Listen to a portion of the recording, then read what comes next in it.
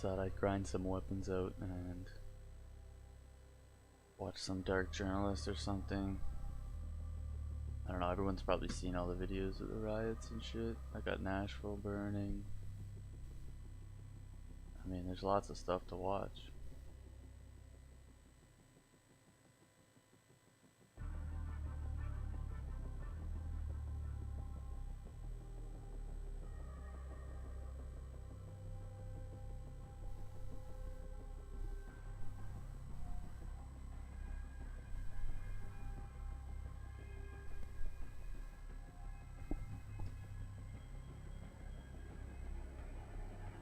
There's lots of stuff going on.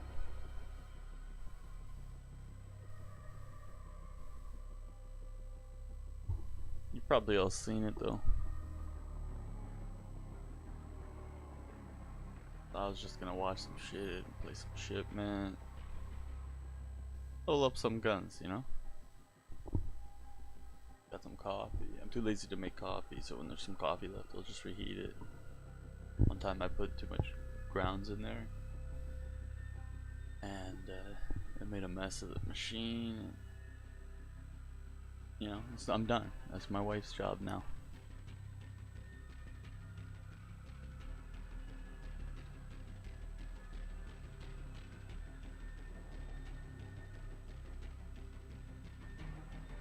Hope the boys in Nashville are alright.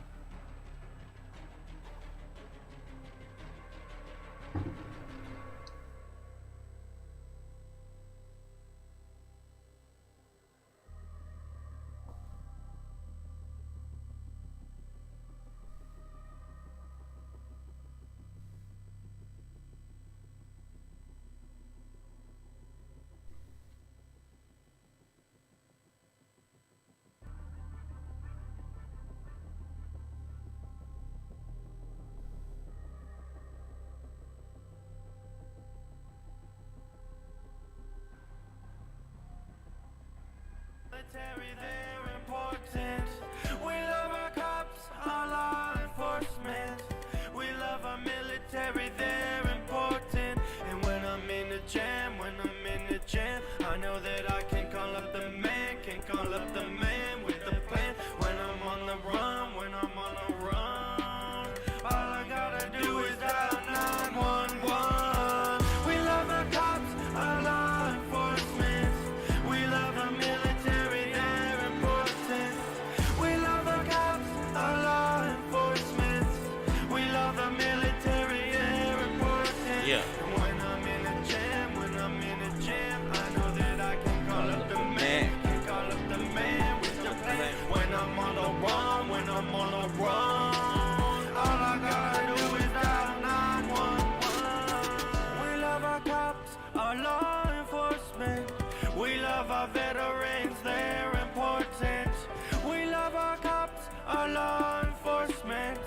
We love our veterans, they're important. And when they're out at war, you know I appreciate them more. Thank you, Lord, when they keep us safe, You know they make America a better place. We love our cops, our law enforcement. What a song, man. I support the U.S. government, military 100%. This stream respects the government, U.S. military 100%. We love the military, they're important. When I'm in a jam, I know that I can call up the man, I could listen to this song for the rest of my life. When I'm on the run, all I gotta do is dial 911. I'm telling you, man. 911.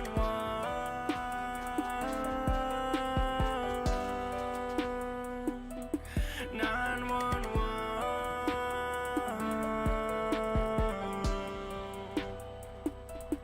Thank you for your service. Yes. What a legend, man. I could never stop listening to it. Thank you for your service. I could never stop listening to it. Oh, I gotta.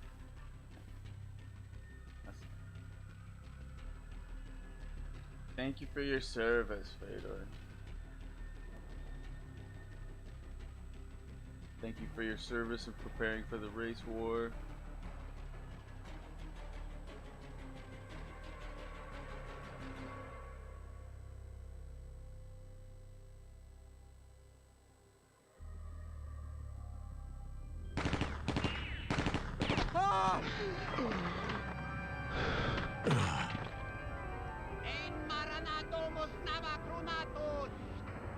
Oh, that wasn't a bit nice.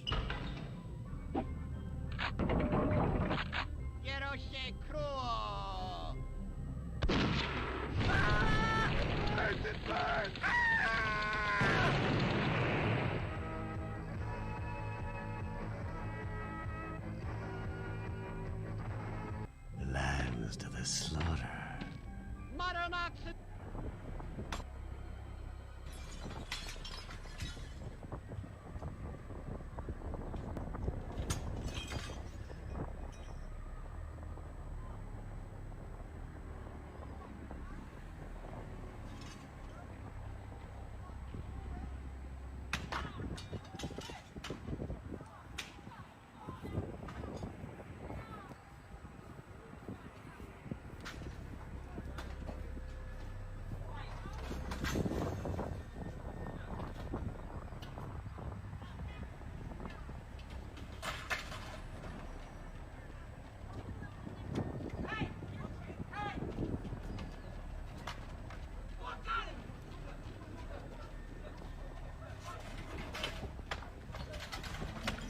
Where are the police?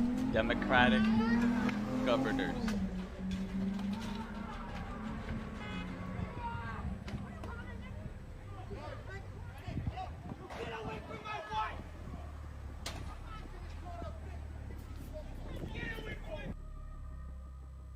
God damn, bro.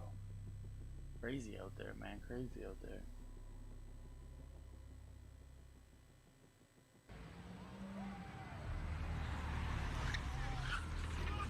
Oh, shit. What the Holy.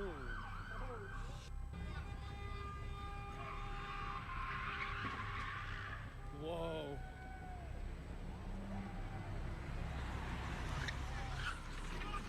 Oh, shit. Damn, bro.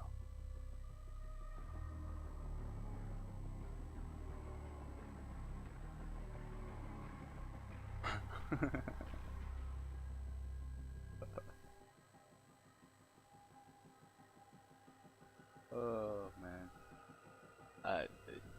it's tough. You never think it could get harder, but every time it gets tougher every day. Like, that is a fact. Yeah, I guess that was his wife too. It sounded like that was his wife, and he ran inside too for a minute too, man. You gotta be kidding me, man. That guy, I mean, goddamn, dude. Obviously, he wasn't packing. I'd be honest, man. I'd be like the Koreans, man. I'd be on the roofs. I don't give a fuck, dude. Oh, the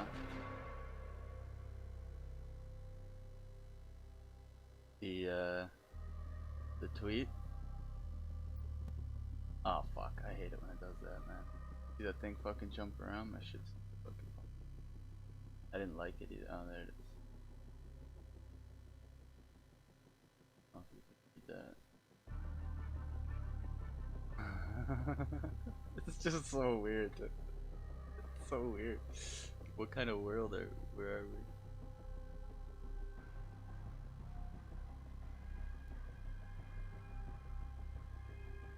I do hope they all got the fucking China virus, man. That thing's even real. Germ theory's even accurate. Yeah, so the yeah, this is not even it. This is just all a distraction apparently from the fact that oil is actually abiotic and sentient and has psionic properties as well. And a lot of people, especially the Rockefeller people, are trying to deny this, you know?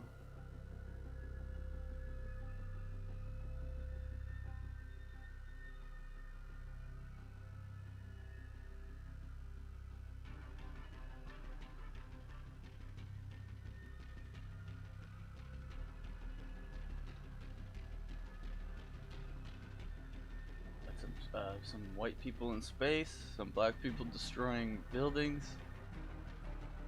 Everything's right in America.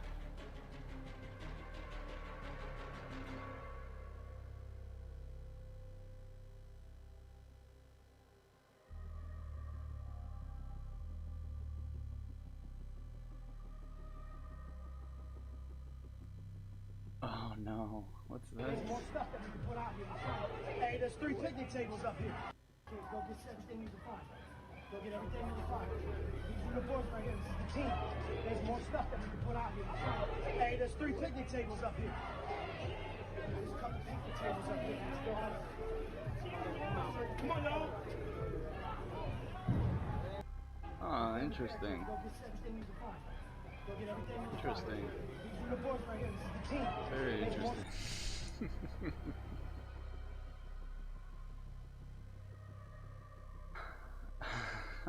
This is an old one. I've seen this. This is really old. This shit cracks me up. Every time I watch this one.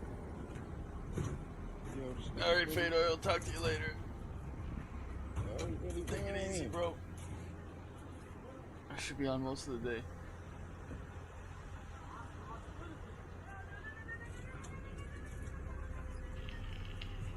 Yo, this nigga wildin'.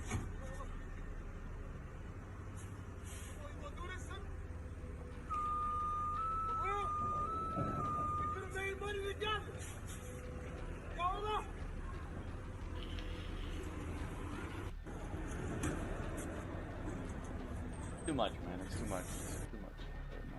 Just gotta play some Call of Duty. You gotta not think about it. Hey everyone, it's Dark Journalist. Thank you for being here.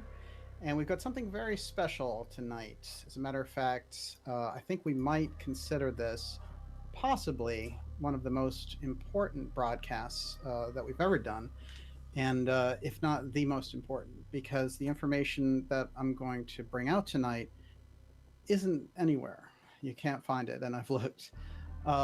Certainly there's a decent amount about Tesla and Trump's uncle and how Trump's uncle went through his papers, but I found things in relation to that that tie in so well with what we've been working on here with our X theme that I think it's going to do to you what it did to me, which is put us in a different place from This is looking at Dark all this Journalist. material. Thank you everyone And for being it's here. really It's great already to a have great everyone crowd. here. It's already a huge And crowd. Tonight's going to be a very of special course, we have broadcast the excellent and lovely Olivia with us. Hi, everyone.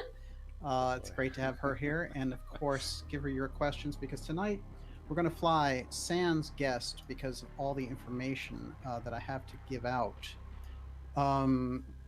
This is really one straight shot from beginning to end. So get your coffee, your tea, your favorite thing, because we're going to really go hardcore, and we're going to go deep into the X mystery, and we're going to do it through the figure of Nikola Tesla. But before we get into all that, I wanted to start off. Of course, everyone knows that we've been deep into the Nixon time capsule story, which was brought forward on Dark Journalist for the first time on Valentine's Day, and that's Robert Merritt, who worked for Richard Nixon in the Houston plan, and he tells the story in the interview, which may be one of his last, that because of his ill health, that he wanted to get on the record, which was that Nixon had told him he put this time capsule with this incredible information that the scientists had got from Los Alamos into a time capsule now in the White House. And he had the location of it and offered the location to the National Archives. National Archives didn't take him up on the offer. And, you know, so this is the nature of this whole thing. But in the middle of all this, Snopes, who many of you may know as this kind of, you know, it's the go-to internet debunker for different things that are out there. So if you're CNN, you'll be like, let's check Snopes.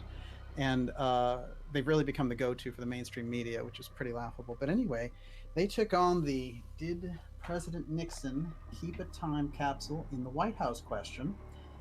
And they decided to leave it as unproven instead of false, which I think is pretty significant, because I think they knew they were in some trouble with their information gathering on this one.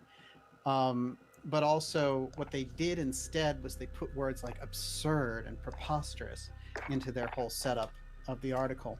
But I think it's significant, and it shows the public interest rising in the question around the time capsule. And I think that's just an unstoppable force that at some point breaks the waves, because it's kind of hard to stop that many people picking up on something.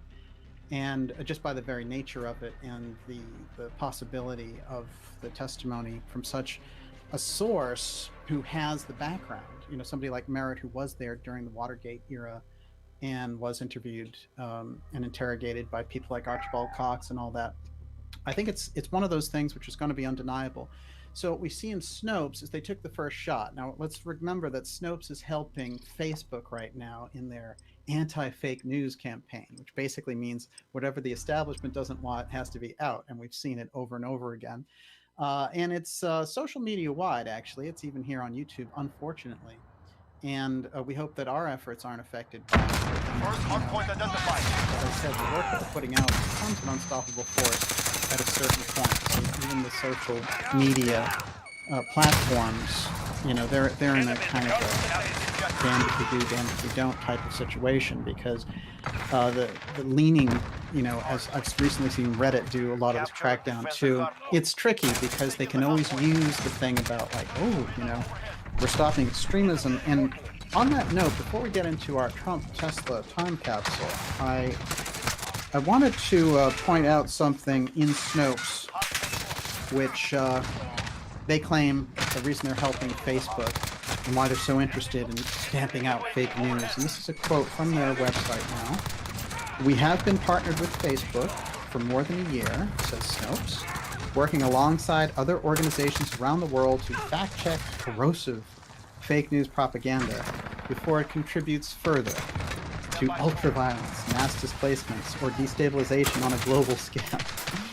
Well, gee, who knew a video could do all that? That's kind of fascinating. One of the things I found interesting about them being partnered with Facebook is I started to look into their finances a little bit, and guess where they got a big grant from? The amazing Randy. And Randy, of course, being affiliated with PsyCop, and PsyCop being basically an arm of the CIA who send out a flock of people onto Wikipedia that anything, something paranormal or relating to psychics or relating to UFOs goes up there. They send in all these people to write all these things like, you know, well, that's a hoax and all the rest of it. So Wikipedia becomes basically part of the junk culture. This is a very important effort on behalf of these people. And the fact that Randy is giving them money, I found interesting, especially since Randy's husband, who's 40 years his junior, you know, is serving time for identity theft. So, you know, it's very interesting when you get into these relations and who funds them and what's behind them. But Snopes stepped in it, and I think, if anything, by going after the time capsule story as they did here, they're going to generate more interest, and that's the kind of catch-22 situation they found themselves in. So it is Good Friday, and I do want to say to everyone who's celebrating, I hope it's a wonderful time, and Easter is this Sunday, so I hope that it goes great. However people decide to celebrate the weekend, we know it's going to be a fantastic one. Now, some groundbreaking information tonight. In the X series, we've been following the steganography of the letter X, which has gone through all of these various phases. We've seen it in relation to the UFO technology. We've seen it coming out of Walter Dornberger's work, coming from Project Paperclip and going into our program. And particularly, I spotlight the X-15 in relation to that, which people like Philip Corso, who had worked in the Foreign Intelligence Office and for the Eisenhower administration, and was the guy who came forward and said, well, you know, we developed all this material and gave it out to corporate America. Certainly some truth to that. But one of the things I found interesting that he said about the X-15 was it was set up to do UFO recon. So they wanted something that was fast, and that is still the fastest plane because it was a space plane. And so they're just now approaching, they still hold records, even though they were from the 60s, which I find remarkable. But in any case, right off the bat, around this X-15 thing, as I was reading, if I can grab this without knocking everything over, I was reading this is a fascinating book. It's President and UFOs, Secret History from FDR to Obama, which I highly recommend. It's Larry Holcomb.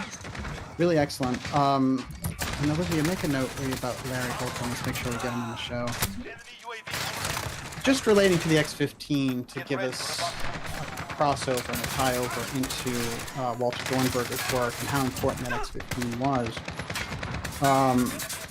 He has a point here about Vandenberg Air Force Base. Quote, the report concerned Gene May, a Douglas test pilot who had been involved in an X-15 test flight, so the story goes. May had, as the story goes, May had taken the X-15 on a test flight some several years before, that would be 1962, with only 15 minutes of fuel on board. Yet May didn't land until 3 hours later. It's pretty unusual. When he landed, May reported that he had been taken on board a UFO, X-15 and all. Okay, so he's flying his craft. The ship actually picks up him and his craft. So he goes into it and checking the story. He found that Gene May was a Douglas test pilot, but he was trying to figure out exactly when he was flying this X-15. And he goes into it, and there's a number of things there. But what I think is fascinating is Torso and the story about the X-15 being set up. Gives us an idea that X-15 was kind of like, as Blue Gemini was, it was sort of a high point for doing this. And they were getting to the point where they could actually keep an eye on these craft and surveil them. Now, when we get through the 50s, we're looking at this kind of period where there's a vast number of programs, because of crash retrievals, etc., to get advanced technology based on that kind of information, and also the information we were getting from the Nazi technology through paperclip and all the Bell technology and all the mystery of that period.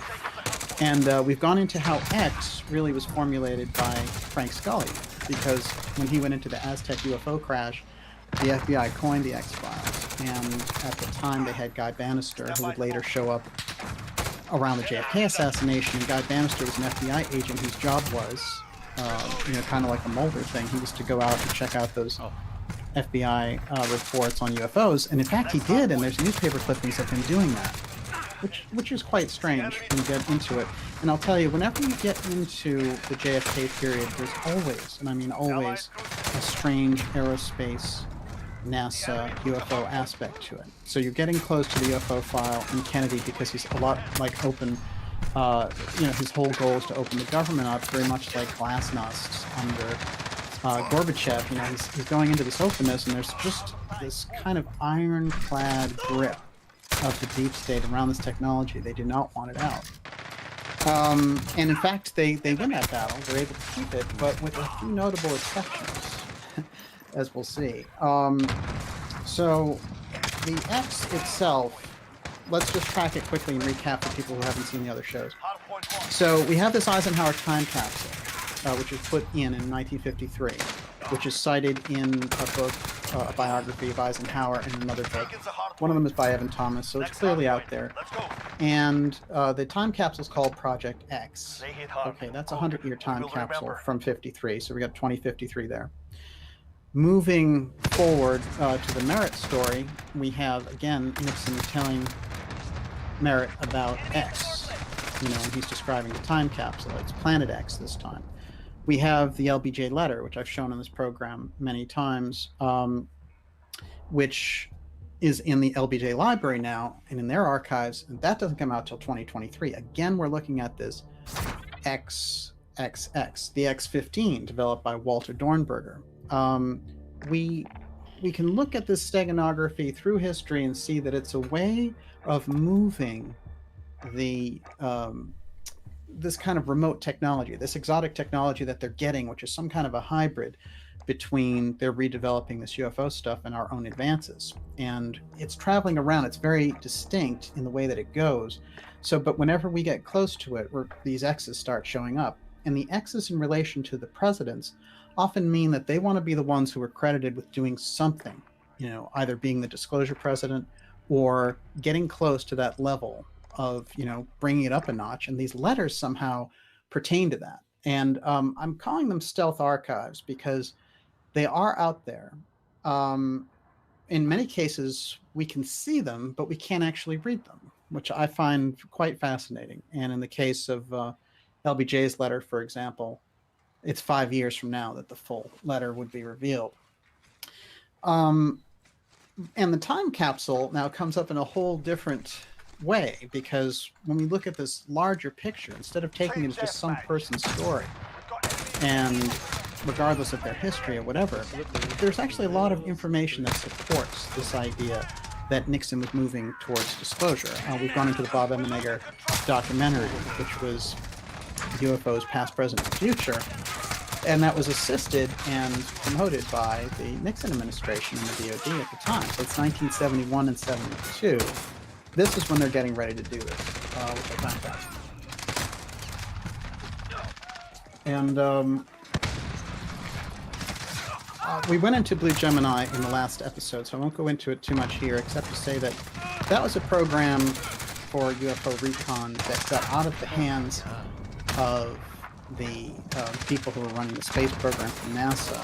And at a certain point, NASA gets infiltrated because these people want to get their hands back on the Blue Gemini program. And Blue Gemini is kind of another high mark there. The budget is very high for the period of time, and it's hidden. And when we look at Blue Gemini, what stands out for me the most is that we didn't get the records on it really till 2015. I find that pretty substantial, and that Robert McNamara, who was the defense secretary under JFK, goes on the record saying, what's going on here? Are we looking at two different national space programs? That's the first reference in print in a declassified document to the secret space program that we've ever seen. And I think it should be taken seriously and gone into what exactly is he referring to. And it's Blue Gemini starts to become part of this breakaway aspect of the space program. And so they try to get it back, and what they do is just pull the plug on it. They're like, if we can't get our hands on it, we'll do it. And what Kennedy does, which I find very significant, is he forms the Defense Intelligence Agency, which is the DIA, different from the CIA, trying again to move the reins back from the CIA, which is this out-of-control outfit, which is pretty much running the world and running the show. And he gets in as president, and he's like, I can't control these guys, throw a net on them. But he's at loggerheads with them over and over again. Now, typical historians would say about JFK and the CIA, well, he had this battle, you know, they were anti-communists, and he was a dove, or whatever. And all those explanations are fine, but they're missing the single most important aspect of the battle, which is the UFO file. The UFO file was considered the biggest secret. So, in the United States national security system, it had a higher rank than the atomic program. So they understood the value of that UFO file. It could be devastating if an enemy got it into their hands. So they were able to treat it on this level. However, because of that situation, they were able to abuse the secrecy and create this wall of secrecy. Now, if we go back further in time, we run into Nikola Tesla's work, and this is where things get really fascinating. We have to say a few things about Tesla first off, right off the bat. Coming over here, he had nothing. He always had an unusual background. He had certain mystical visions when he was a child. He was an incredible genius growing up. And he came over here with this one dream, which was to work for Edison, who was his big hero at the time, developing electricity and all the rest of it.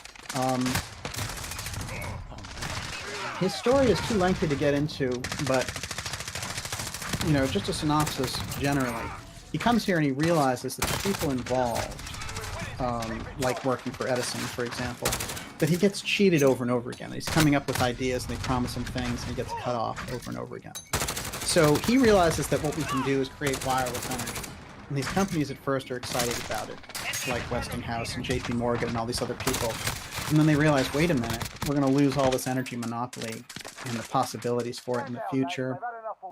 This is the period where Henry Ford's cars are coming out, and so they're sort of looking at this and saying, this is almost like a communist plot or something, free energy, forget it.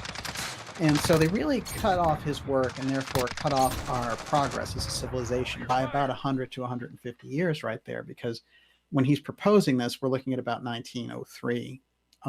So, you know, we're about 115 years later and we still don't have it. Now, of course, we adopted wireless and things like that, but you have all these things like internet ghettos and stuff, and people have to pay for a certain amount to get in. So we really, I'd say we missed an opportunity there. But one of the things, of course, that Tesla brought on board, which is quite incredible, is that he developed alternating current. It's not often given credit for this, but everybody knows if you look at the historical record, it's absolutely true. And I think what's important when we look at that is that Edison, with with direct current, was doing all these things because direct current was a real pain in the neck because you had to carry all these generators and do this other stuff. The alternating current revolutionized. That's the electricity that we know today. So when we say who invented electricity, let's get down to it. It's really Tesla. And so we all know the story about Edison and that he executed an elephant to show how dangerous alternating current was. So when we get into these different things, we can see the establishment was already very opposed to anything that he might have been up to. Now, something that I find fascinating about Tesla is that in 1899, he started to get these signals from space. And he wrote a press release to his scientific comrades and said, "Brethren, we have this incredible contact from space. The message is 1.2.3."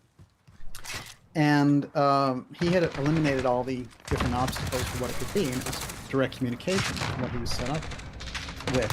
So when we look at Tesla, he's already kind of moving into this idea that we can have contact with other worlds.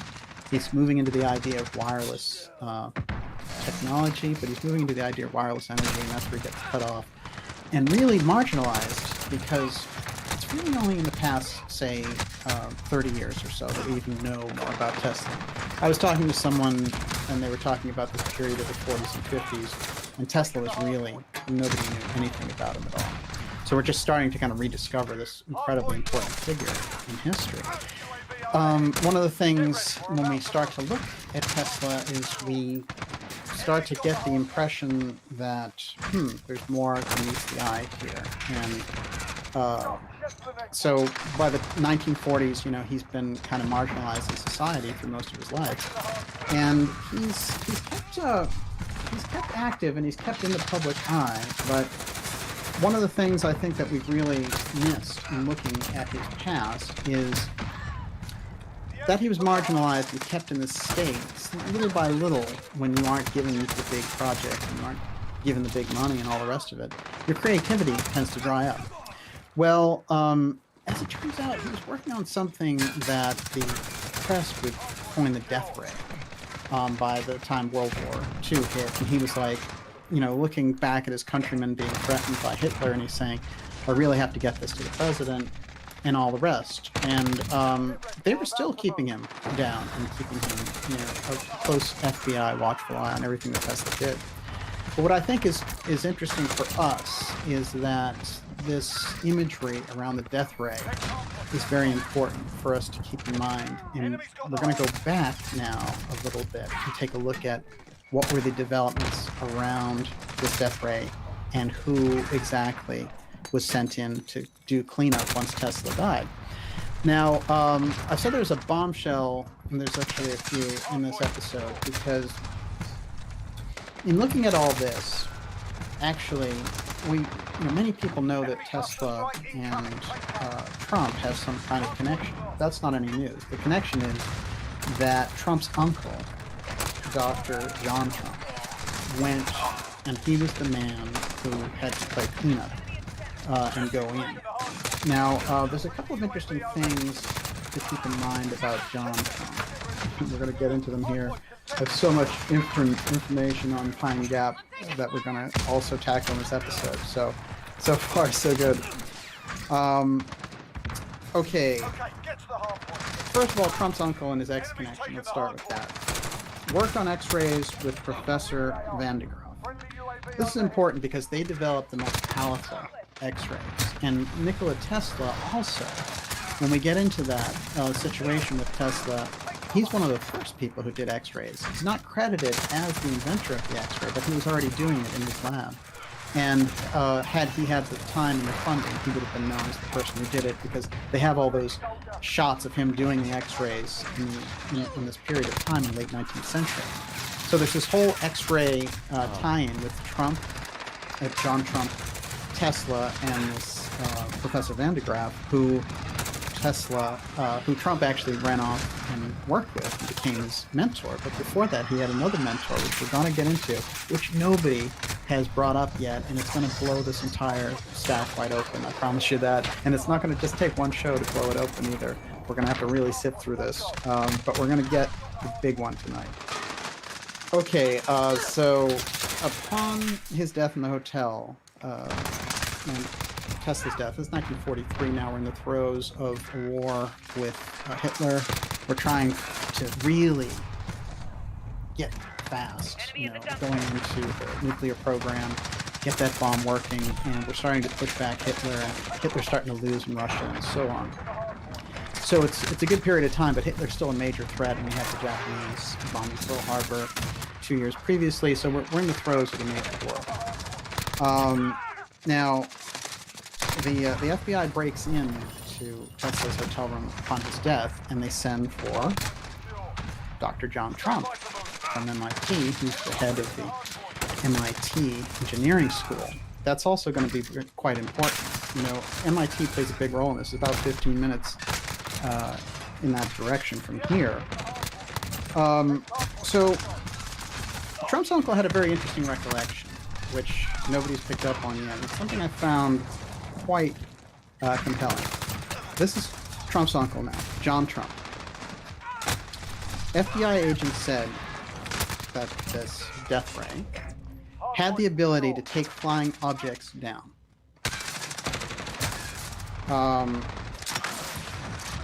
This is interesting. I'm actually going to read the full quote here.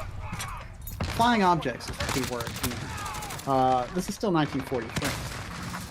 So you could have easily just said, well, you know, it can knock a plane out of the sky. It had the ability to take flying objects down. It's going to become important. Okay, so Dr. John Trump was called in to review Tesla's papers. Quote, I was particularly looking for something which would be evidence of a secret weapon, which I was reminded by the two agents who were present during the entire time, was a matter of concern to the United States. It had the capability of acting at a great distance, of being destructive to flying objects, and things of that kind. A place,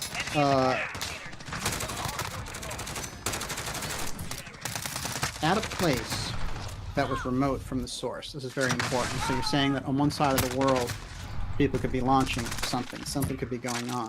There could be a flying object coming in, let's say, to Virginia, and you could be somewhere in Alaska and press a button and this thing knocked it out. This is why the FBI wanted it. But the flying object aspect, I think, is crucial, because we're seeing that when you say death ray, it sounds just like, oh, you've got a big ray that's going to melt a continent or something, or you know, take an army down. One of the interesting things I think we're looking at with Tesla's language here, and we have to really pay attention to the FBI's language when we're talking to Trump, is how did they get this information in the first place about the death ray? Well, Tesla had a tendency to talk to different people, and upon his death, and even before his death, the FBI was keeping a close eye on him and his associations, and he was saying things. But when the paper came out and said this thing about a death ray, he came out and debunked it and said, no, I said death beam. And I think that's a very telling sign also from Tesla, that he's looking at this situation and the word's getting out, and he's like, well, you know, let's keep it real, beam. So whatever it is, it's some kind of beam technology, and it takes down flying objects. That's the crucial piece to remember. The quote from Trump, I think, is important too, and he also says, you know, they didn't leave me alone for a second, the FBI people, when we went and investigated Trump's belongings, Tesla's belongings. This is Dr. John Trump, who lived in Watertown, Mass, interestingly enough. Very familiar to people like me who are from Cambridge. This is the FBI file for Tesla. You notice the X's on the top and the bottom. You can see these throughout Tesla's files. Interestingly enough, Muckrock, which is a very interesting site that goes around trying to solve these different types of historical puzzles or draw up government documents and all the rest of it, They did a FOIA request in 2017, and only a few days ago got a number of these responses. So we've got a lot of X imagery around Tesla, but I think the Trump-Tesla interface is what we're really looking for and looking at here. So we went through that Tesla revolutionized American industry. I think this is very important. JP Morgan tried to block them, tried to block wireless energy. Now, Tesla, one thing I want to point out here is that one of the great inspirations that he would have, and he was kind of a mystic in this sense, is that when he was reading Goethe's Faust, that's how he got the inspiration for alternating current. And the quote that got him, actually, I took down here. I'm going to read it here. I'm reading more poetry tonight. Okay, so it is from Faust. The glow retreats. Done is the day of toil. It yonder hastes. New fields of life exploring. Ah, no wing can lift me from the soil upon its track. To follow soaring. And apparently it was the follow is how we got alternating current, because direct current, you get the current straight in. And when he was working on this energy motor and thinking of alternating current, it had a follow and follow. You know, it goes round and round. And so this is something where he had that kind of epiphany in the park and drew the diagram in the dirt with a stick.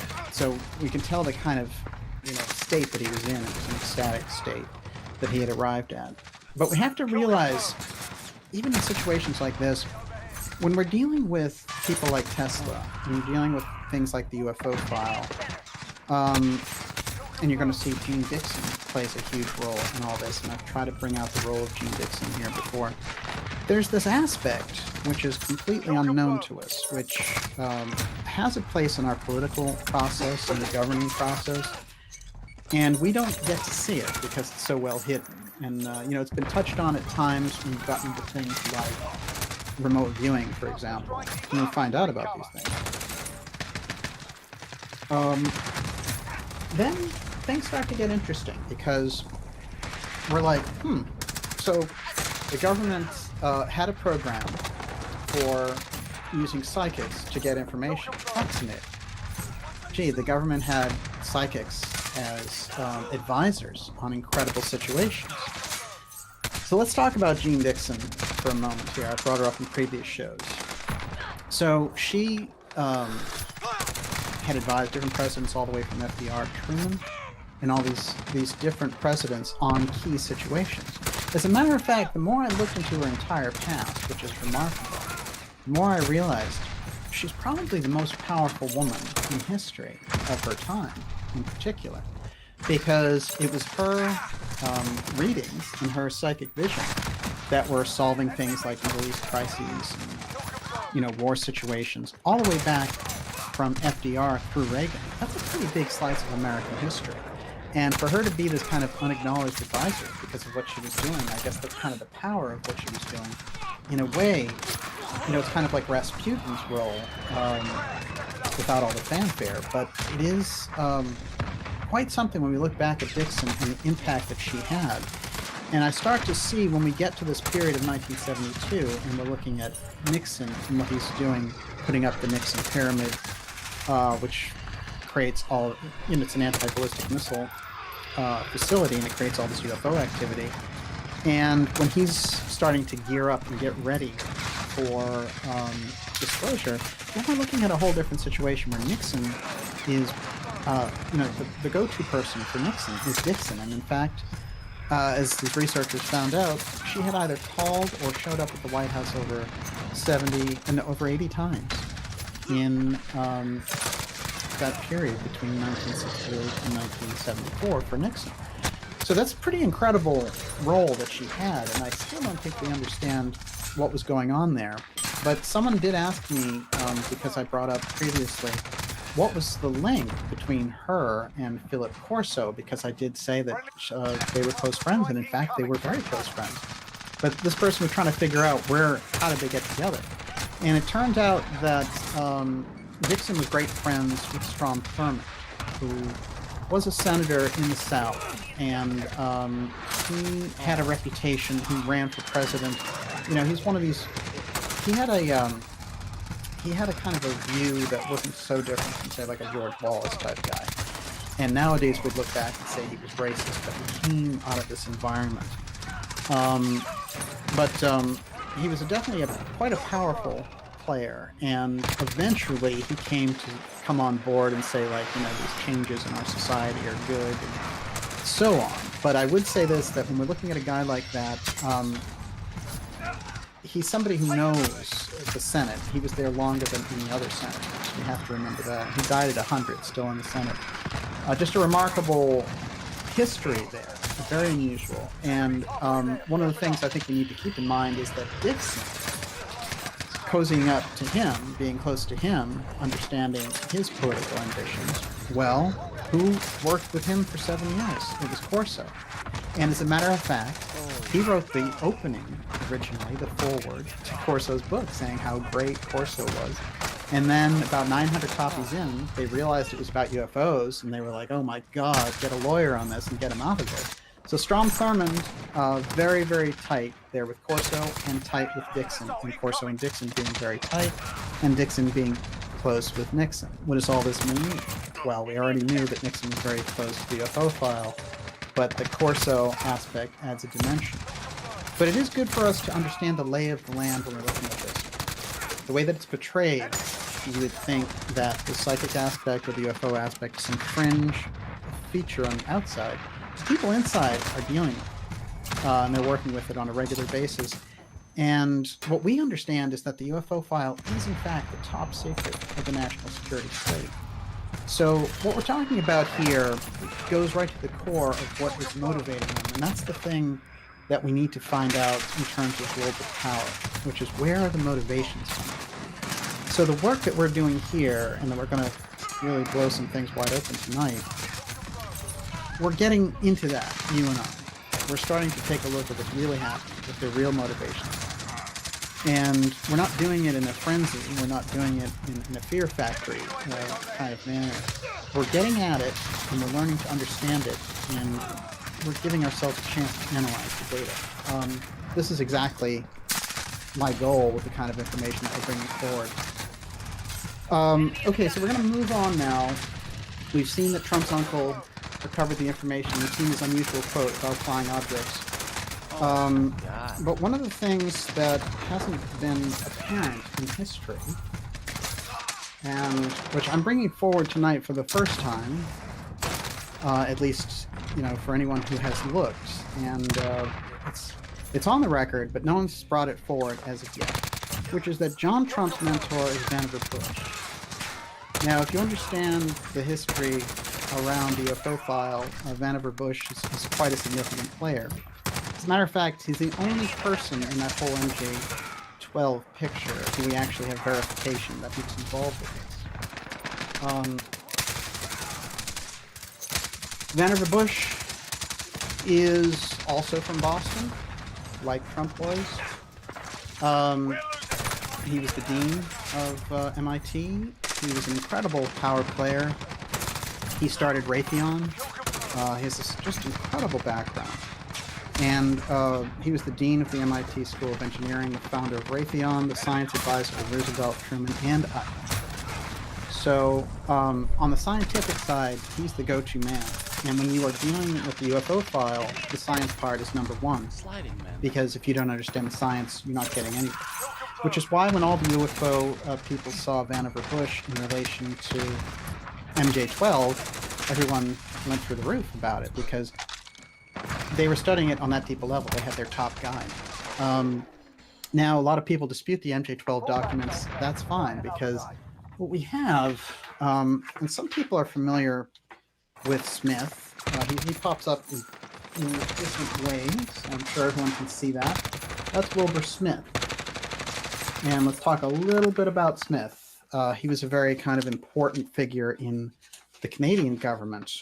But he was taken on board to do something called Project Magnet in 1950. And it was the Canadians government's version of our secret program to track UFOs and figure out what the heck's going on. So Smith, in a letter that was kept top secret until 1970, states that Vannevar Bush was in charge of the UFO study program. And so that dovetails nicely with all the MJ-12 information that's come out. But just to really lock that down, and I've been going back to Bill Steinman a lot lately because Steinman wrote the book on the Aztec UFO crash with Wendell Stevens, and he was this incredible researcher, showed up on the scene, gave us these incredible interviews, nuggets of things, and then took off, basically, back into the woodwork to run his own life, which, you know, a lot of interesting scholars will do. They won't necessarily make a career out of it. But anyway, he was a very aggressive kind of researcher and just the kind of guy we needed. So he wrote to a crucial participant in this program with Vannevar Bush. And let me just get the last one here. It's Dr. Robert Sarbacher. And this guy is one of the top physicists in the country.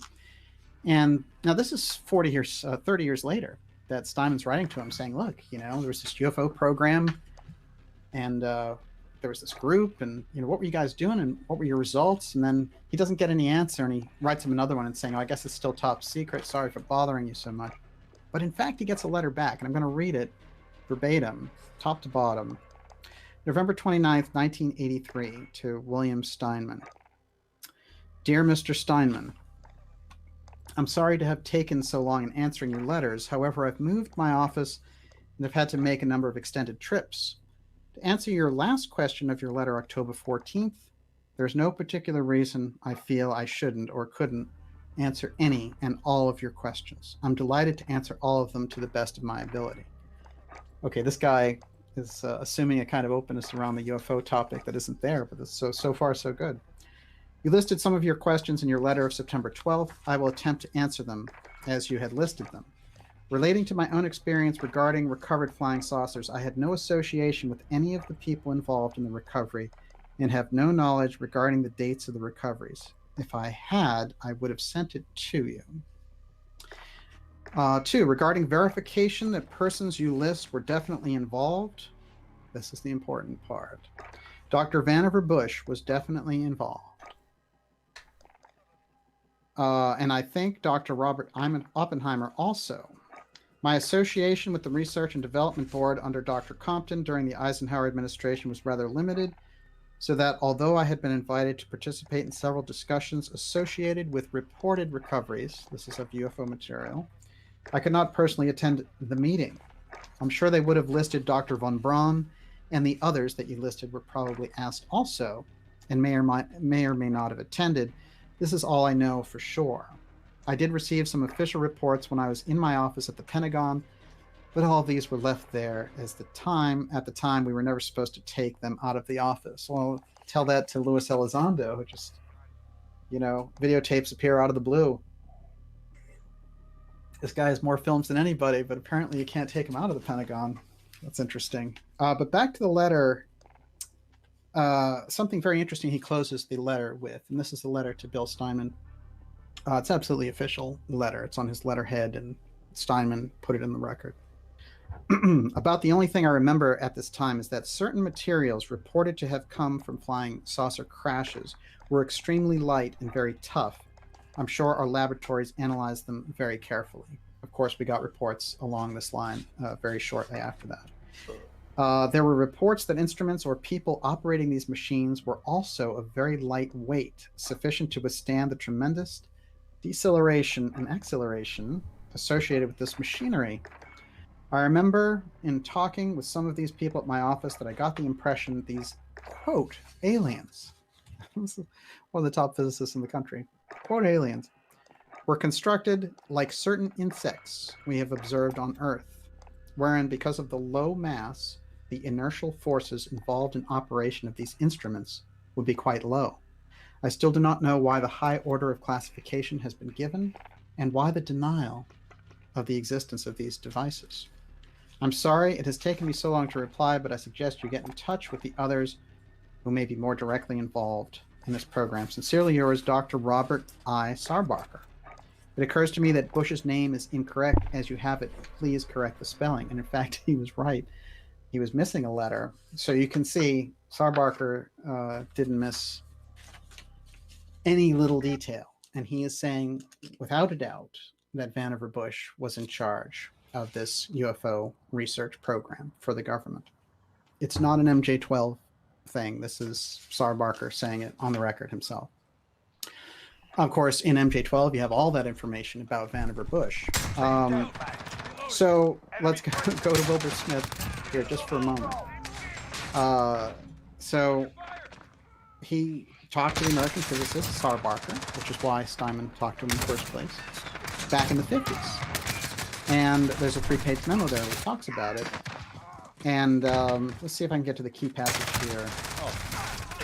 I, Wilbur Smith, made discreet inquiries through the Canadian Embassy staff in Washington who were able to obtain for me the following information. The matter, relating to UFOs, the matter is the most highly classified subject in the United States government, rating higher even than the H-bomb. 2, flying saucers exist. 3, their modus operandi is unknown, but concentrated effort is being made by a small group headed by Dr. Vannevar Bush. So Vannevar Bush now shows up top physicist in history, and here 30 years earlier, Wilbur Smith is saying, again, through American physicist Sarbarker, he got this information. So 33 years later, Sarbarker was telling the same story he told to Wilbur Smith 30 years earlier. And there are these guys who work on this stuff who are scientists who really don't understand the level of secrecy. They might understand that it's secret, but certainly on this level. So it looks like Sarbarker was the president and chairman of the board of the Washington Institute of Technology, Oceanographic and Physical Scientists, a real hardcore player.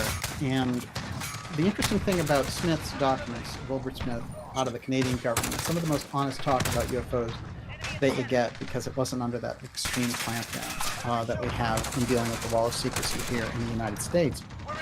Now, so we have now, without a doubt, the top, basically the top scientist in the government, one of the top, Vannevar Bush, studying UFOs. He is Trump's mentor at MIT.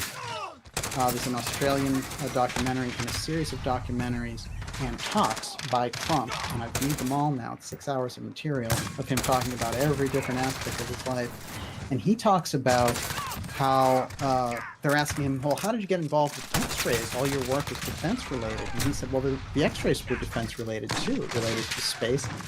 And they did all these different incredible things. Now, they said, well, how did you get to work with Van de Graaff? And Van de Graaff was one of these very famous scientists working with X-rays at this period of time we're talking about in the 30s. And he said, well, it was my mentor at MIT, Vannevar Bush, who said you have to go and work with him.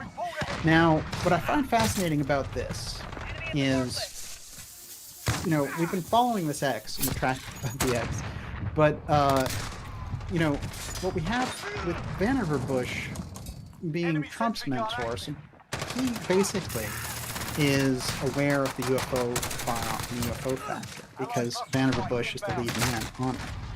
So, you know, obviously his understudy is certainly going to know. I think that's important, one. But what's also important for us to consider, and is absolutely devastating, is the family tie-in now. And how everything else is going to make a whole lot more sense by the end of this broadcast.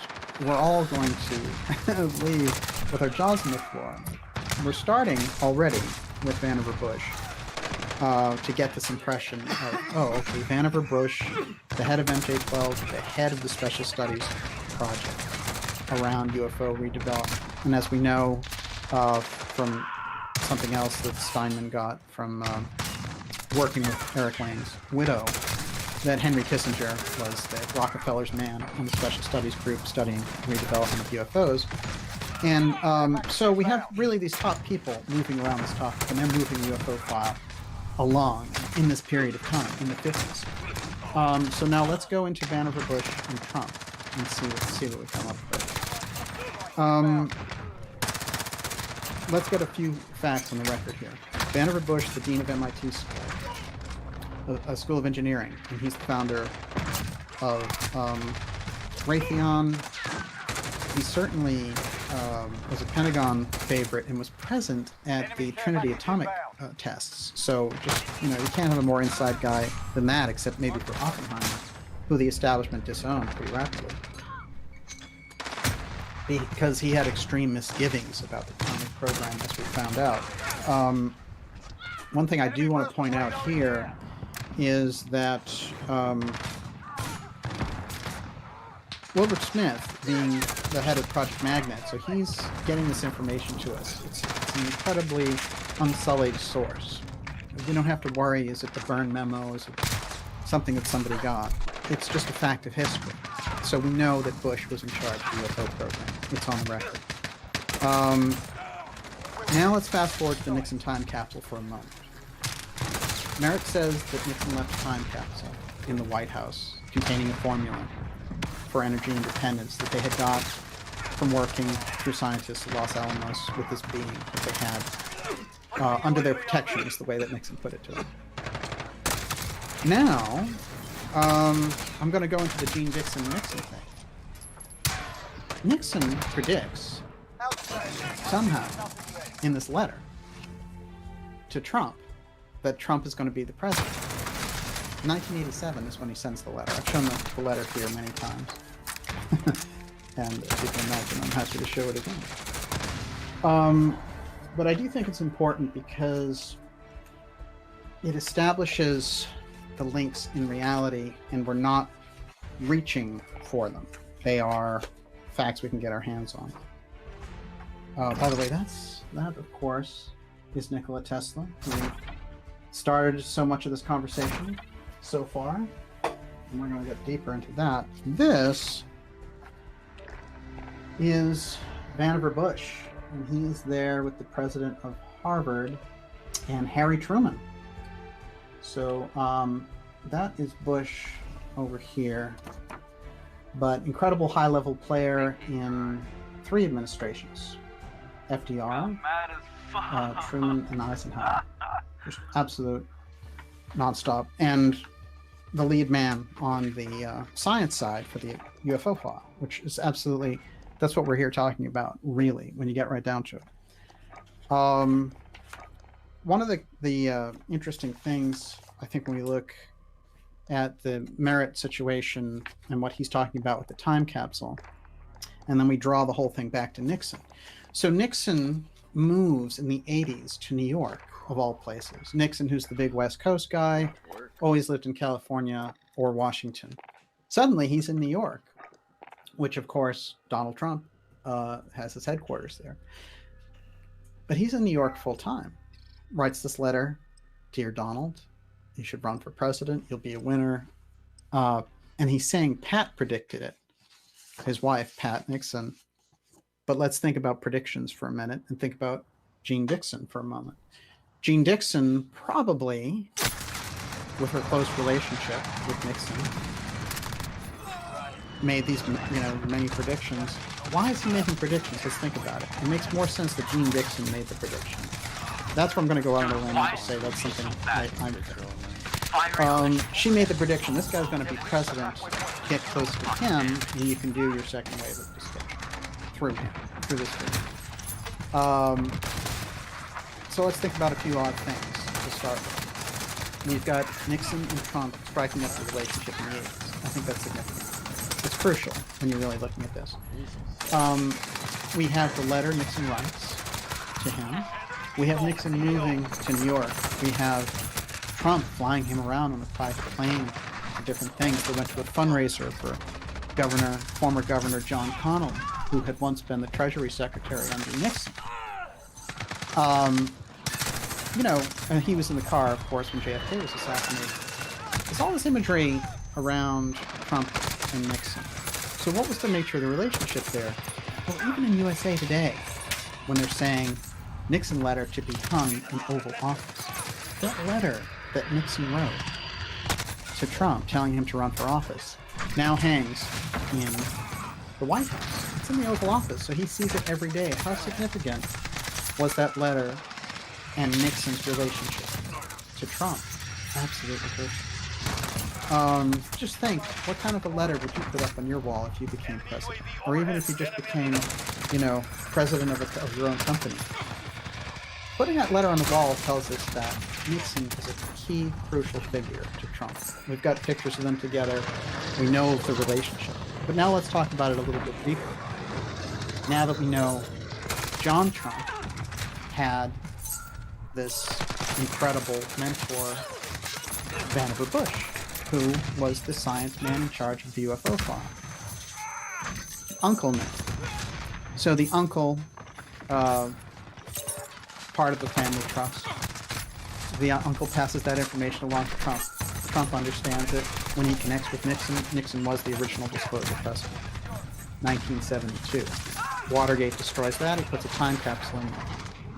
Trump's in the White House through incredible circumstances.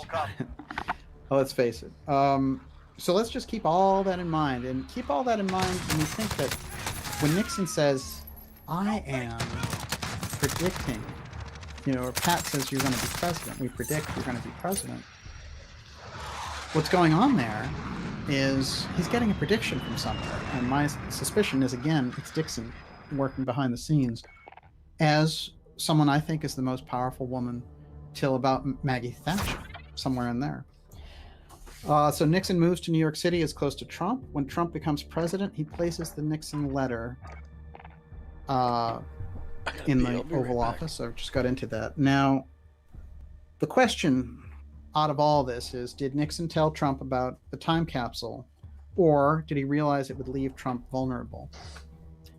Did he instead leave information that would cause Trump to look? You see how important this question becomes. He had that close relationship. He thought, did he trust him enough to say, well, you understand the UFO file. Your uncle is John Trump. Vannevar Bush is the guy that I worked with in the CIA version of Blue Book. So here is the UFO file. Now, he may have trusted him enough to say that, but did he give him the time capsule message? Did he tell him where it was? Or was that going to be a burden on him? Was that going to cause a problem for someone like Trump? And was Nixon just going to kind of keep an eye on the circumstance and see if Trump rose before he did that? That is all up to question, and it's up to fate. But what I think is absolutely essential, and which has not been on the record, is that Trump's uncle, his mentor, Vannevar Bush, was in charge of the UFO file, which means Trump's knowledge of the UFO file is through the roof, which means these attempts to go around truth and go around Trump with things like Podesta's role in the To the Stars Academy and all this nonsense that they're pulling. And when Trump says, I'm opening the Space Council, it means that he's coming from a much more grounded place, that he knows a lot more than these people give him credit for. And I couldn't find anything on the record anywhere about Bush being the mentor to John Trump until I found it myself. So, those people are probably underestimating his knowledge of the UFO file, or it could be the first thing that infuriated them with him trying to get into the White House, is that his chances as president of recovering the UFO file from the groups that had taken it out of the umbrella of the presidency under the Eisenhower administration, now the chances are a lot better that the presidential level will get their hands back on that technology.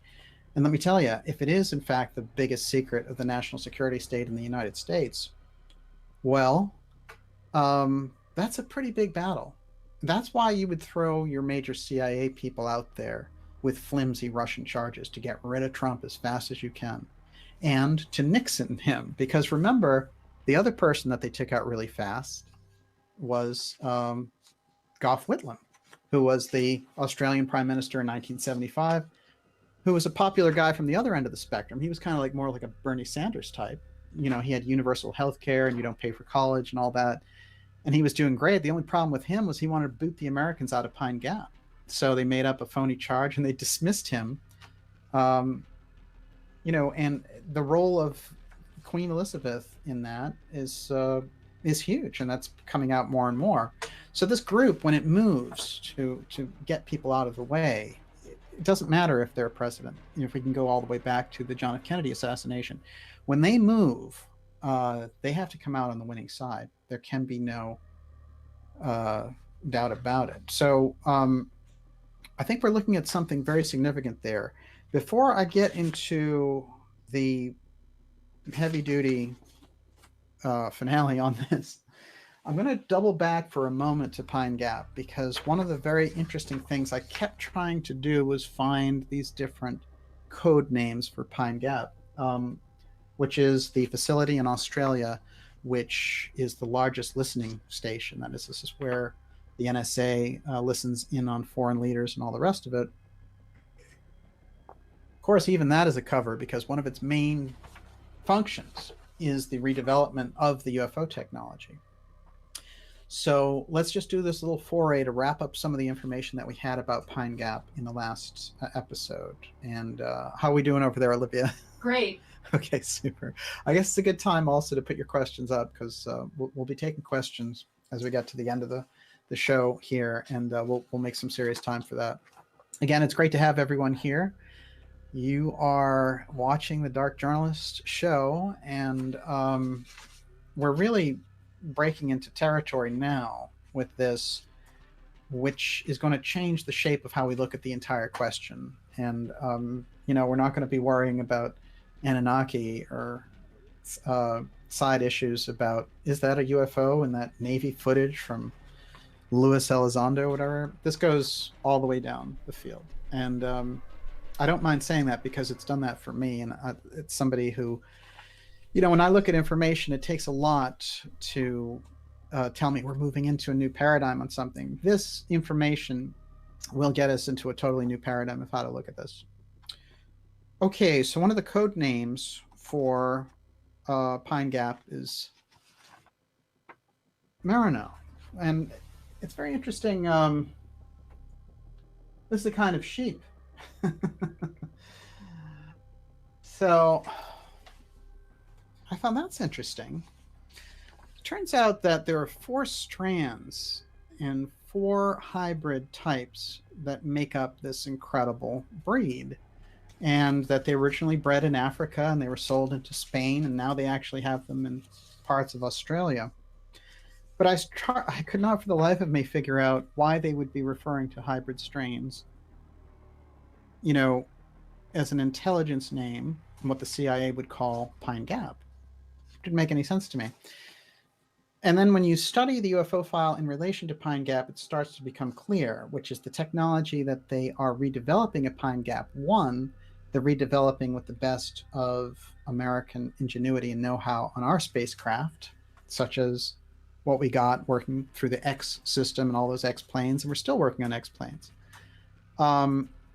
So they're hybridizing those. That would make perfect sense, because what's incredible about these ram sheep, when we shear them, we get incredible amounts of resources. You're getting some of the best, which is why they're so incredible.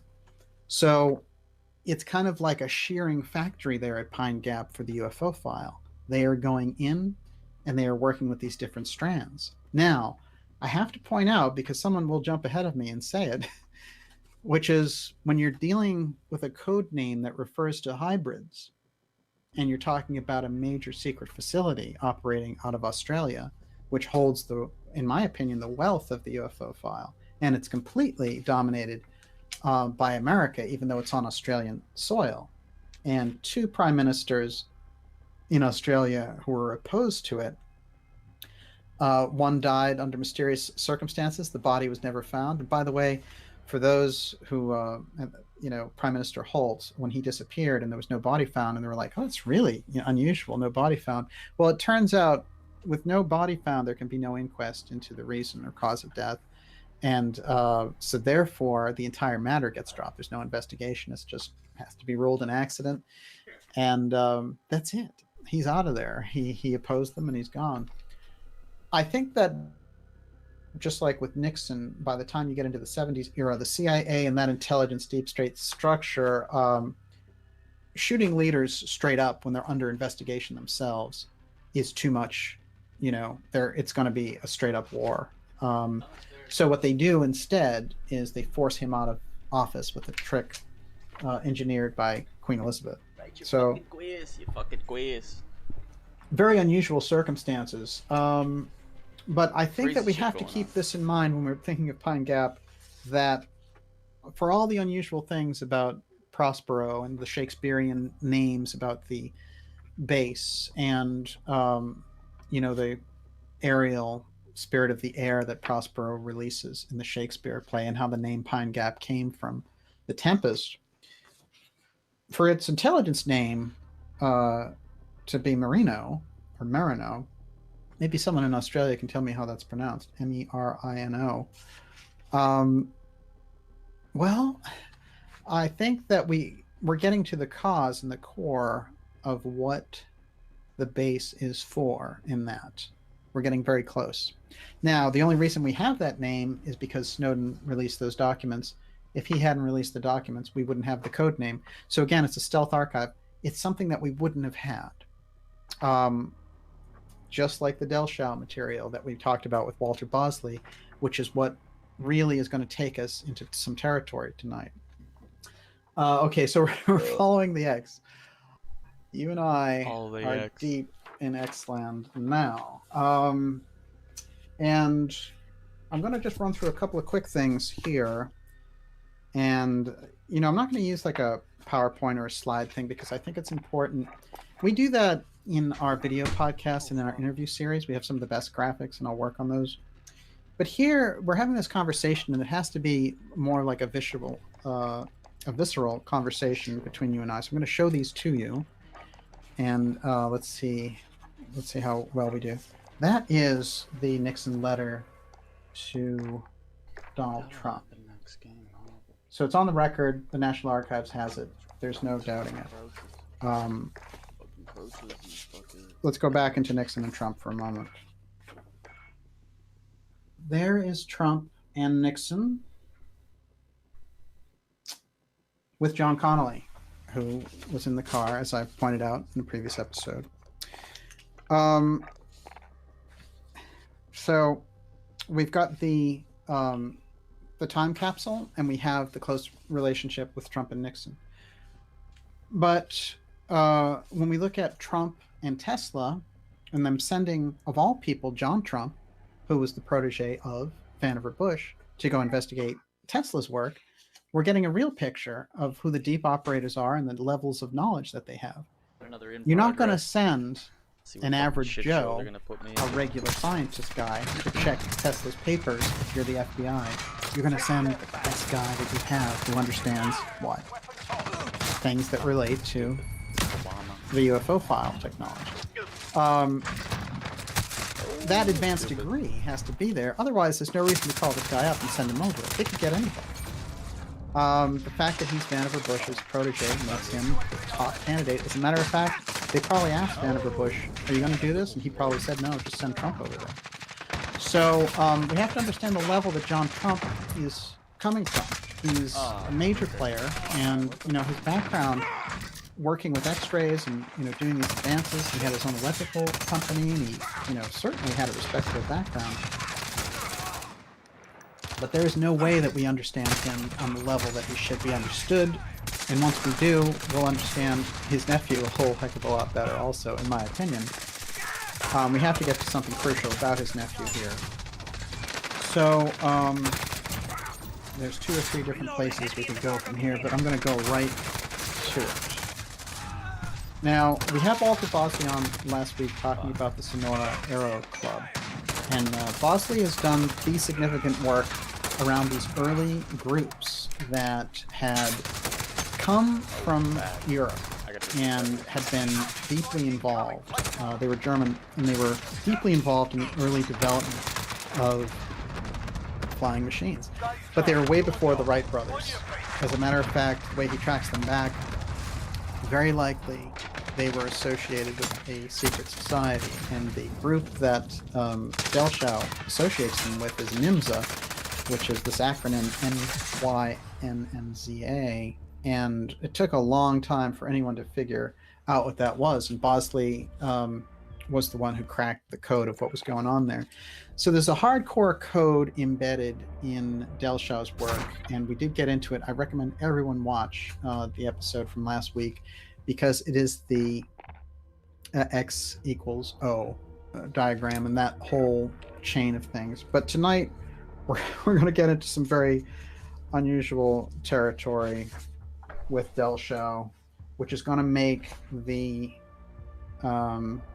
connections now with John Trump, President Donald Trump, and this early space program clear.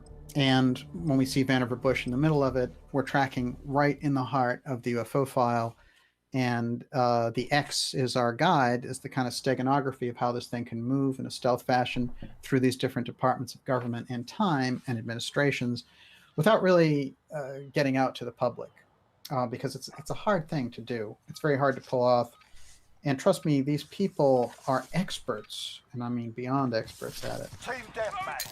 So I want you to take a look at a couple of these plates.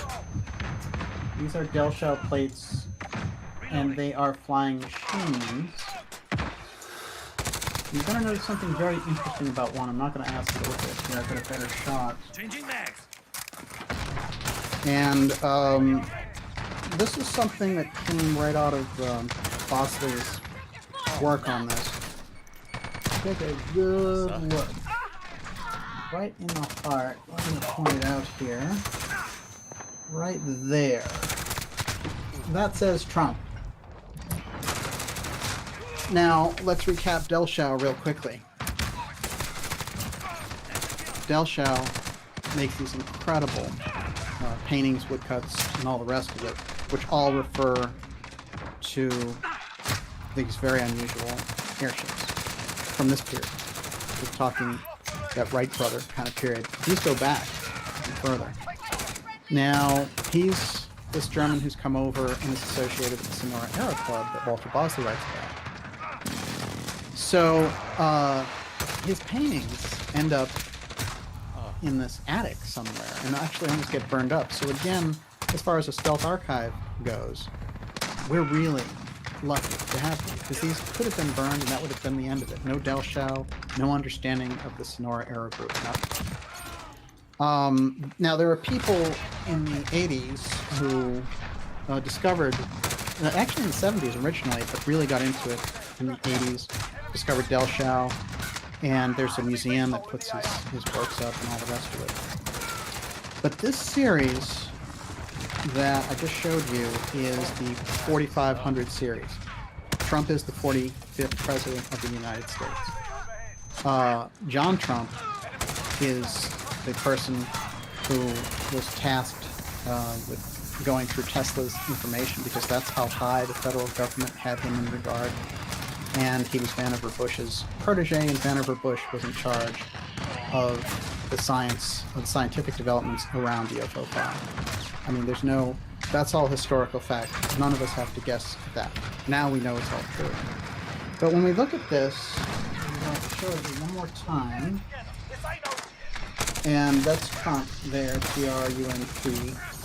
It's embedded in the 4500 series of Delshau. Now, instead of just looking at this as a straight-up spooky thing, and again, we're looking at it on the steganography level, which is somebody maybe, there are ways and means of finding out why Delshau was writing about Trump. There were people deep inside of the secret societies whose name were Trump. One of them was Homer Trump, I believe. And then, there are all these external possibilities. Well, that family could have been associated with the Trumps and all that. I'm going to keep all that clear up. The only thing that matters is Delshau, and that's Dellschau. He's a very important German artist who left this information behind. By the way, after the artwork survived the incredible, that it was going to be just blown away in this fire, Then it was sent to the junkyard, and an antique dealer had to rescue it. So I don't think we got to the truth about the Del Shao work. Bosley says that there were other authors who got to it before him, but I actually recommend his work because when you get into the Arrow Club and the Del Shao work, Bosley's really done the yeoman's work on that, and it's important because we understand that when we're dealing with the UFO file, we're looking at something that is in the realm of the 40s and beyond, but the earlier programs around this and the way that the technology was transferred down through mystery schools, etc., is something that's very hard to get a handle on.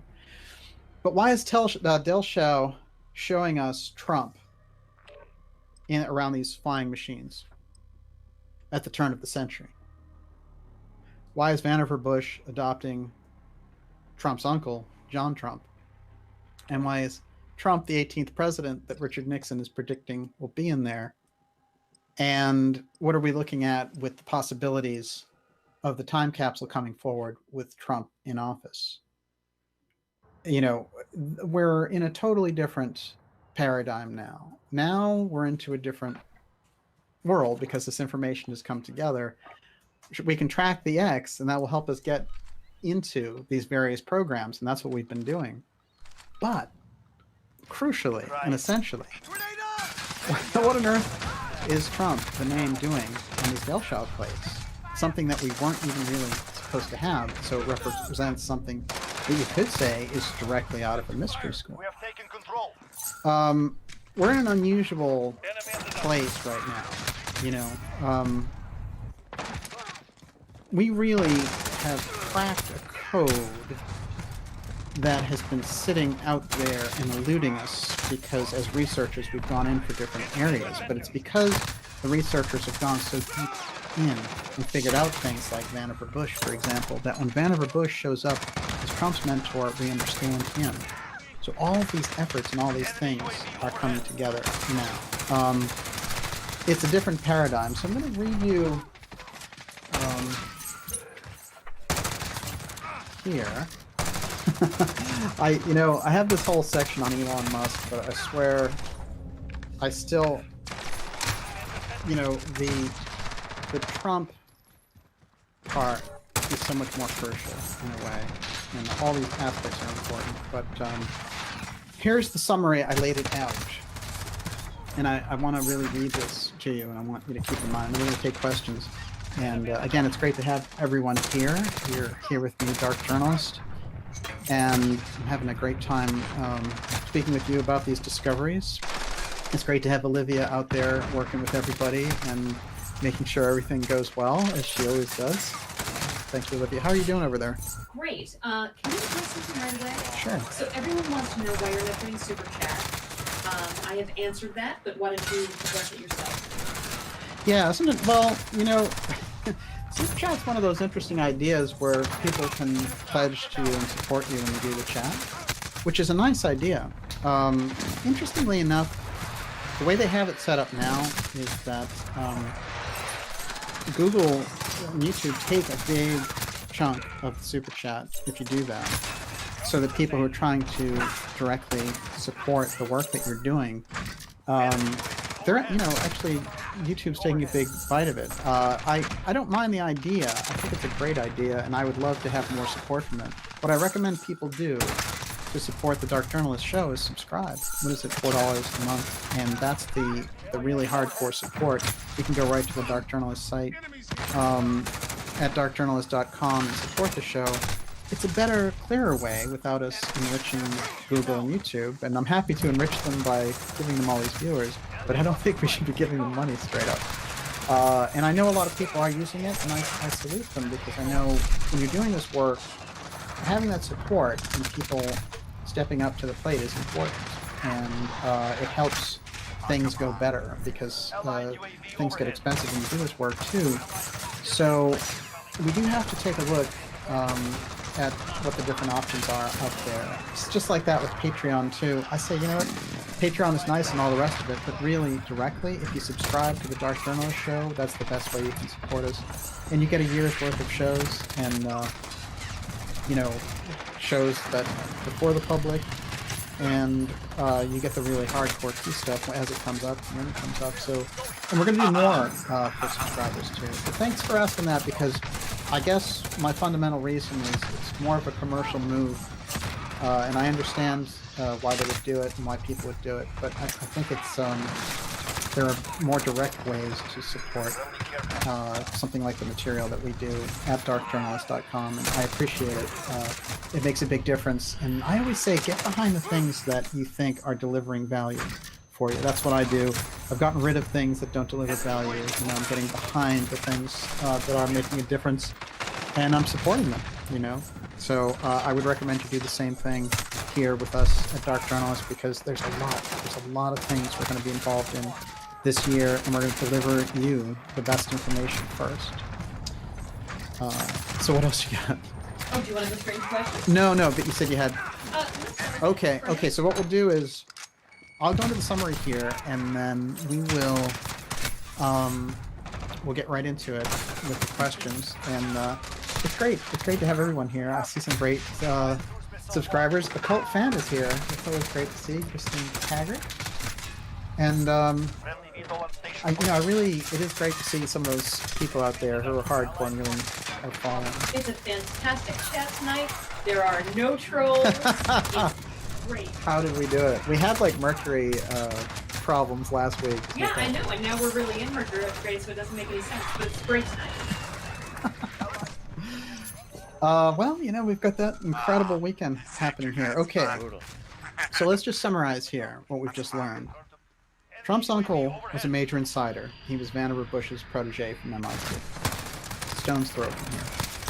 Vannevar Bush handled the UFO file from the science side. Trump was called in to recover Tesla UFO targeting research, which they called the death ray. But actually, interestingly enough, as we pointed out in an interview, John Trump said, well, they said it had the ability to take down flying objects at a great distance from a remote location. Did this cause some of the early UFO crashes? Let's think about that.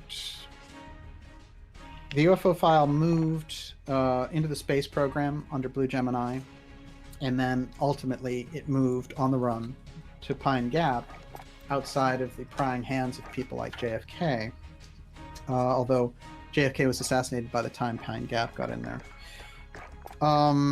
Nixon, according to my interview with Merritt, deciphered this energy independence code through the Los Alamos scientists communicating with this being. And there was an energy independence aspect to this. And I have this, actually. I'm going to point this out. I showed it last week, but it kind of got lost in the shuffle. This one's incredible. This is an article. First of all, let's all remember what we're talking about with Pine Gap. There it is. Behold, a marvel in the darkness. This is very tricky. I'm trying to get a clear shot of this, but it says Pine Gap does scientific research for Tricky Dick. This is The Nation in Australia in 1975, and the article was written by... that we can make out it's William H. Martin. Turns out that was a pseudonym. It's a long story, but in any case, they say in this article that Nixon, this is from 1974, before Watergate takes him out, it says that Nixon is going to announce that they have this new energy source and Pine Gap developed it, and that they're going to use this now instead, and it's going to revolutionize the world. This is where they were moving toward under Nixon. This is where we got things like Nixon's Pyramid. This is where we had the Robert Emenegger UFO documentary, the Department of Defense getting behind this. I would not be surprised that in addition to a host of other reasons, again, the UFO file plays havoc with the American presidency. And I think it's absolutely crucial that Nixon was this close. And what's funny is when you go through the really good researchers like Stanton Friedman, or I cited him earlier, Larry Holcomb, and you ask them, Grant Cameron, they all feel that Nixon was right on the brink of being the UFO disclosure president. Who knew? Who even talked about Nixon in this regard? really, until the time capsule question came up, I never even had seen that once. So I think we're in a strange place there in relation to this information. Domination. All right, let's finish our summary.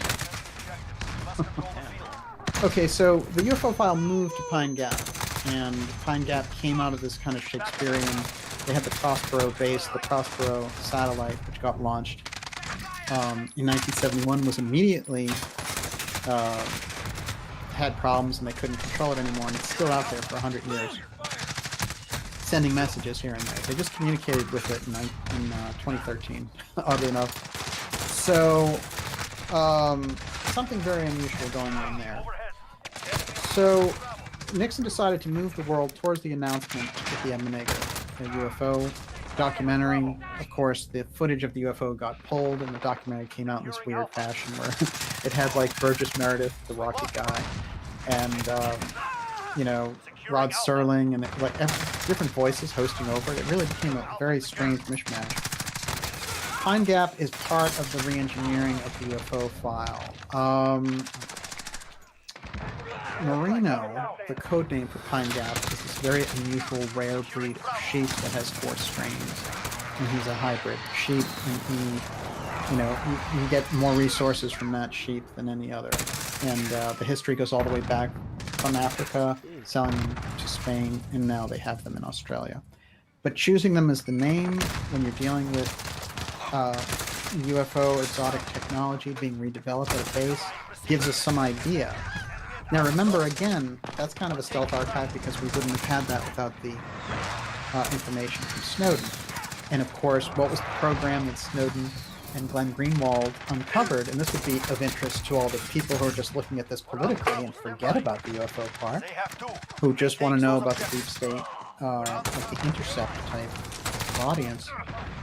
They called it X-Keyscore. And X-Keyscore could dime in on any phone call, any email, anybody, anywhere at any time. That's how powerful that was. How did that base get to be so powerful? I mean, you know, there are protesters every year, and there are people in court cases facing jail time for trying to get into that base and protest it. I mean, it's a pretty significant situation, I'd say, between the U.S. and Australia on that. Okay, let's keep going. Nixon and Whitlam are thrown out of office by the deep state within a year of each other. I think that's significant. There's a Pine Gap tie-in here. Whitlam goes out under extraordinary circumstances. And really, when you get right down to it, so did Nixon. Because, of course, Nixon did a range of things. But let's face it, I mean, LBJ had done probably a lot worse. And we know that LBJ had very close associations with the CIA moves around the JFK assassination, and you know, through a series of different books that have done the really hardcore research. We know that figures like Henry Marshall in the Agricultural Department, that they were assassinated because they knew too much about LBJ. Interesting thing about LBJ, and I won't keep going on about him because we can get into a lot of different things, but LBJ is significant. All of the different biographers and researchers who do this incredibly painstaking job never mention Billy Celeste, who is the crucial figure who said, yes, you know, he's the one who was silent partners with LBJ, and went to prison for years and years, and then came out and said he wanted to give testimony about all these murders that LBJ had ordered, including JFK. So, you know, Robert Cairo and all that, if you think you're getting a good biography and he doesn't mention Billy Celeste, it's kind of a problem. So, you know, Doris Kearns Goodwin is someone who does these Kennedy documentaries on PBS and stuff. Well, she was LBJ's lover at the end of his life. How objective is she going to be? Shouldn't she sit up there and have a little thing that says, by the way, disclaimer, she was his lover? I mean, you know, everyone knows that. It's not like conspiracy theory. She was, she had this extramarital affair with him. So, you know, it's a problem.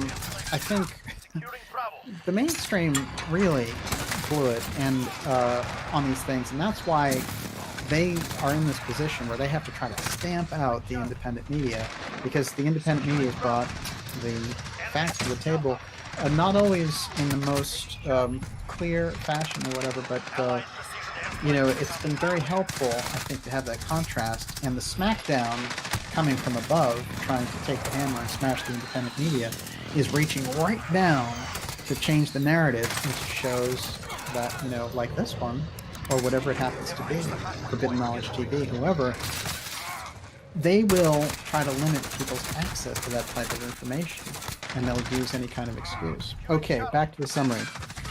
Nixon leaves the time capsule, so he's the disclosure president. This is the fundamental understanding that we arrive at from my interviews, from my work around the time capsule, from the X Factor and all the rest of it. As I said, there's so much supporting apparatus, supporting information, extensions, extrapolations around that information, that the time capsule story doesn't have to stand on its own, where you take the word of this guy who was a federal informant who talked about this. You can go much deeper than just that. Okay. With the help of psychic Gene Dixon, a friend of Philip Corso, who managed the UFO file, this is my conclusion. Nixon realizes Trump will be president because of Gene Dixon. He writes him, says, "Run for president, you're gonna win," and he moves to New York City. They become close. It's a fact. Trump flies him around to different benefits, etc. Trump, whose uncle is president, has connections to the Sonora Aero Club.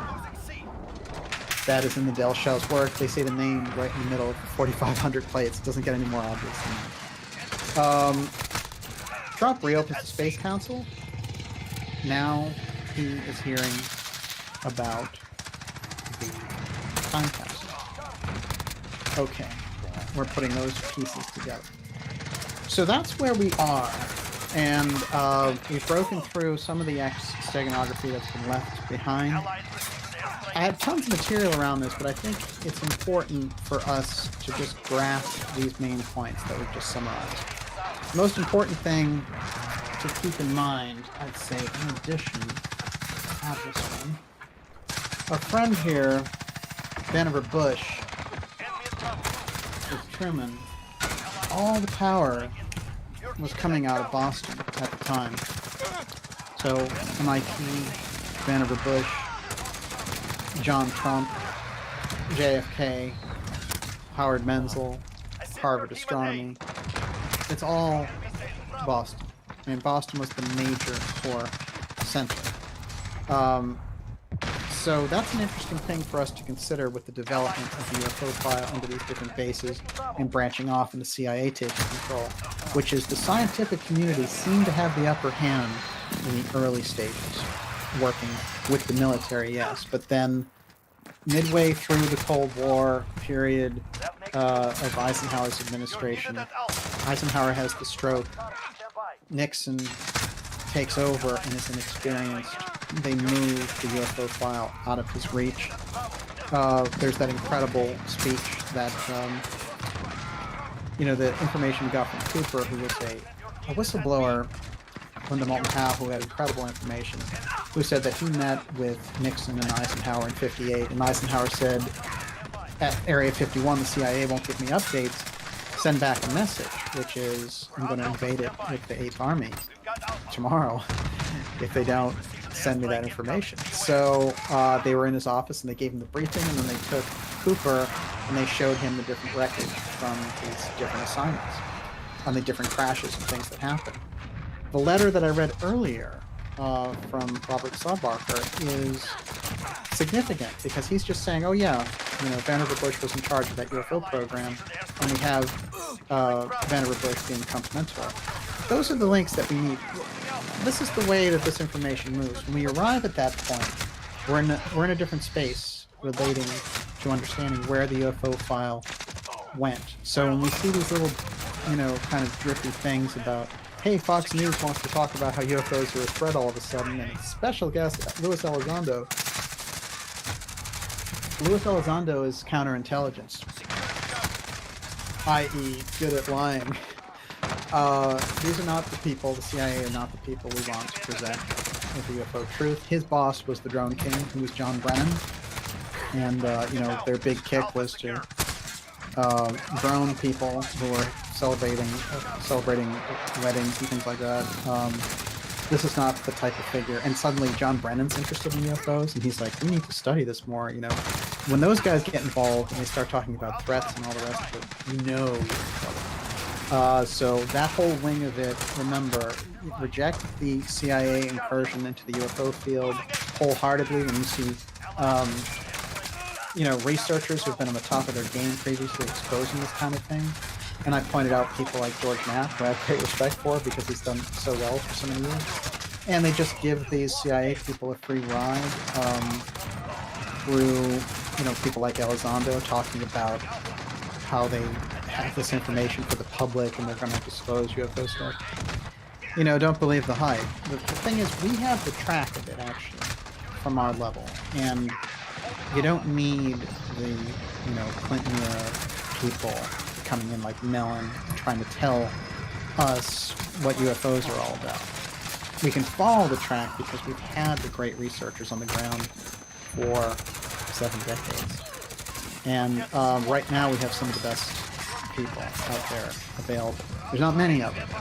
And most of the field is surrounded by PsyOps on one hand from the intelligence side and by marketing ops coming in to basically harvest people's interest in money and take attention away from the really crucial stuff. I say that we make the movement, you know, about getting behind the good information, supporting the good information, you know, getting in there with Solari.com, Catherine Austin Fitz work.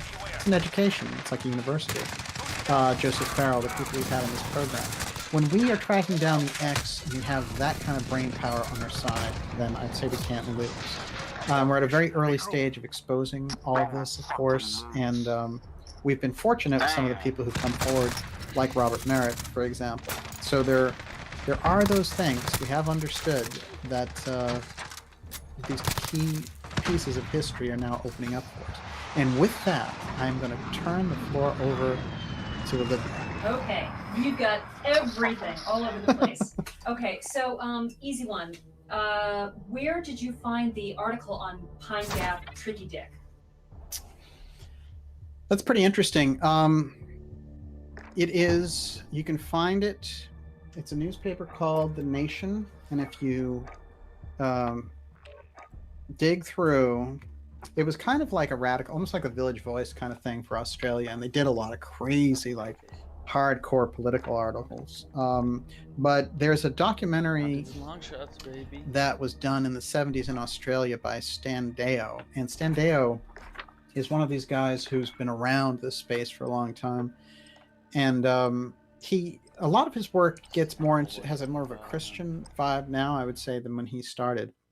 So a lot of people probably in traditional alternative circles don't know him because of that. But I would say that his work in Cosmic Conspiracy was the name of his paperback.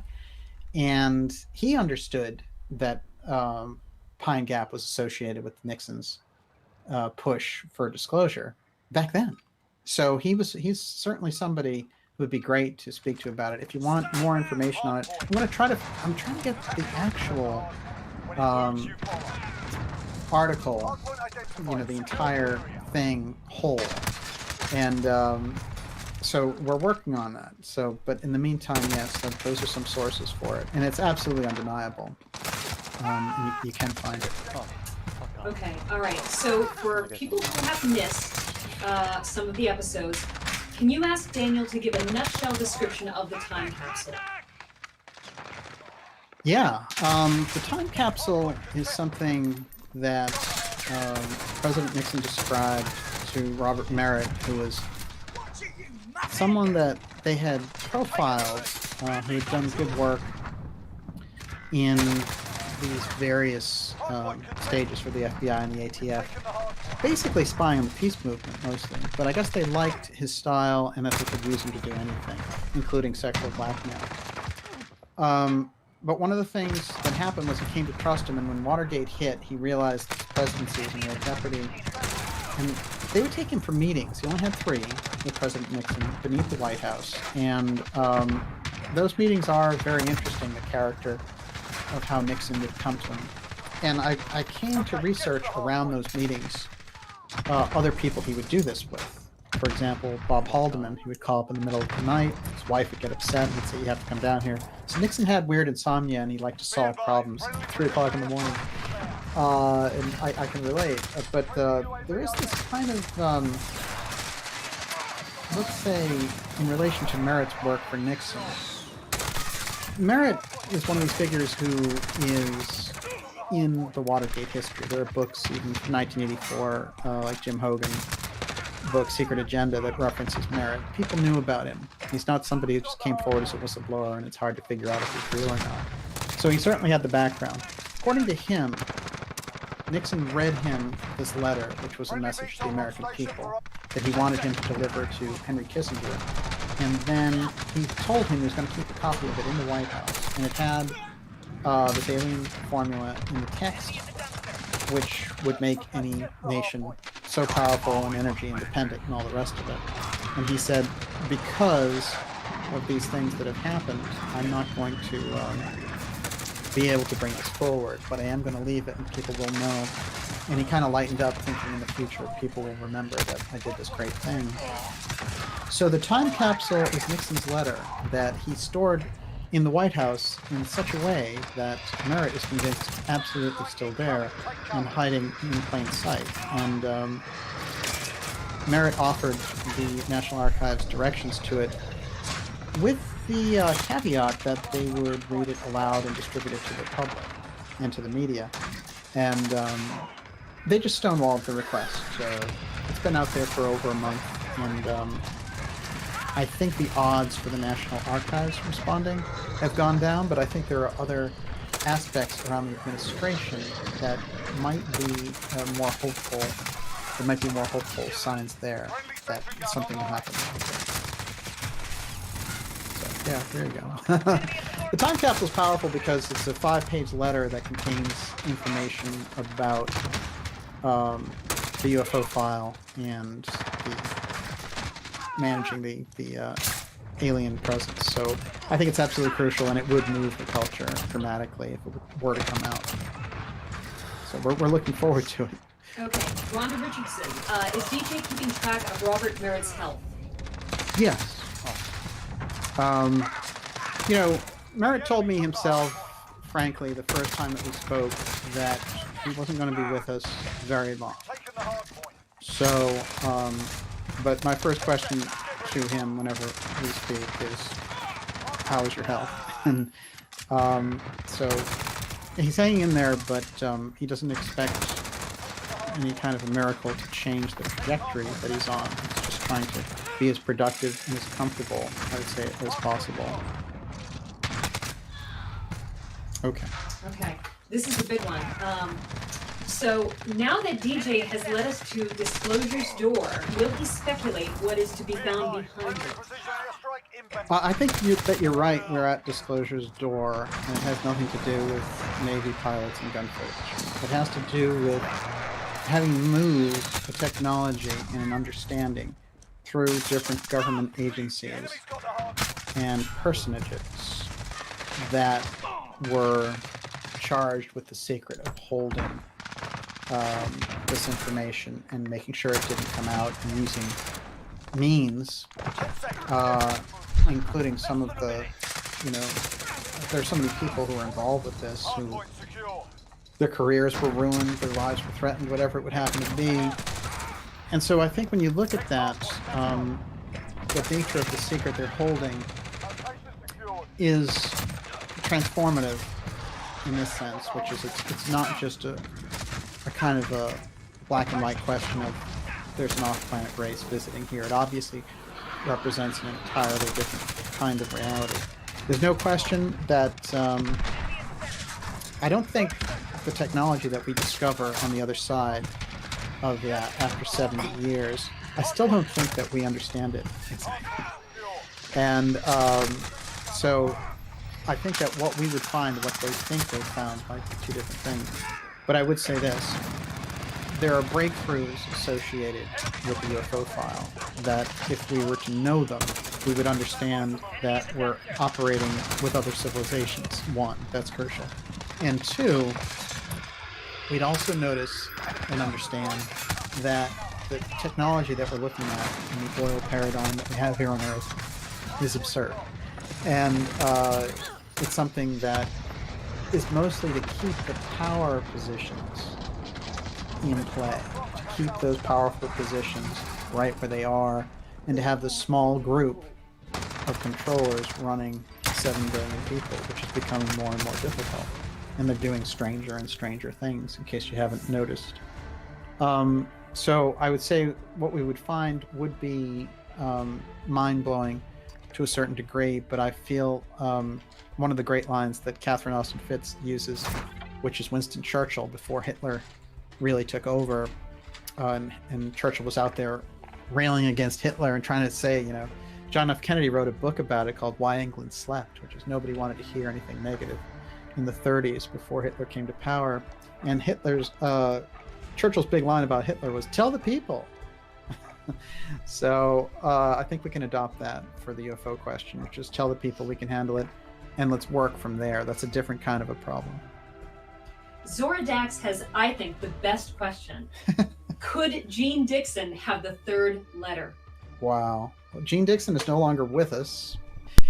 I do think it's a very important question. Look, Dixon, in my opinion, was the most powerful woman on Earth for a time, because she had access to presidents. She changed events. Her readings shaped, as an advisor, shaped major Middle East crises and avoided all types of things, and probably spurred Nixon to move towards this disclosure, because in the 70s, she was talking about how we were coming close to locking in with the UFO consciousness and how it was going to advance, and we're going to move into Age of Aquarius and things of this nature.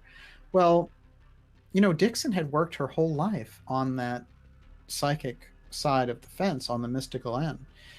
Now, right to your question about the letter, I did investigate things about Dixon and what happened to her estate. And it turns out that an inventor friend of hers got the estate. And then when he passed away, they auctioned off all of her books, belongings, and everything else.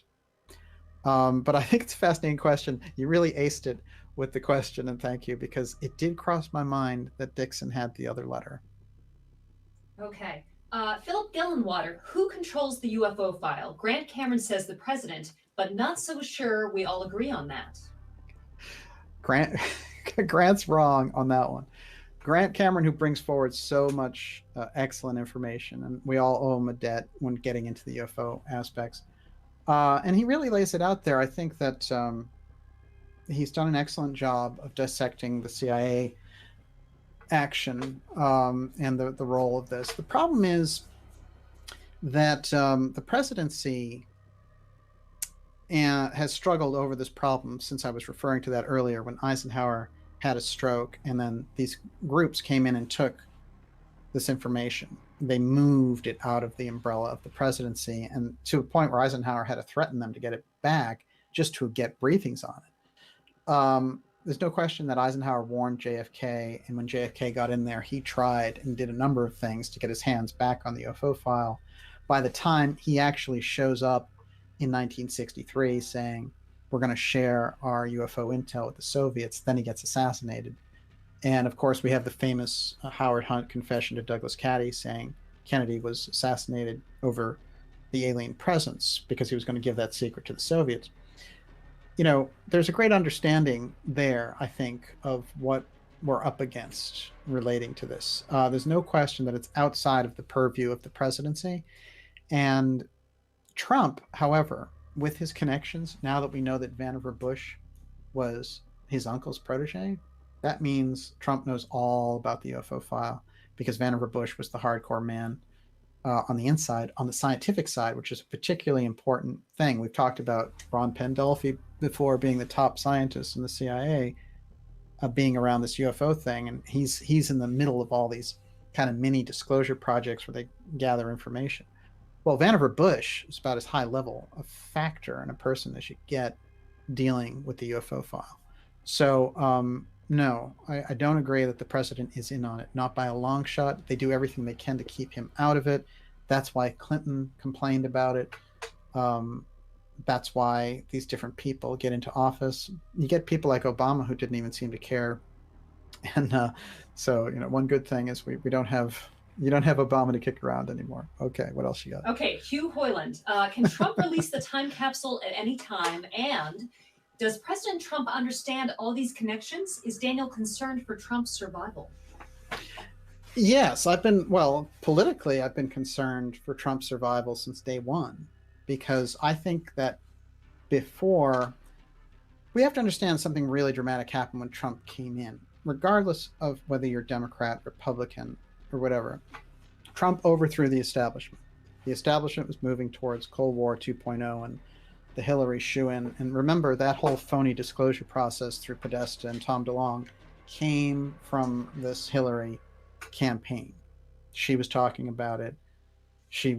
There are these emails where she's mad at Podesta saying, hey, I memorized all this stuff about UAPs, to say that, to make this fancy new term for UFOs, and the host didn't even ask me the question. We know the Clintons have been interested in this since the Lawrence Rockefeller initiatives in the 90s. Now, we run into kind of a problem when we're looking at this issue, because we're in a situation where there's a CIA block on the information coming forward. And what was the second part of that? Can Trump release the time capsule anytime? Right. Well, does he understand the connection? I get it now, yes. So in the election of 2016, as soon as Trump got elected, they started with fake news, and they were trying to use it. Eventually, Trump would use it against them. But one of the things the CIA did was they became out in unison against him, and they were still trying, in between the period when he was president-elect and took the oath of office, to push something in the phony Russian dossier and all this nonsense that they pulled, plugging Mueller in there and all the rest of it, wasting the taxpayers' money.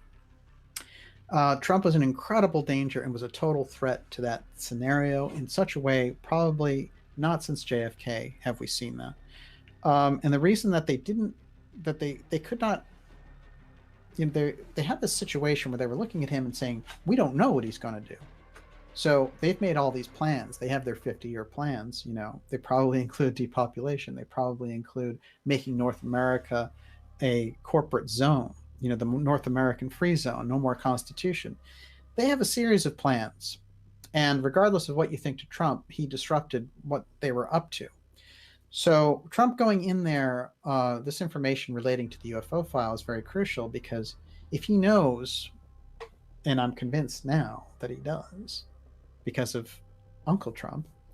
But if we go back further, too, and look at his relationship with Nixon, he probably knows a great deal about the topic. And their general, the people who hold these secrets and the wall of secrecy that they've erected around it, is to discredit, destroy, and eliminate their opponents who would remove their power around the UFO file and the power that they get from that, including technology. Now, remember, Jim Garrison, a lot of this wave of the stuff that we're working on, there was a big Trump release of JFK records on October 26th. And of course, we did the special for HBO about it. And really what was happening was those records got blocked, and then eventually the Garrison records got blocked, and they were all about what the CIA did to derail the Garrison investigation of the JFK assassination in 1967. Now, his conclusion, when he spoke to the Ramparts editor, and the Ramparts editor put this in his biography, he said, Jim Garrison got me on the phone and he said, oh, we're totally wrong about the oil men being behind the assassination, at least in the way we were thinking about it. I've isolated it to a portion of the aerospace industries and the military industrial complex. Those industries, there's only a few of them. I mean, Hughes certainly was one of them, but Lockheed Martin and Boeing were others. This is where Garrison was aiming his spotlight. That's why the smackdown from on high, that's why his records still won't be released, even though they have these rolling releases. all the garrison information is whited out. So it is perilous position for Trump. But I have to say that he is an incredible gamesman in dealing with these people on one hand. And then, if you just want to go to the larger picture of what is Trump doing and all the rest of it, it's a different question. There are some moves there and people like John Bolton and all the rest of it coming into that administration, which don't bode well for the future in a sense. I don't think that those are really the right players to have, but we'll see what happens. In any case, the CIA should not be allowed to remove a sitting president, especially if it's over the UFO file. We've been talking on the chat tonight about synchronicities. Oh, yeah. And this has come up tonight, and it's just fascinating. So Scruples4444, does DJ know of a Finnish woman, Dr. Ragni Kilda? Oh, wow. And if so, what is his take on her? Well, I'll tell you what's fascinating about this is there's a really excellent researcher out there who sent me her information only in the past couple of weeks. And I sort of had a vague memory of this wonderful woman. And she has an extraordinary interview with Miles Johnston from 2009. And she wrote books relating to, she did incredible research around the UFO aspects, but she wrote books relating to life after death and metaphysical interpretations of a lot of these phenomena. And it's extraordinary because, of course, we've been gobbling up all of her work, and she passed away in 2015, but was an extraordinary person. And the research that she did in the group that she worked with is an amazing story. So I look forward to finding out more about her. But great question, and really on the beam, because we just only recently came across her. She was in charge of the medical world in for Lapland, as Laplander in Finland. So just incredible. I'm going to hop around a lot tonight. So John Guilfoyle, Okay. Do you think Kennedy learned about the UFO info through James Forrestal? Kill confirmed. I don't know. What do you think? Yes. Oh, there's no question that he did. James Forrestal was such a key player for the UFO file, and he was the first defense secretary, and he was a fellow Catholic for JFK. So it's kind of fascinating when you piece all those parts together, because we're looking at somebody who really had the inside track and was close to Kennedy. In fact, he took Kennedy with him in his role as post-war coordinator in Berlin there. He took Kennedy with him to see the ruins of Berlin after the war, and this made a huge impression on Kennedy as well. And they had this tight relationship going down. When Forrestal dies and is pushed out that window, they say he jumped out of an insane asylum. To go from defense secretary and being on the inside track and having this dynamic situation to suddenly, going into this kind of mental facility and then jumping out a window only 2 years after becoming defense secretary shows you, and we've heard kind of the behind-the-scenes info about this, which is he was not comfortable keeping the UFO parts secret, and they were worried he was going to let it out. So certainly there are very interesting scenes of Kennedy as president dropping flowers off at Forrestal's grave at different times. I'm sure he knew what he was up against. Incredible question. Okay. Okay. I'm going to switch to Tesla now. I didn't know about this. Frank Cardoza asks, can you talk about Tesla's transcendental meditation? Well, he did. I can't go in too deep into that because there are better Tesla experts out there who know a great deal about him. I would say that he experienced these mystical states, and he had a sibling die when he was 7. And something about this shock to his psyche opened him up to this kind of more psychic world. But there's no doubt that it's something very unusual, and Tesla makes a great case for being an alien living among us because it was just so unusual, and he had so many rules for things, and he wouldn't shake hands, and he liked to lay out 7 forks next to him when he was eating dinner. He just had a lot of very unusual things that all related. He was born during a lightning storm, and he had a lot of things about numerology, meditation.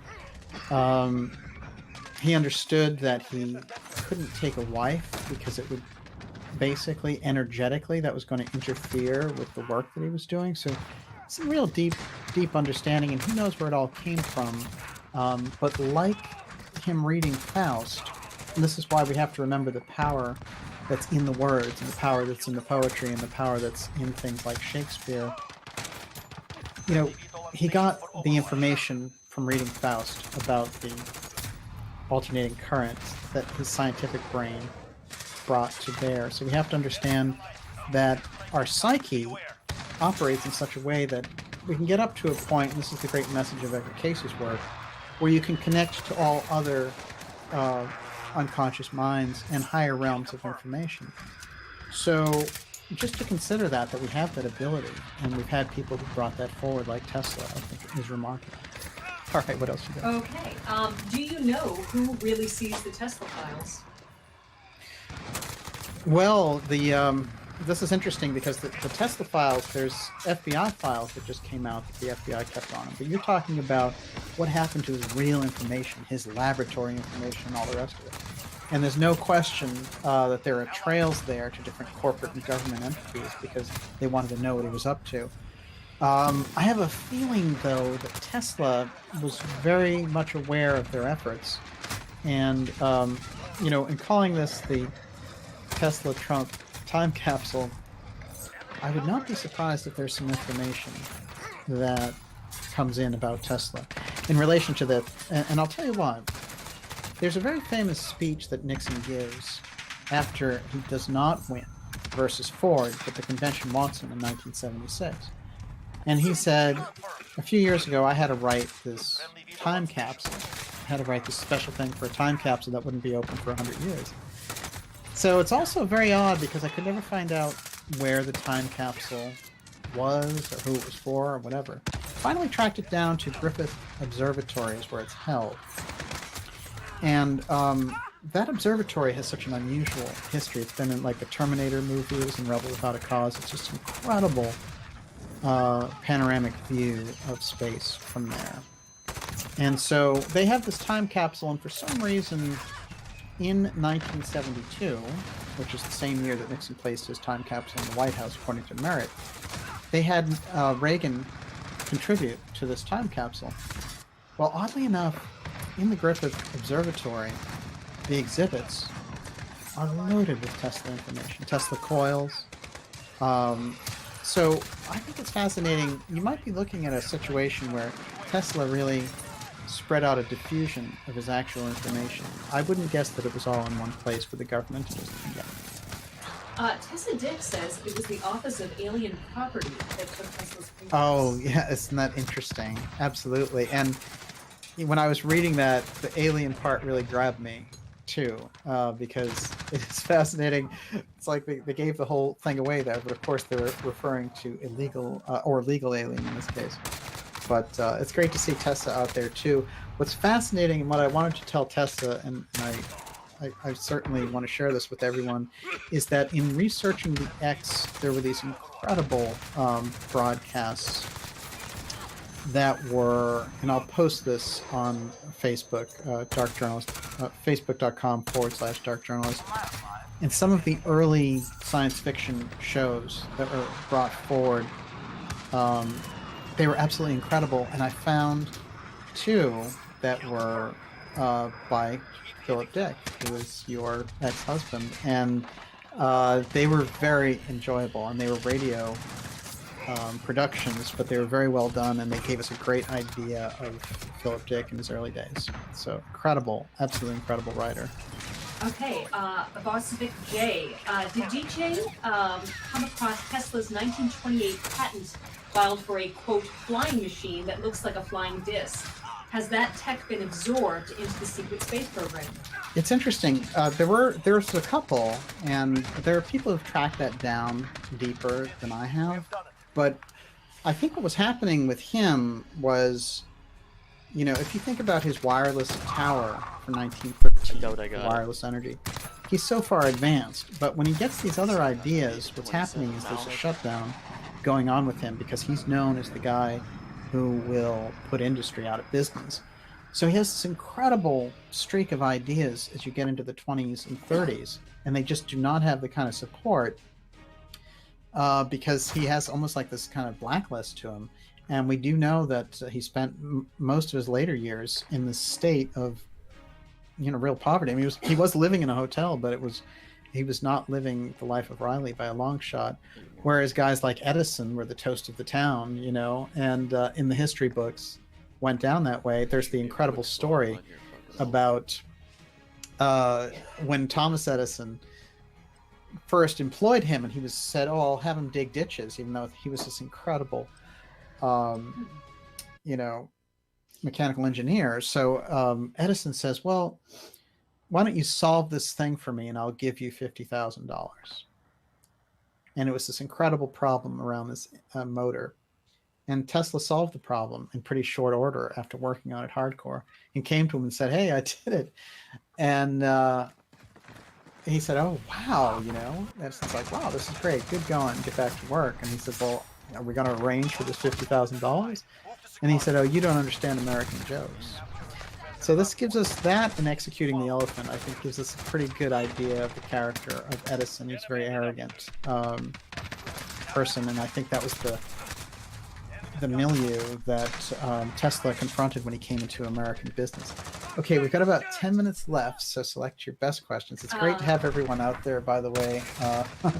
Just a fantastic group. And I do want to say that Olivia's doing a great job with the questions over there.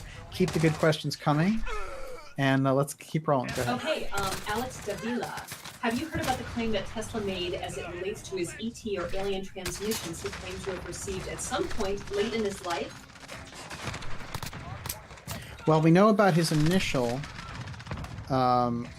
see, it's kind of interesting, and I would appreciate more information about that. Because as I understand, that's a word-of-mouth thing, but it doesn't surprise me by a long shot.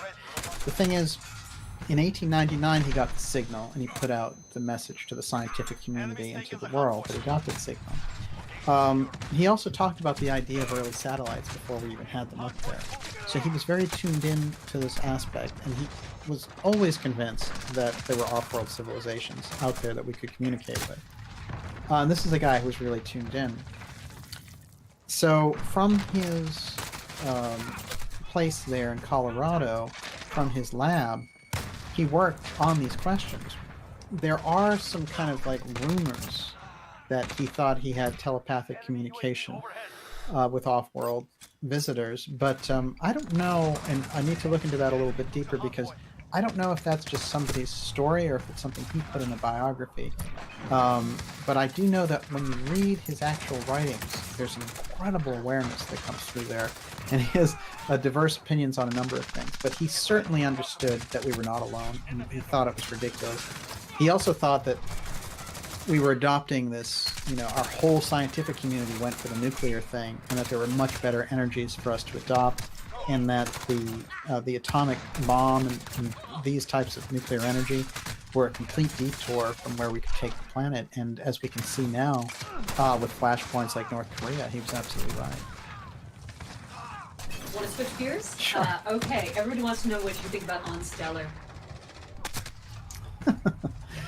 On Stellar is one of these things that came out of the blue, and I don't have any opinion on it because it's one of those things which, it's supposed to...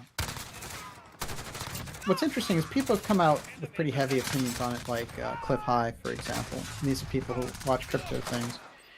But the people getting involved around it from the Gaia side, who, in the past haven't done such great work, don't give me a whole lot of hope.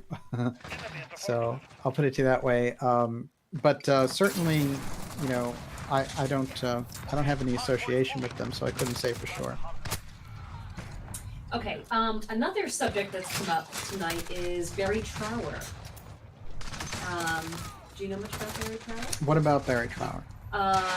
Do you have any opinions about Barry Trower, or would you be willing to have him on the show? I would say if you have good information or good videos, send it to info@darkjournalist.com, and I'll certainly check it out. Okay. Wow, this is good. You guys are you're highly motivated. Okay, let's take a few more questions. So, Lee Veltman, this is a big question. How much does the propaganda affect disclosure, including Mockingbird media psyops? Oh, well, that's all it is. That's why we point out what's happening with the To the Stars Academy. It's the best propaganda that we've seen. And we can see them enlisting elements of the media that usually didn't touch the UFO subject, but now have an interest in it. Suddenly Tucker Carlson wants to talk about the UFO threat. And, you know, the military aspect of this, the CIA thinks they can sell it. Hey, we'll sell it to the military, and we'll be the puppeteers in between, and we'll mess with all these different things. If we can get it into our heads that the CIA cannot be trusted with the UFO file, with UFO disclosure, it makes everything a lot easier. Because then people like Elizondo, you know, and this whole range of people, Mellon, and all the TTSA people. Did you notice that at some point that TTSA came out, and then the next time they came out, it was just surrounded by CIA people? Well, they had been there underneath, but they decided to show up. And now we have to deal with them in the media talking about the subject and not answering the real questions that people like us can put forward because we've been studying the subject. So you get Elizondo, and he can't answer any real questions like, are you still contracted to the CIA? Because he never gets asked. You know, so the idea was that, oh, he quit. Okay, so you quit, but are you still in any kind of contract role or with any government agency? See, that's just one question that right off the bat anyone should ask. And he's done hours and hours of conversation, no one brings it up. So you know that there's a problem there. And there are people, good researchers like Leslie Kane and all the rest of it, who are getting on board with this and saying, we can't talk about the alien thing, even though she knows that's really the object or the subject that we're talking about. And she's, you know, she's going along with that. So where are those talking points coming from? Is it Bigelow Aerospace with the CIA? You know, so that becomes a very convoluted world. Is that honest? Is that transparent? No. Suddenly the researchers can't mention it? You know, guys like George Knapp who can't mention the extraterrestrial aspect? Well, this is the guy who kind of made his bones on that, right? The Bob Lazar story was all about them storing aliens at Area 51 with all these UFO things. So is he disowning his own story because Louis Elizondo and Bob Bigelow won't let him talk? I mean, you know, what kind of journalism and research is that? Like, and who are these people coming in with these protocols because they're billionaires and because they have CIA control? I mean, these are the last people you want to trust with that. So you're absolutely spot on. There's propaganda arm, and it reaches into our politics, and now it's reaching into UFO study. CJ Hahn, whatever happened to the old dying CIA agent Richard Dolan interviewed? Well, he's Cooper, who I keep referring to. He's actually Linda Moulton Howe's. She talked with him for 15 years and brought him out.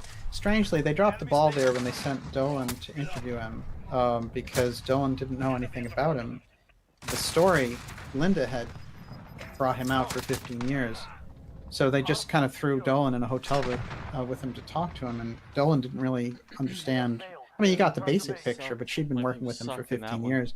So that might have been a very different conversation.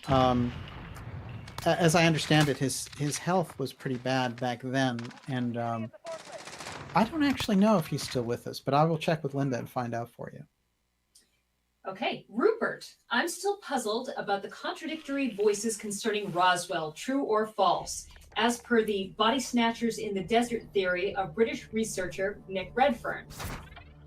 Well, listen, that's very interesting. Thank you, Rupert. Well, I'll tell you, every once in a while these things come up. Roswell was such a hardcore media explosion in the 90s because this information came out. And so there are all these kind of strange extrapolations around it afterwards. But the fundamental story is very clear. Jesse Marcel is in charge of this base that controls the atomic, the 509th group. They control the atomic bomb. And they show up and they tell him to go out, that this rancher has found a UFO. He goes out and he finds this incredible uh, stash of what looks like big crashed machine, and it spreads out a mile. Think about that. So Marcel is an absolutely unimpeachable source, in my opinion, and they made him say it was a weather balloon and all the rest of it. So all the things that they try to say, well, Roswell is the smokescreen or whatever, no, it's a very solid, hardcore story. Got blown out beyond all proportions. Uh, Guys like Nick Redfern, who do an excellent job at tracking down different things. I'm reading his Pyramids in the Pentagon book, which is an excellent little book.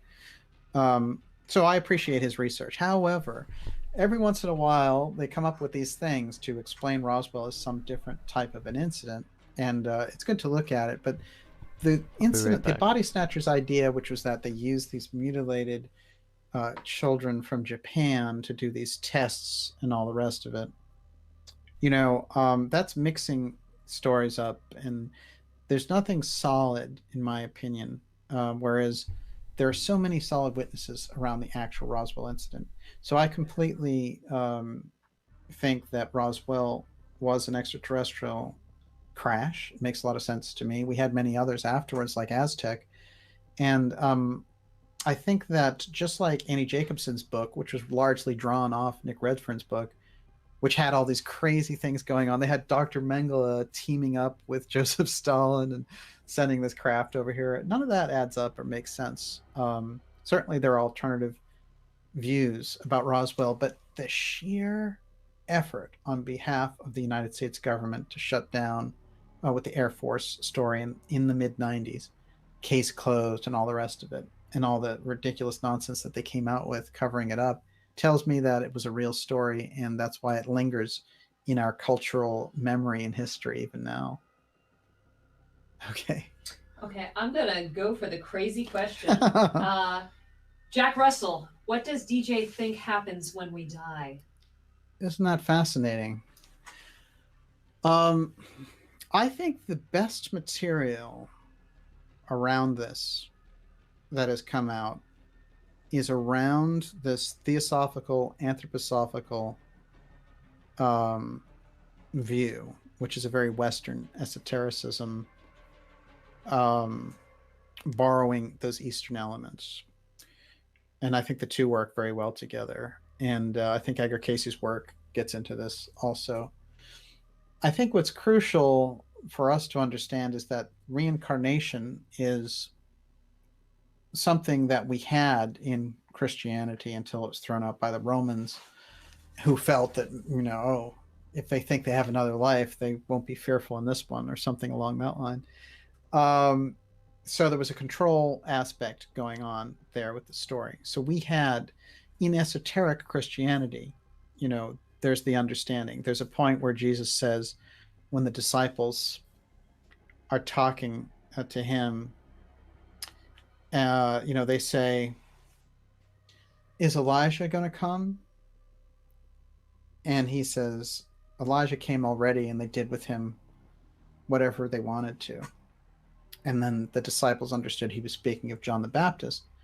And the suggestion there is that Elijah reincarnated as John the Baptist, and that's just what Jesus was saying. So I think it's important not to throw reincarnation out of Christianity. I think in esoteric Christianity, it is there. But I do feel that there's been this push-pull going on with this. But certainly evidence of reincarnation, evidence of communication between relatives and loved ones who have passed on, I think it's beyond dispute. But certainly whatever it is, it relates to development. And what I always found fascinating from the Casey work is that he had said, when you leave this system, when you advance to a certain point where you are going to kind of master this system, the doorway out is Arcturus. And I'll leave that one there, but there's a lot to follow up on that answer. Okay. How many more questions you want to take? No, whatever you got, keep rolling. Okay. All right. I know that we covered this before, but I promised Ron Carr he really wants to know about Valthor. Is he a fiction or reality? If you have any specific data. I think Valthor is interesting. I think that Frank Strange's book on him, Stranger at the Pentagon, is pretty compelling. I think there's information that crisscrosses through other people, like whistleblower Phil Schneider before he died. He mentioned that he had met Valthor. And of course, Nixon plays a very big role in this. It requires a lot of imagination to get into what Valthor was. The idea was he was this interstellar visitor who was very well dressed, showed up at the Pentagon one day and said, I have all this information for the president. And they did all this stuff to figure out what his deal was. And then they decided the president should meet him, etc. I don't think that the story has to be real necessarily. I think that there could be elements of it that Val is kind of a composite figure of some things that have happened relating to our government dealing directly with an off-world presence. We've had the stories about Eisenhower taking time off from his schedule in order to do this. I think what's interesting is some of the hardcore researchers who go after that, like Stan Friedman, for example, actually think there's something to it. And they think the paper trail around it, that is the Eisenhower meeting. So I feel like maybe something came out of that Eisenhower meeting and we got Valthor. However, Frank Strange's, who was a preacher and an interesting guy, when he met Valthor, I'm sure that he met someone named Valthor who told him all these things. But I don't know if that person was an alien or not. Got 2 minutes.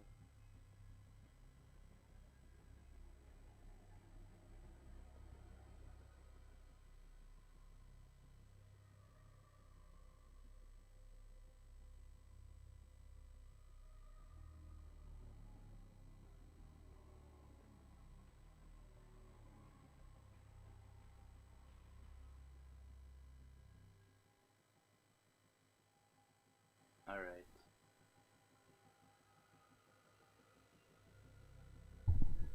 Let's get back to something here. Waiting on Fedor, Stone's on. Play another round of this while I wait. This one's done. This will make this. It kind of sucks, eh?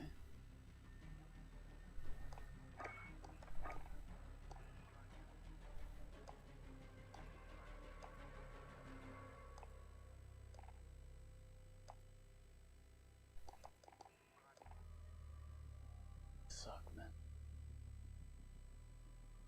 All the red ones suck.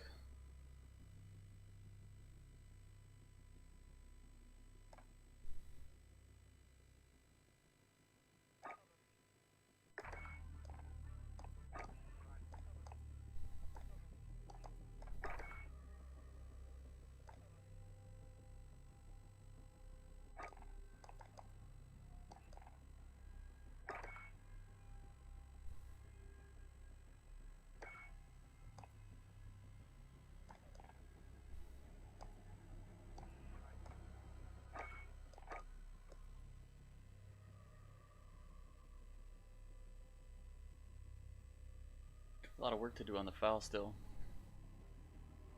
Shit. Shit, there's a lot of work to do on the foul still.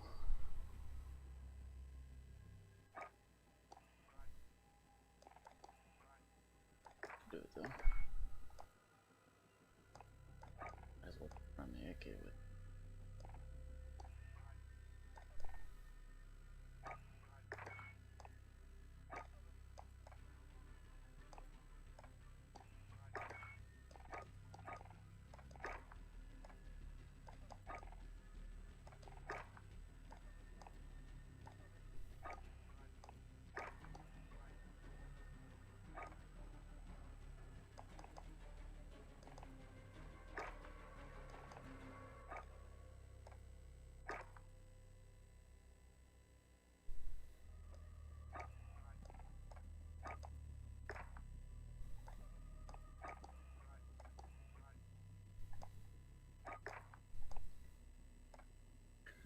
Approaching kills.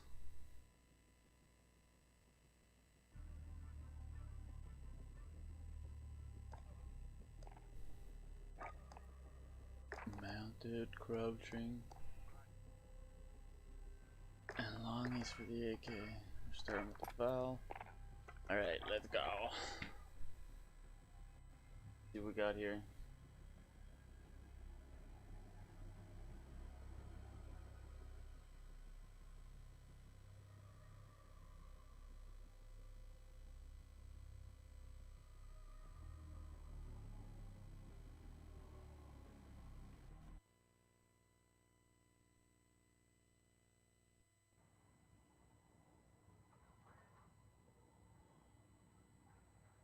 Reach the halfway point. Get moving.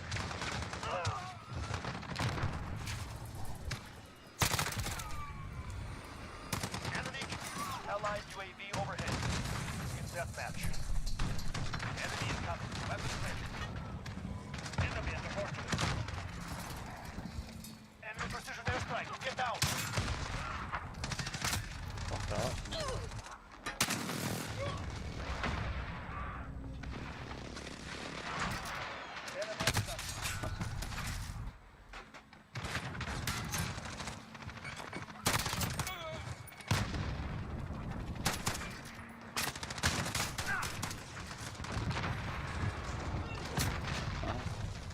Allied besieged. Enemy UAV overhead. Enemy at the fortress.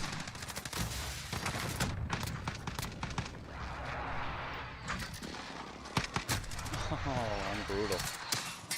What up, man? What up?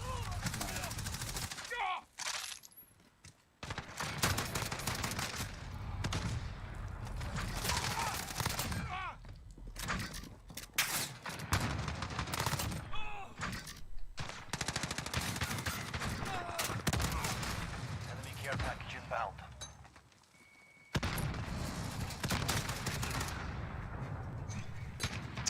You can stick that fucking guy. God damn, man.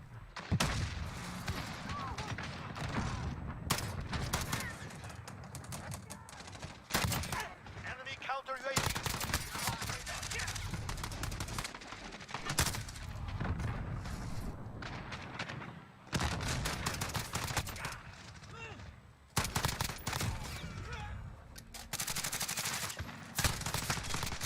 Oh. Man, you gotta really fucking squeeze that trigger, man. This fucking thing. Oh. Allied UAV overhead.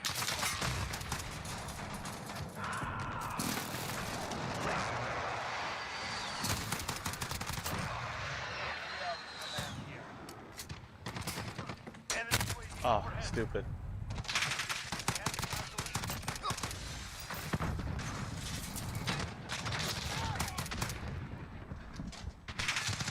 Oh.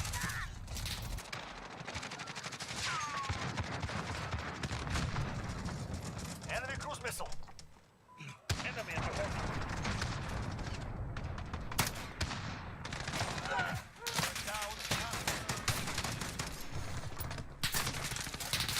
Enemy UAV overhead.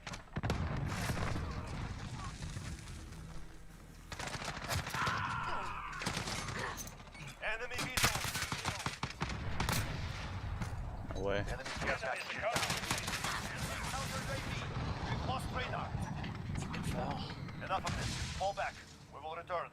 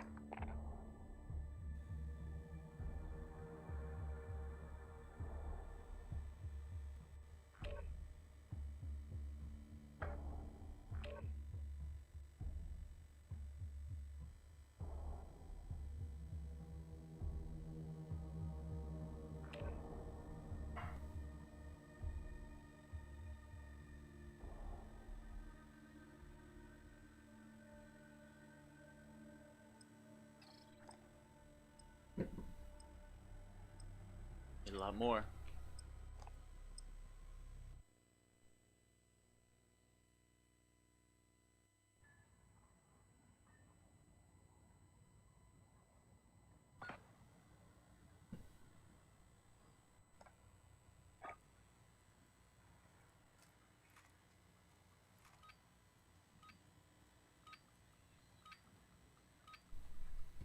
Grind. Kill the enemy. Collect their tag. And stop on points. Where is the drop?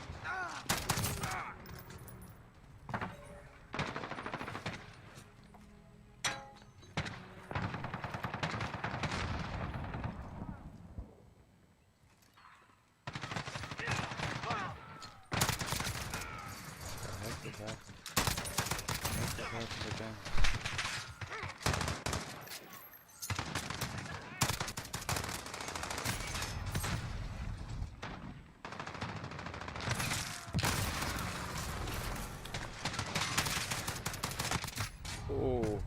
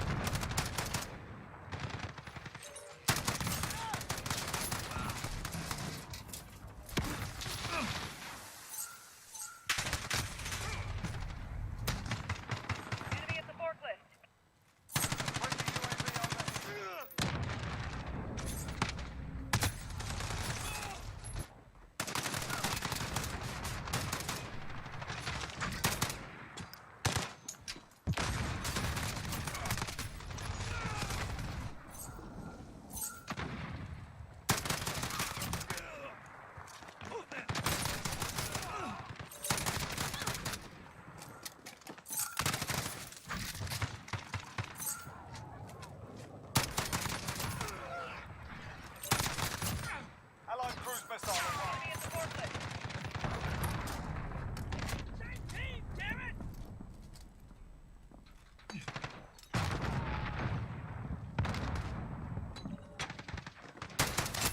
Damn, bro. Enemy UAV on the Ah. Allied cluster strike inbound.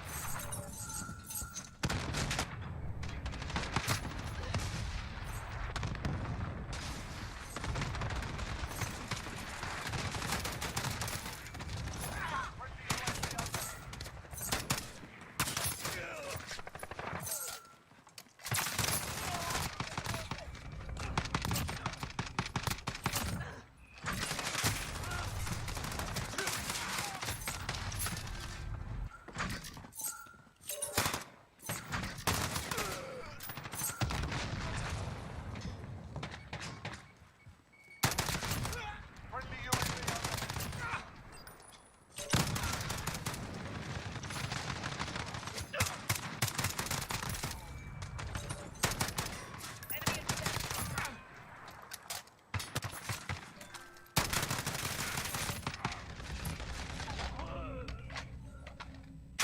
Damn.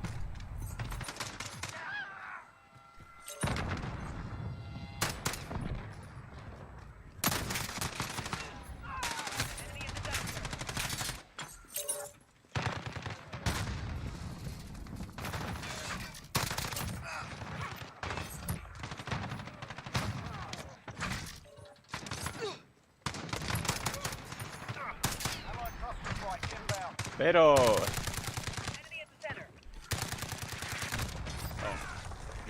Pero. Hola, amigo. What's up, buddy? Side by. I'm almost done my game here. Man, get your black ass out of grind and let's go. Out of what? It says you're playing grind. Grind, yeah. I'm playing shipment is what I'm doing. I'm trying to get my platinum assault rifles.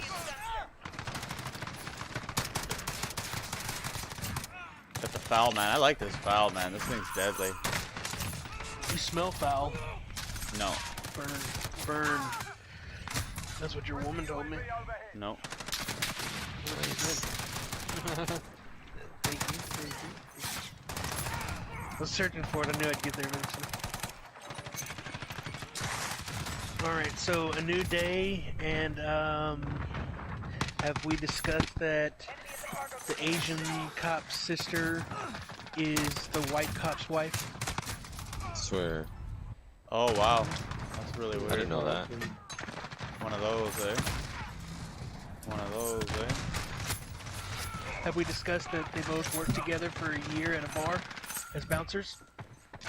Hey, the white guy and the black guy? Yep. Oh, the white guy and the, yeah. Yeah, that was well, people were reporting saying that he was very, what's it called, aggressive. To the black guy?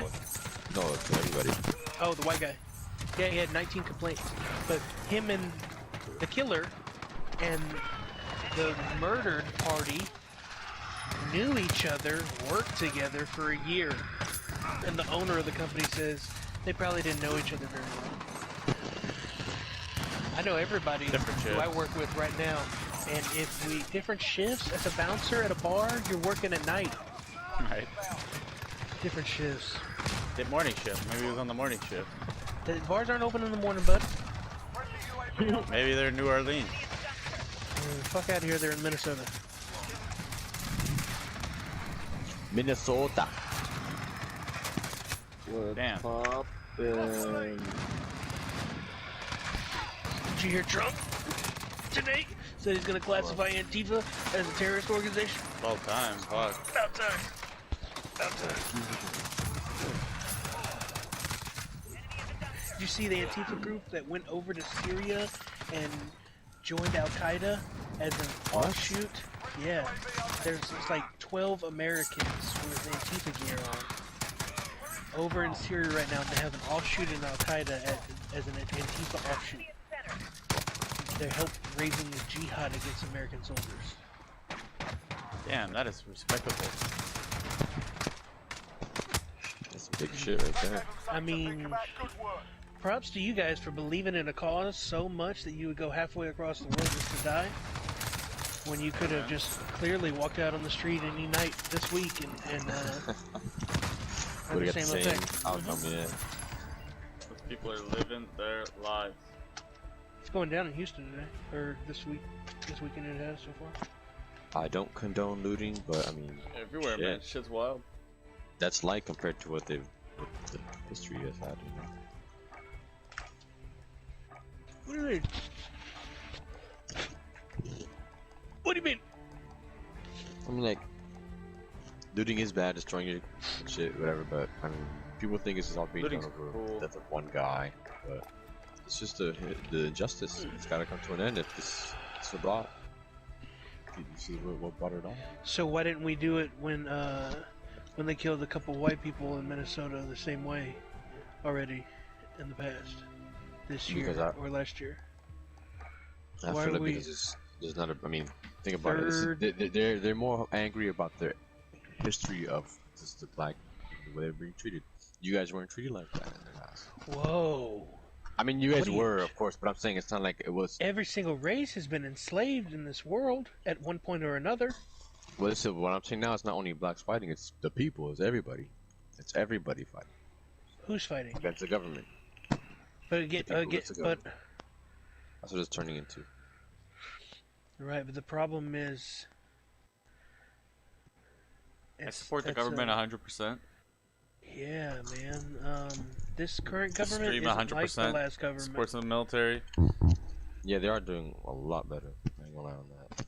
I mean, they're not like the previous governments in the last 30 years in this country, and they're doing big things for African Americans. I mean, I don't know how people can even deny that. With a reform for African unemployment rate at its lowest in American history. That's pretty good. All right, man. look at this around us. What we have here. See, the real problem, Stone. They might be burning But down the everything. thing is, real they don't problem in show this that. country? They don't show all the good news. They show all Right, the fear. the news mongering. doesn't. The news doesn't Yeah. show the good news. You got to That's the tune into fucking Fox reminder. News sometimes to see the good news, and even then, that's iffy. Yeah. Or you get on Twitter and you follow the president or some people that work for the president, but everyone believes they're lying. But they're Yep. not lying. The numbers are accurate. The problem in this country is that too many people want to say, I'm African American. Whoa. I hear what you. You don't think Or mixed I'm race Hispanic people should American. get credit? Well, I mean, we are minorities too. Hispanics are minorities too. Yeah, but Not in a whites fucking are world, minorities though. in this world. I know, Whites I are the hate that minorities shit. in the world. Should we go around bitching and moaning? Fucking No, 29 we're bitching fucking. about America though. Hey, Well, essay. we're- There's okay, but 29 this is- fucking wetback countries all of you can go to.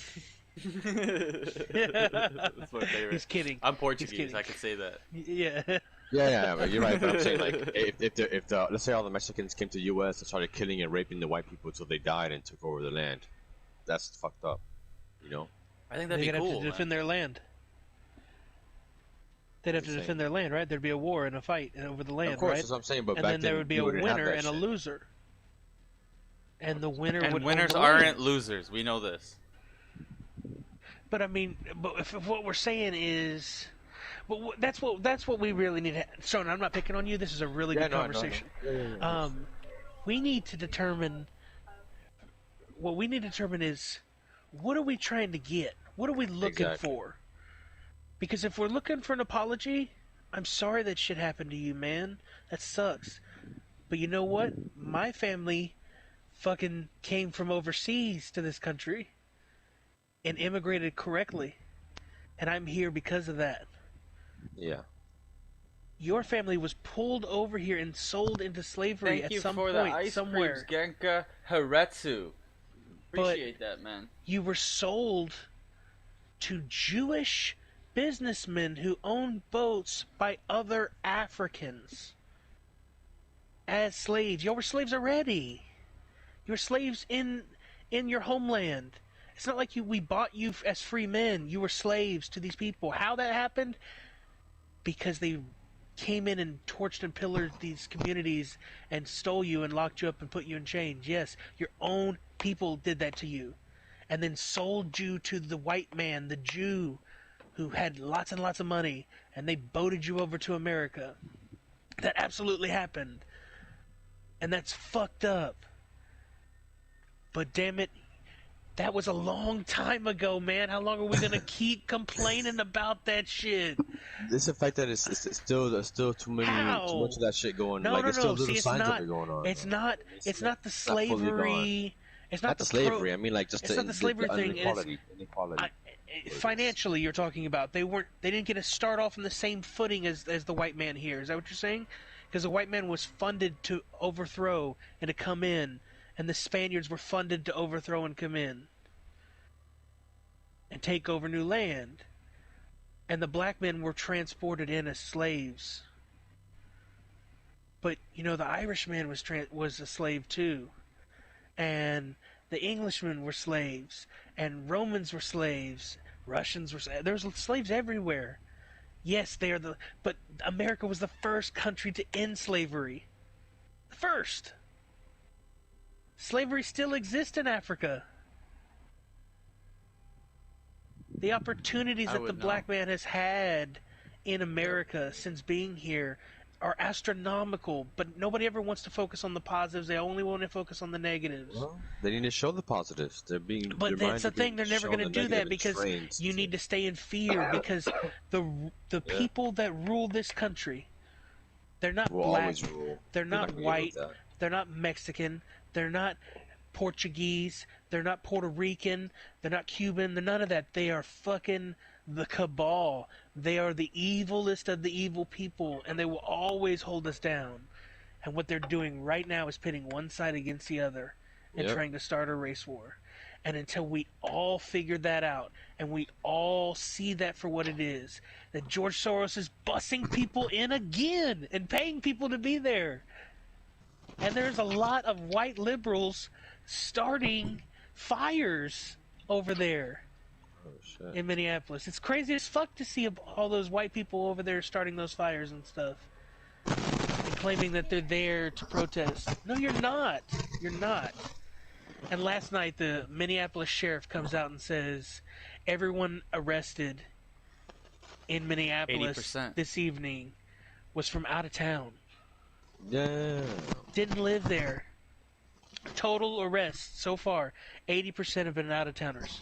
So my opinion on that is like, okay, part of it might be this thing where it's like, whatever. But I think it's also like a trendy thing that they do. They do it some kind of like MK Ultra type way with social media, where they make it like it's like the next like concert or the next thing that kids like to do. It's so weird. Like it's really weird. But Like you're I right. actually think they traveled to go and do this. You know what I mean? They probably like take some Oh, I can drugs. show you some Twitter You're like, posts "Bro." from a person that says, if you get arrested tonight, call this number and we'll bail you out. Wow. Yeah, And you she saw the works for clip the of the Open guy Societies Foundation. She works for the Open Oh, Societies well, there you Foundation. go. The Open Societies Foundation is funded by, owned by, George Soros.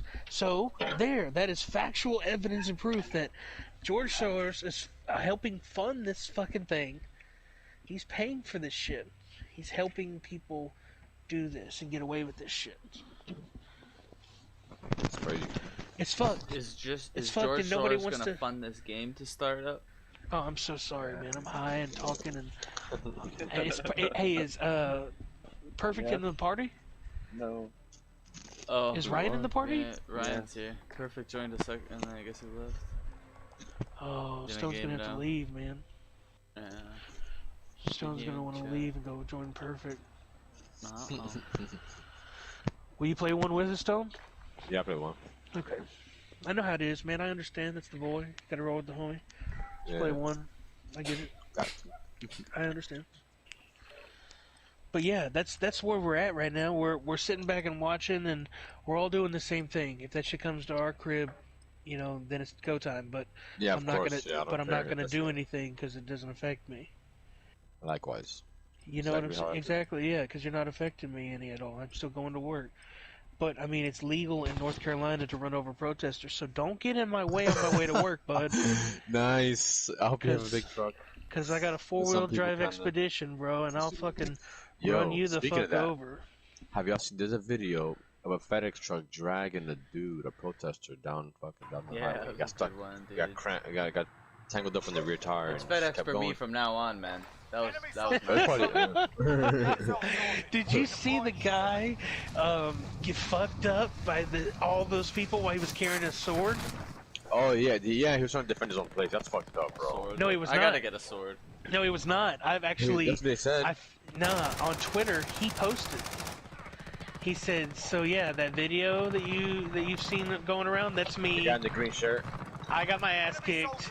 I was trying to defend a local bar that I like around here, and it didn't work out. I'm okay. Oh. Mistakes were made." And then you go back and check his Twitter timeline, and he talks about how he's got this badass sword, and it's so sharp, and he can kill anybody with it. And then he asks, "Do you think I should start carrying my sword around town with me?" And then he's like, "Yeah, if I get into it, I'm gonna just have to cut somebody's head off." And he starts saying all this stuff. Then you Oh, but see he had it him on coming. video getting hit with rocks, right? And chasing people with his sword. And then they caught up to him. And they They busted fucked his him fucking up. shit up. Yeah. The reason he looked That all man weird was is because he was folded. unconscious. Yeah. I hope that somebody turned him around and straightened him out and sat him up before he woke up. Yeah, 'Cause because that he would was be folded fucked. like a fucking pretzel. Yeah. Yeah, that'd be fucked if you woke up that way.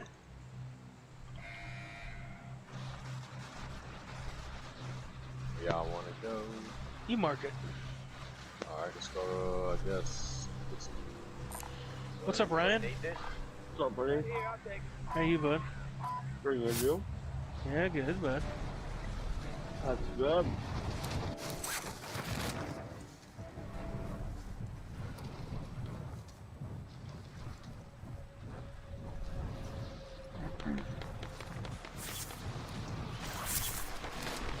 The problem with waking everybody up to what's really going on is that the media and social media control so many people's lives that and they support what's happening.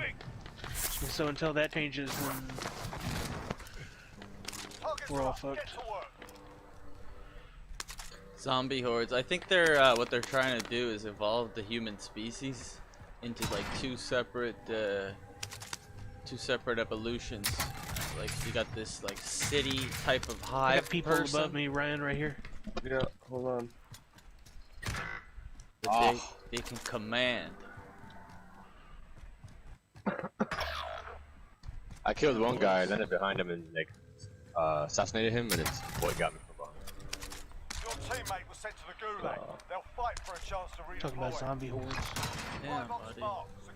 Yeah, they could like command them using like social media trickery and other wizardry. You know, as stupid as that sounds, It doesn't it's sound not that stupid. far off. It's just like it's just the most concise way I have to describe it. Like I could, you know what I mean? I'd have to explain like for hours, right? If I just say that, then it's like an abstract but very accurate way of putting it. Faux show. Because it is like wizardry and spells that they cast. That's the only way I'm convinced you get a crowds of people to be doing shit like that, bro. Dark arts. Dark arts.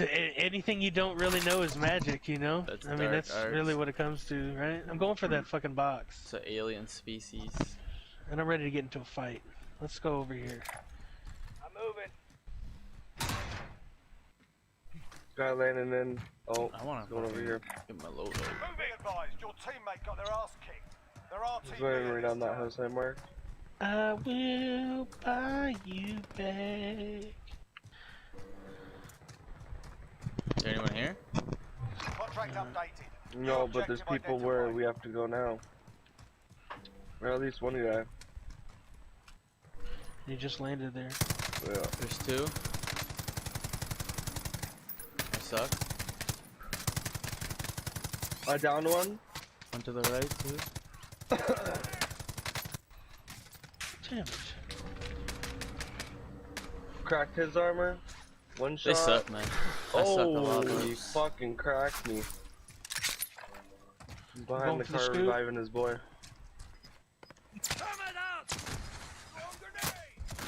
Made it. Just hold still.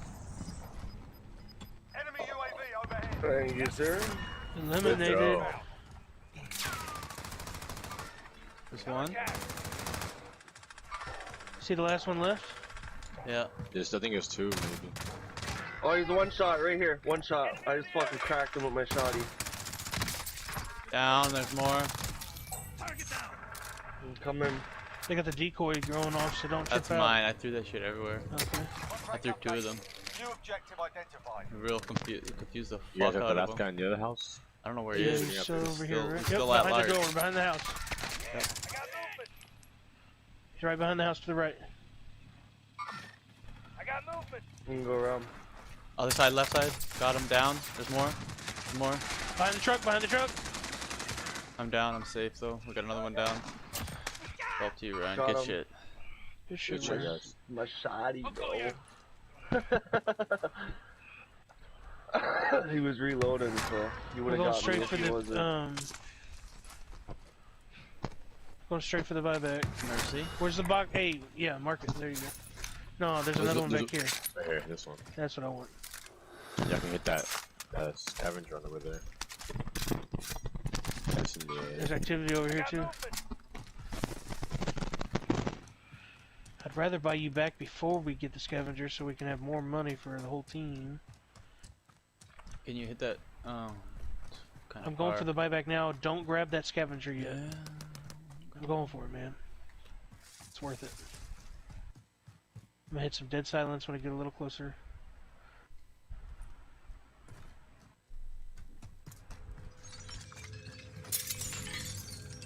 Don't pick it up, Ryan. I'm not. I'm going for it, buddy. Hit the dead silence. I got the turbo on. That sounds up here. Does anyone need I this? do. Land on them, Stone.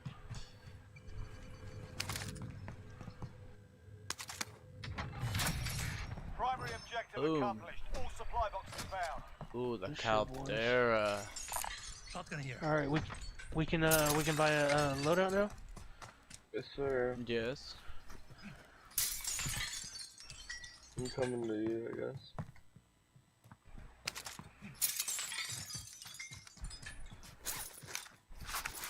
Couple guns, lots of ammo over here, Stone.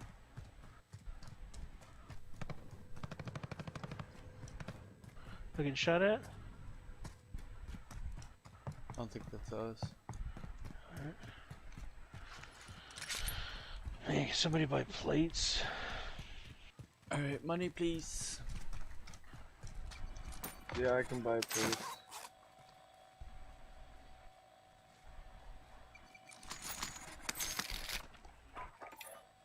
You've got a loadout drop inbound. Here's an ammo drop.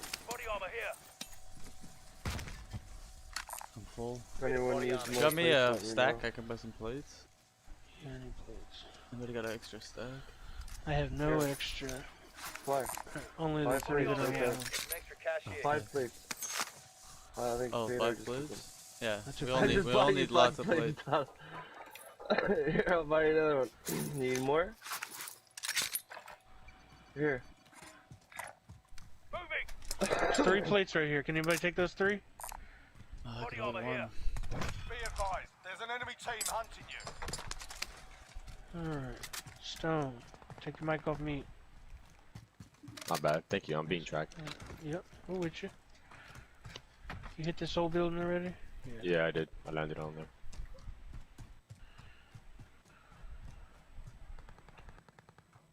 Gonna get a Should be those loadout in guys 15 just seconds, okay? So be right here. To be right inside this line.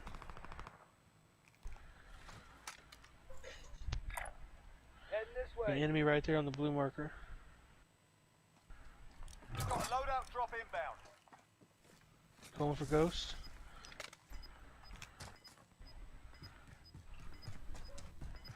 Is everybody full ammo? Yep. Yeah. Nobody needs any sniper ammo whatsoever. Oh, I could take a little bit of sniper. Alright, I'm gonna drop 40 rounds on the loadout or right near it. How do you get Guy so right much on it, ammo? Ryan. Guys on us! One's got no armor. Fully loaded everything. There's a perk. Down to one. One's up the hill. One's going up the hill. In the area.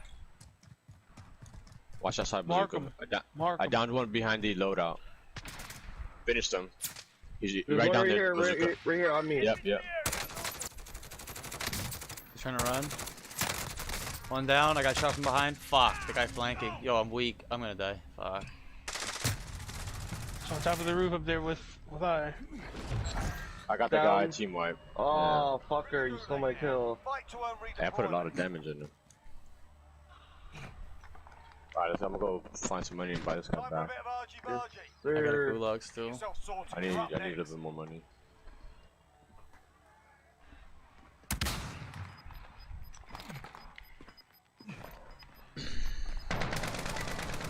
Fuck me, man. You win this fight and you return to the front line. But if you lose, Y'all wanna give me some you're money so I done can go here. get this? Sort them out or Oh, fuck. Yeah.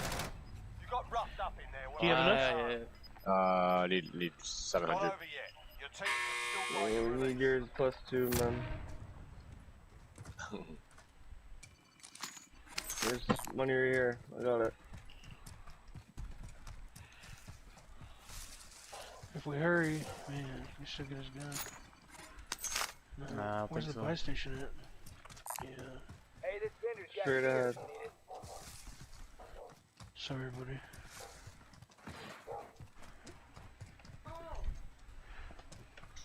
Stop! Stop! It's open. Going over here.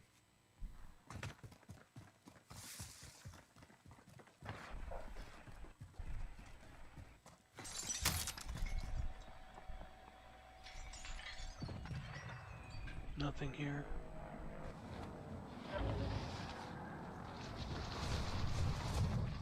You might make it. Why? I don't know.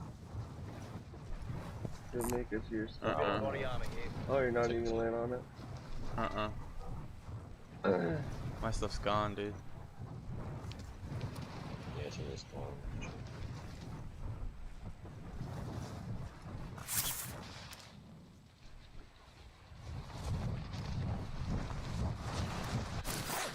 Just 9,000 more, we can buy a loadout.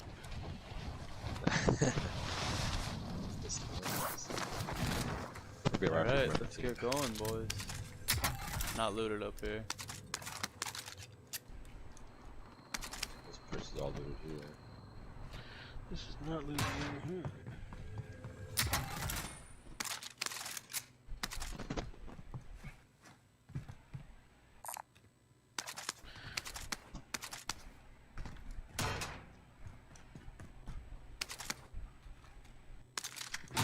Who's that sniper shooting? Let's go to the bazooka. Not me. I thought it was shooting at Ryan when he crossed. He did go with up with over his direction.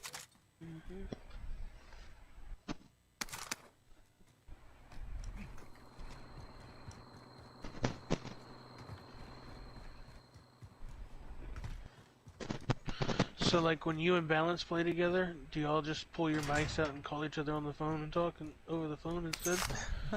so y'all fucked up mics don't get on each other's nerves? My gets fucked up, I can easily fix it. Sometimes it's annoying, so I wouldn't understand why we should do that shit. Now that I've said it though, you're like, oh, that's not a terrible idea. It's not. It really isn't. Save your battery on your controller. Man, there are many reasons to do it that way. Located a supply box. Secure that position.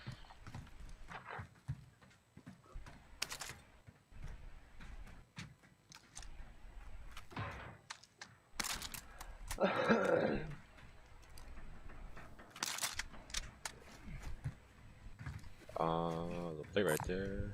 Bit of body armor here.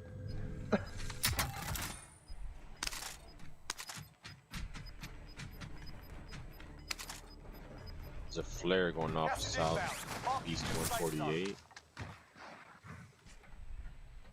Like behind by that blue building all the way back there. There could be niggas over there.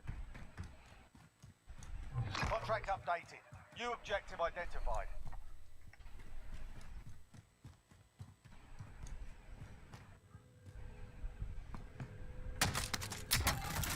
Contract updated. New objective identified. There's other boxes inside that building that you're about to run into.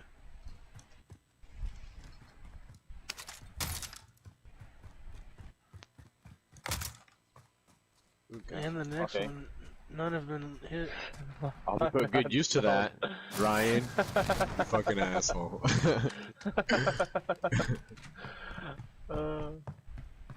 Better wear it right now, bitch. Right now. This building's not been hit. I'll find the money so maybe we can get something good to UAVs or something. Oh, yeah, we got enough for whatever we want, I guess. Enemy UAV overhead. Unless you want to fly another loadout. Gas moving in. Now we can buy some. Yes, precision I airstrike want or a some loadout. shit. Okay. I'll throw down. I'm gonna get enough on my own. Okay. Body armor here. Need more. There's some boxes up here too.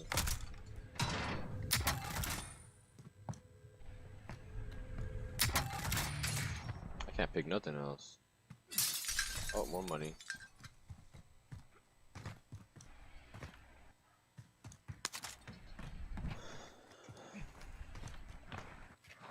Where's the buy station at? I don't see one. Oh fuck, it's all over here. Yeah, Over here. next one's at the airport. Here if you need equipment. Bit of body armor here. Oh, there's a quad coming by you, Bazooka. Do you get off? Yeah, I think so. Oh yeah, they're right on me. UAV. We're coming, we're coming. Oh, it's a team wipe with one guy. Well, Oh, I just damn got it. sniped at, didn't I? I threw a grenade. Theodore? I threw a grenade, so don't worry about it. Okay. Yeah, I couldn't put it away.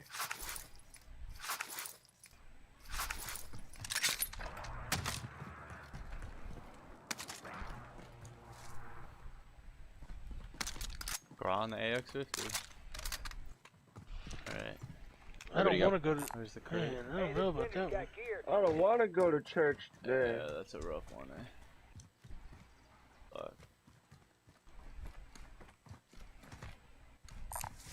Hey, this vendor's got gear if you need it. Pretty far still.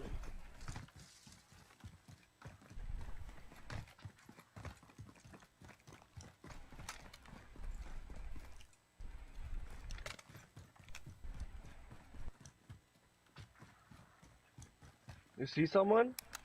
There's definitely people shooting to our right Stone? in the direction of. Stone, turn your mic on. Oh yeah, they're UAV here. overhead. Moving.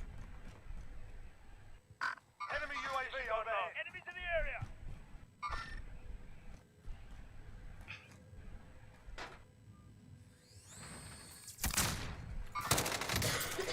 Focus armor. Oh fuck, there's another one up there. Oh, downed him up there.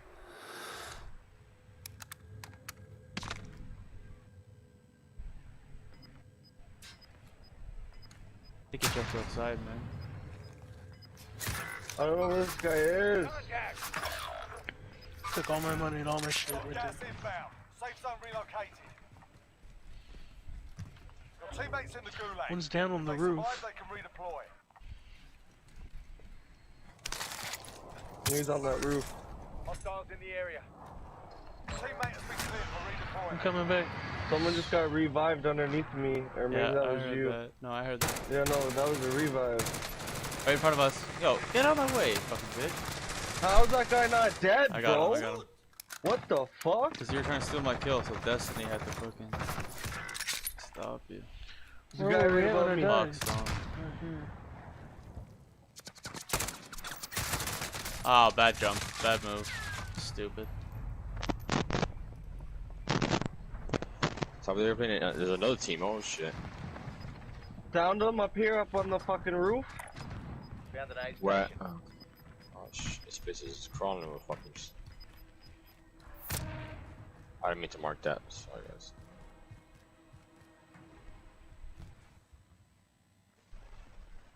Right behind you, Fedor. Team oh! With the burst fucking rifle. Yeah, it kind of sucks at close quarters. There's two steps from a fucking gun. Should have kept going. Fuck it. Oh well.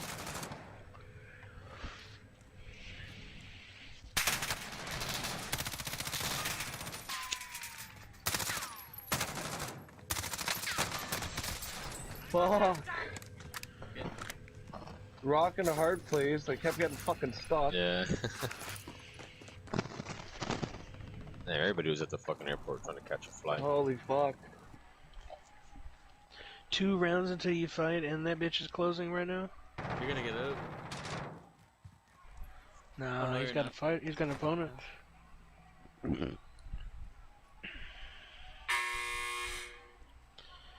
Unless it closes before these people fight, you know how it does the closing. Close is closed, right? Yep. They're in overtime. What, when this circle, oh, I'm fighting. Yep. Wish me luck. Boys might fuck me up.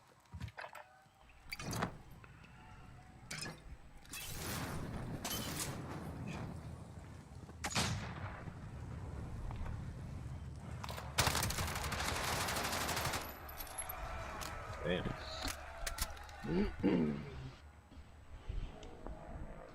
Okay, I see that.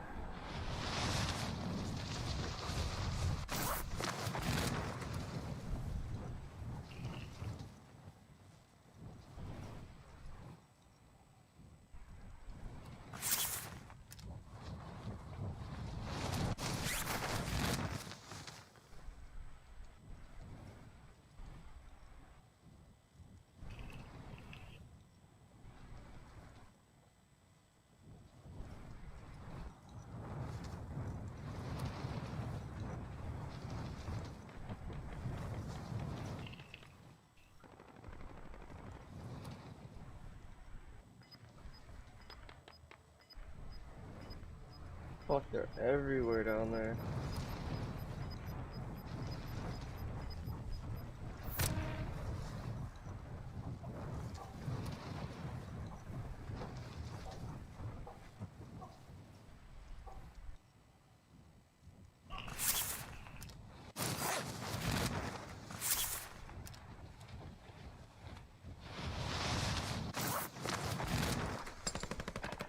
Oh, what the fuck did I just pick up?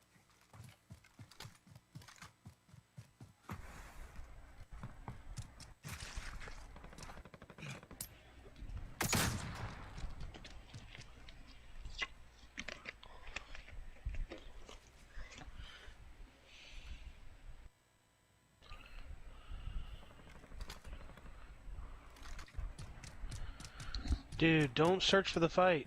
Let the fight come to you.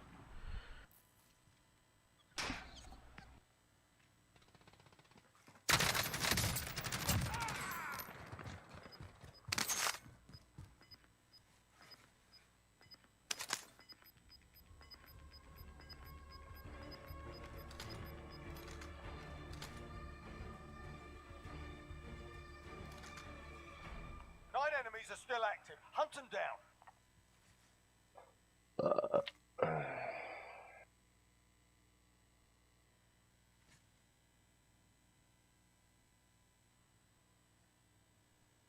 You still got that gas mask? Hell no, I need those bullets though. I know you do.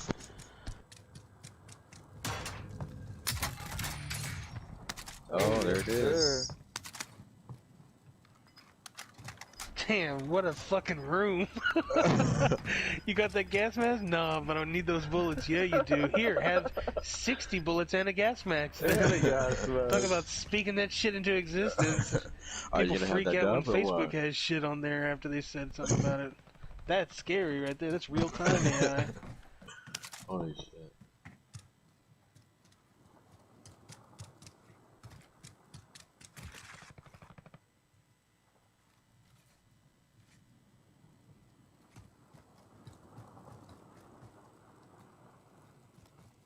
There's only 6 people left. Hopefully it's like 4 different teams. Yeah, 5 people, 3 teams. You see him. The sniper would have came in. Oh There's a Lord whole Jesus! Squad. Yeah.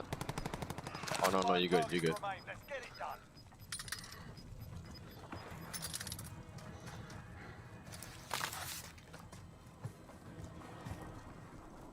Oh, you good.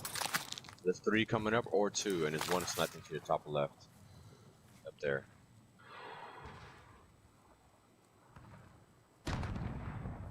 Oh, let them fight us. Yeah, lay low right there in them rocks. Fuck it, crawl everywhere. Hell yeah. You know where they're at. It's 2 teams and 4 people on it. 2v2v1.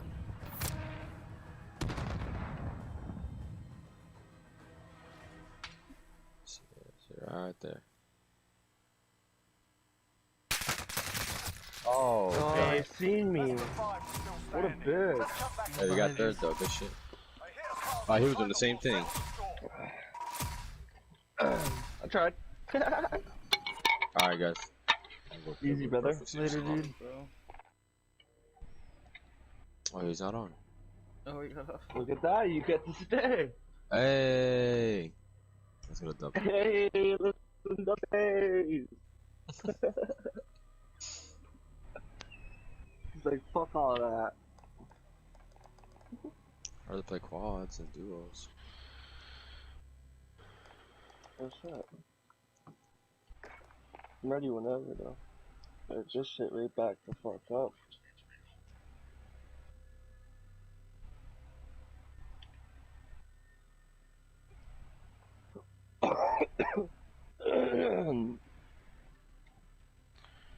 Running it.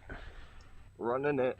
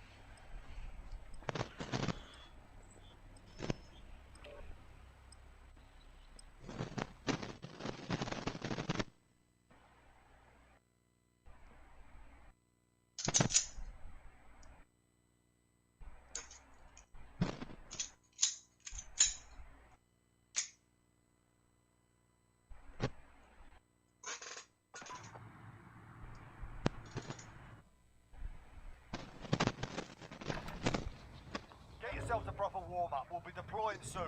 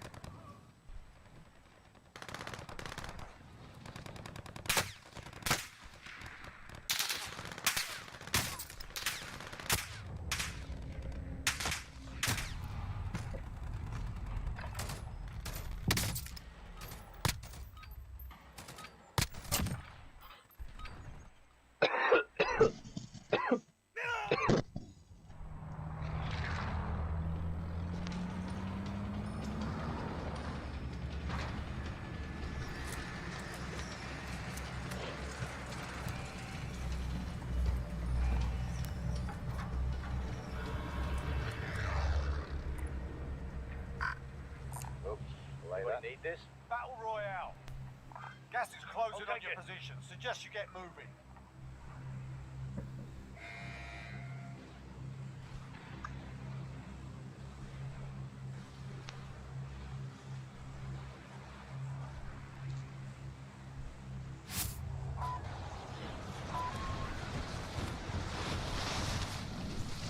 Jump, Fedor.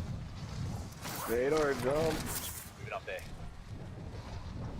Good call. Could be the call of the day. Still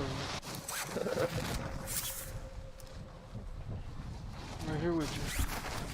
I see, we're good. Landing on the building behind Stone. I'm on. Oh, there's a guy landing on me. Eliminate all targets in the AO. Bro! Who was right in front of me? One of our teammates was right in front of me. Why the fuck did you land on the same building, bro? Let's fly. The fuck, Fly? Killed them. Your teammate was sent to the gulag. They'll fight Another for two a on the chance other to one, to the redeploy. northeast. Moving up. Just got a gun. Submit a gun.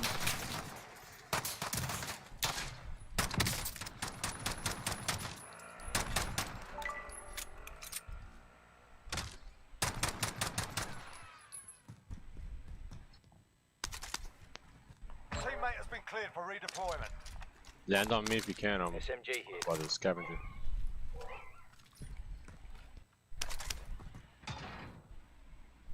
We're with y'all, y'all good? Bounty target identified. Yeah. Front the bastard. Let's get that motherfucker. Ooh, where's that Uzi at? I That's want what that I'm trying to motherfucker. pick up. I need First it, floor yeah. over here on me. First floor. I'm There's sorry. a plate behind you too, Fedor. It's okay, it's okay, it's okay. Yeah, cancel that. Body armor here. I want the odor, I don't want the burst fire. There's people here, I think. Hostiles in the area. Yeah, I saw a red dot over there. Well, the bounty was right there and he moved across the street. See him running That away? probably was him, yeah. Well, we can go back in and check him out.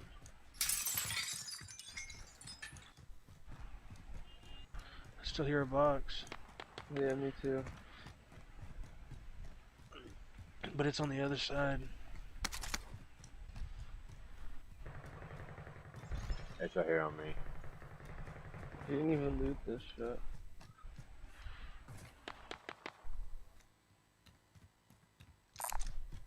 Guy dropping in over there. Two guys dropping in over there on the hospital. One right there. One on there. One right there. Right behind the truck there. Turning to the left. Always weak. Mark him. Movement.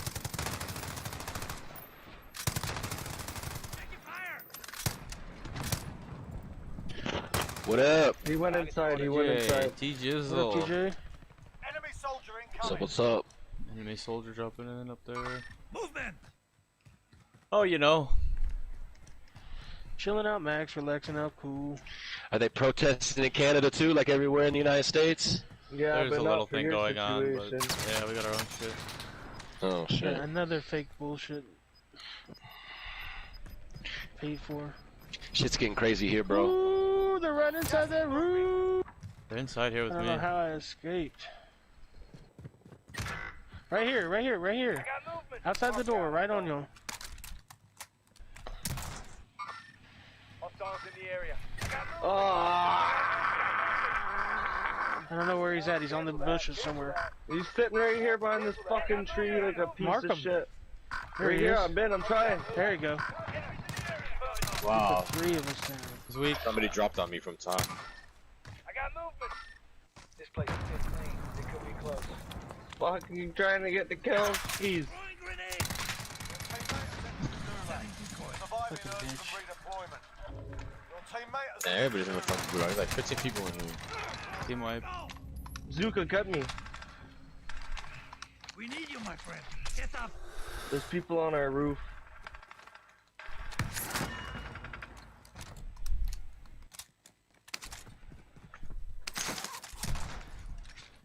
contract time expired. We lost the target.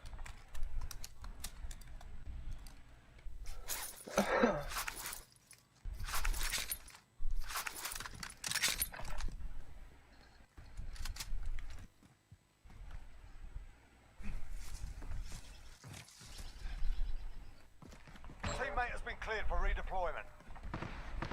Nice. Moving. This guy in the corner here too. What of where? Right on this, right where orange is right now, basically. Okay. Yeah. Saw a red dot up here. Still crate here though. Oh, I'm getting fucking hit. On top, up on top.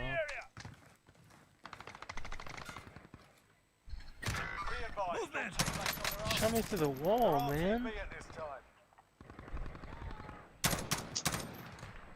Oh, that's bullshit, dude.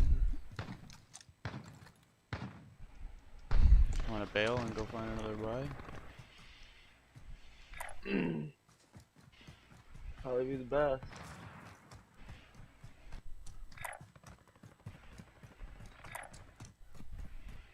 Let's go back this way. We have a car coming in. Ish. There's money here. I have almost enough to get Fedor back. I have enough. I'm going right now. There's one right up here. Alright.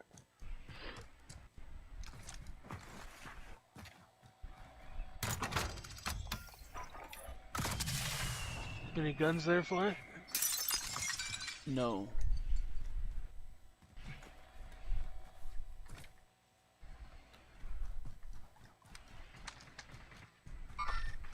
Enemies in the area. We're boxing on the roof of the Disregard low. Moving. Nothing in it. Are they still on that same little roof? We're on Yeah. this one. The lower part though, where I marked. Be advised, friendly precision airstrike inbound.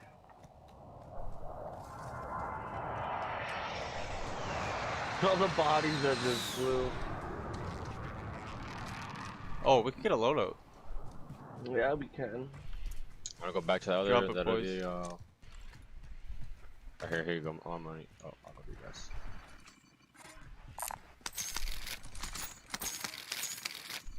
Oh, maybe. My God, here.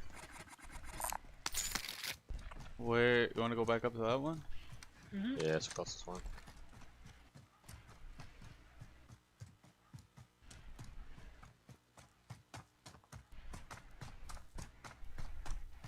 Your redstone? Yeah, I'm good. I'm just looking down just to make sure nobody's. Loadout drop headed your way. Oh shit. Oh fuck. Trying to go for the ghost after. Buy me armor plates Loadout drop headed your way. or us armor plates. I don't have much ammo Gas to drop, closing son. in. Relocating the safe zone. Oh, I got the wrong one. Oh wow.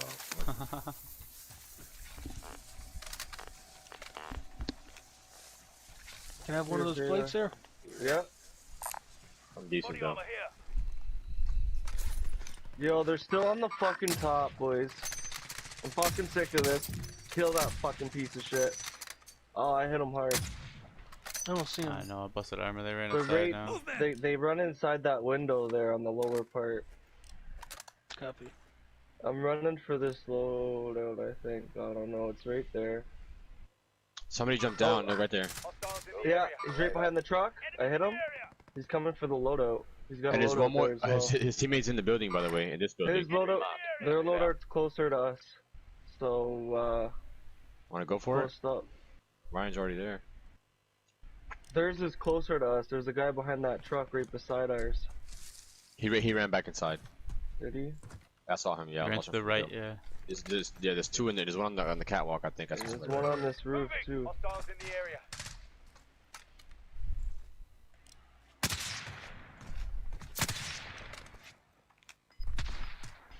Just want to be able to see everybody, that's all. Okay, I'll have to go grab mine. Watch my back. Fader, you got AR? I dropped 60 up top on the first Oh, loadout. okay. I probably already grabbed it. It's fine. I have 100. I'm dropping 35 rounds of Enemy UAV sniper overhead. right here. We're inside the zone. Keep your eyes open. 30 AR here. Cal here. Oh, from behind, from the hill, where we came from. They shot the shit out of me. There's 27 rounds of sniper right here if anybody needs it. Down one. Cleaned him up. They're dog shit. Down another one. I broke one's armor. He's running up the hill. Those like guys a are bitch. fucking I trash. down one right there. Yeah, they were really bad. Hostiles in the area. You want to push them? Yeah. Yeah. I need sniper ammo. I'm gonna throw a I smoke. dropped when we 27 get rounds on halfway. the outside of that building. No. Yeah. I picked some up for you. I got 40 for you, Fly. There's still some rounds over there too.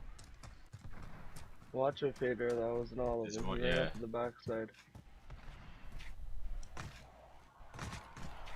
Probably in the building. Nah, yeah, I think he was going this way. I think they went to the right. Oh, they're on me. I got shot. I got one killed. Hostiles in the area. There's one due north up the hill. Hostiles in the area. I got movement. We're both down. We're I both got one down, down. so Got him, team wipe. Go Team get wipe, them. let's Go go. get them. pick up stone first. We need you, my friend. What's the proof? What's up, guys? I'm still on. I'm a mute y'all for a minute.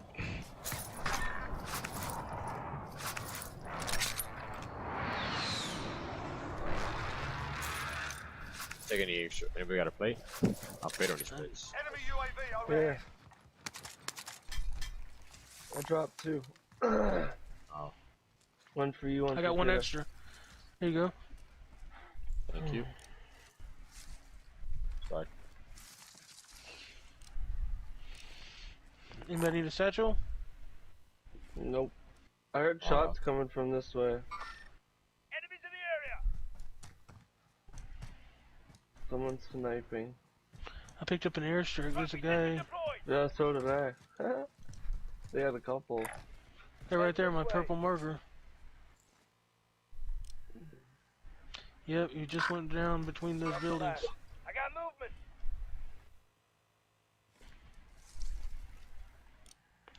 We still got a team here, do we not? Guy on top of the No, I building. I think just they knocked pushed off. out. Damn, I missed that one. Mark him, Another Flo. guy on top still. Be advised. Friendly precision airstrike inbound. Fire right here.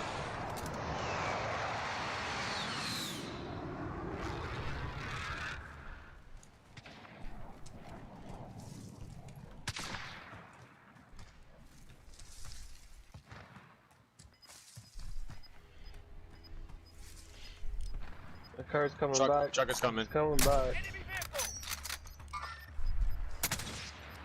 Gas is closing in. Relocating the safe zone. Oh, you fucking faggot. Shit, boys. Should've kept going, you idiot. Real shit. All I placed was a fucking claymore. That's your two Semtex is Adam. Like, I I'm didn't get just that. gonna stand here and he's just gonna keep coming, bro, because he thinks he's gonna run me over. You did think He thought he that. was gonna eat that claymore. I'm moving. That's good. Down low there, same place you saw him Push up to earlier. the high point of the hill. Gotta go that way anyways.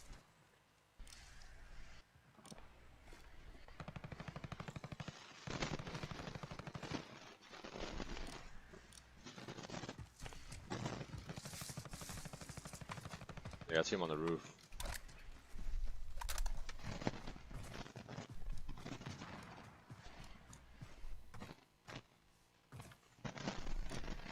Mic check. Got it. You hear me? Mm-hmm. Scratchy. But somebody's armor on that roof. What roof is that roof? Purple marker. Purple mark? Okay. Moving. There's 2 or 3 of them up there. Alright, down to 1. Allied cluster strike inbound. Oh, well. Get to the safe zone. There you go. I missed the building. Aw. I got like just beside it.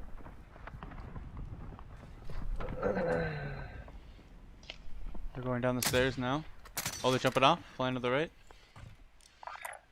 Got it. Will do. Still one up there. Yep. They're about to jump off. They're 2 up jumping there. off.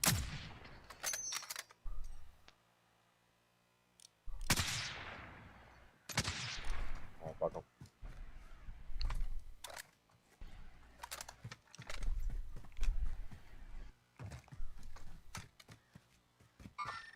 I got movement. Cancel that. I see him. Why is airspace too crowded? Hello? Hit him once. What's up? What are you doing? What are you doing? Nothing. What's so boring? Tango spotted. No orders yet. Oh, Really? yeah. Cool. Contact. I can't. Hostiles in the area. All day, eh? I'm gonna get over here early though. I got Good, movement. thanks. Snipers on the tip top. You're not off tomorrow, right? No. They all got their armor busted. Man, I suck. Oh, well you still have to stay though. You can do something. Maybe. Yeah, hit that guy in the back when it's marked. Yeah. Oh, One jumped down. Yeah, Yeah. one just jumped down. Okay, well, One's landing there. You're sleeping. I'm playing. Contact. Alright, Right. love you. Love you, that.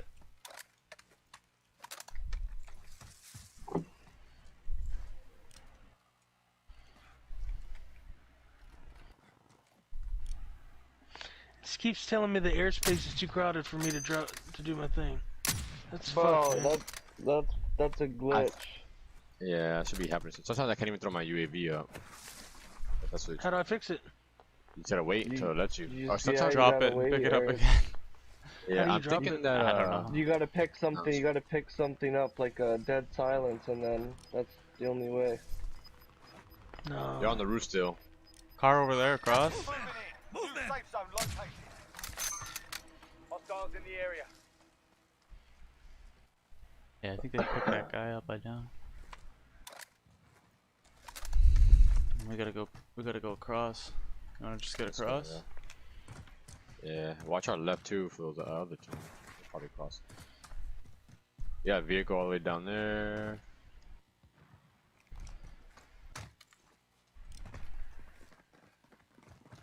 It's crossing now. Crossing, yeah.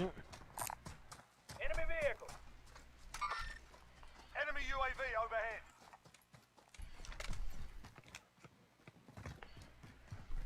You guys wanna, which way are we going? Straight There's in, people right or- here. There's people here. Yeah, literally on that in the area. building. Push left. Really need to split up your money, friend. Sorry? What do you What guys is- need? Nothing. We should split it up though in case you die. Versatile. between me, you, and Stone. Like at least give us 4,500. Top of the red roof. We won't spend any of it. It's just Movement! in case. Movement! Yep. Thundercash here. And don't go ahead, spend Stone, it. grab it. As long as I got enough for a revive, I'm good. When time comes. I didn't know I had that much fucking guap on me either. Damn. Is there a fire station close? Fuck. We could use some shit. There's a whole squad over there though. Yeah. Unless you wrap around all the way to this one. Got a vendor here if you need supplies. Which looks like it'd be... That might even be our best bet to go over that way, but... Head to the Oh, hill. guys are here, right at, just right past the bridge. Right on the bridge, actually. He's running this way. Try to get up this hill here. One guy's running up the hill. Ryan, don't push too far. Oh, I'm not shooting at them. Helicopter in the air. They just went up on this mountain, boys. They're gonna be fucking trying to snipe a spot. Fuck, that's a nice mountain. It is a nice mountain, isn't it? Let's take it over. Going left.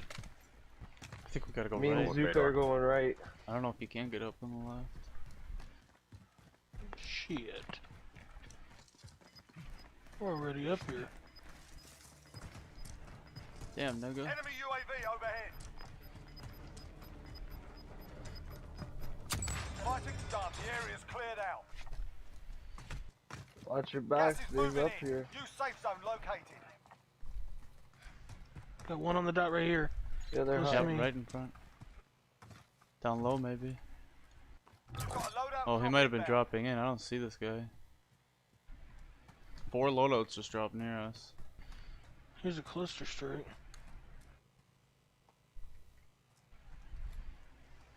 Where the fuck did these guys go? They must have kept running. Why would you leave this spot? One was on the dot. Hey, somebody come right over here on me and take this other fucking... Where was it at? There was ammo and guns and shit. Oh, right here. Take this fucking, yeah, precision airstrike. Oh yeah, well, oh, there's a gas mask too. Fucking right. Oh, let me have that. I took it.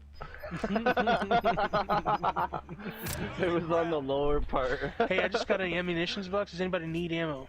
No, I'm full on both. Good. 15 short. I'm good, I'm good. Sniper rounds. There's some sniper on the ground over here. On purple. Guys, right here. Whole squad. And they're getting third party. Downed one. Hit one hard. Down one. Enemy UAV overhead. At the yellow house too. Enemy UAV overhead. 25 remain. Solid work so far. Let me use my fucking airstrike.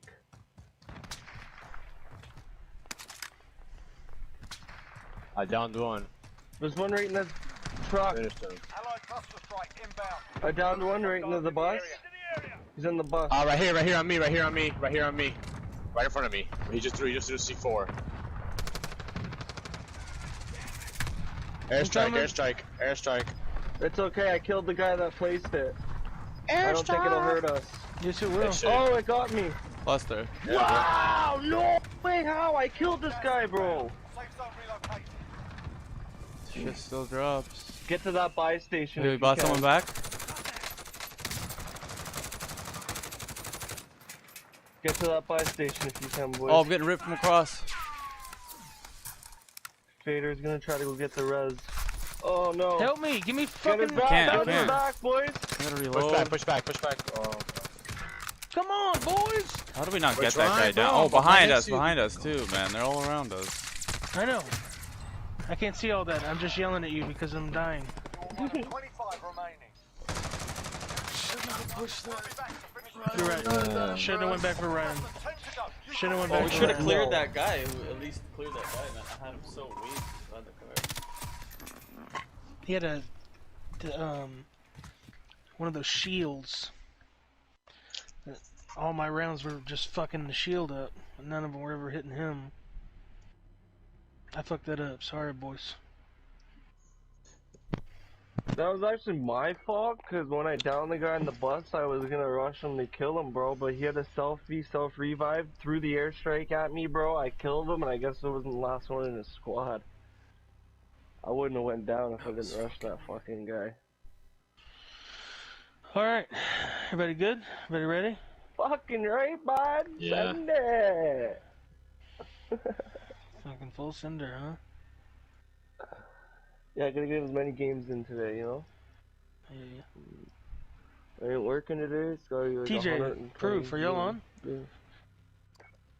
Been on, bro. Are you playing right now? What's up? Yeah. Are you in the middle of a game? No, he's not on. I'm on. I'm playing. I'm Are playing you in the middle of a myself. game? You're both playing solos? I'm playing solo right now. I'm playing multiplayer. Yeah, that's what I'm playing, multi, but Oh. trying to get kills on my... Well, I'm gonna run a trio with y'all, and y'all run a trio together. What? Let's go.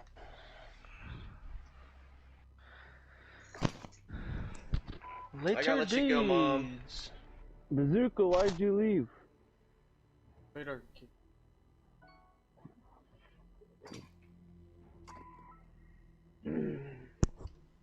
Who am I still with? Stone.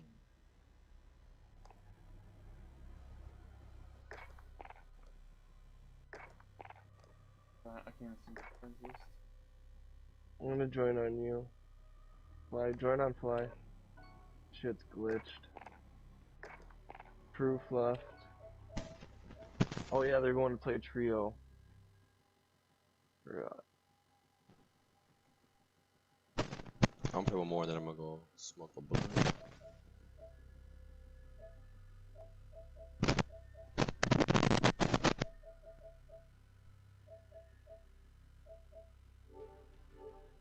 Alright, trio.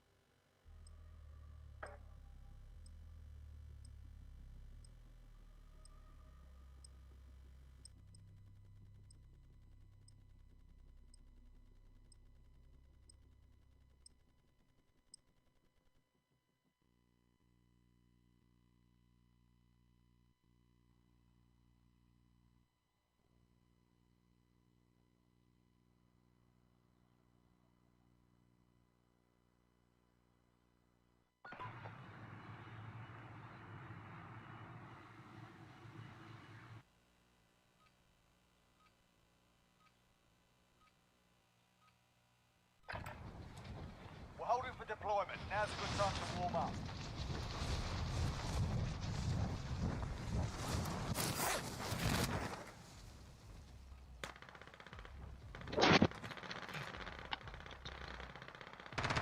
Enemy soldier in. Mom.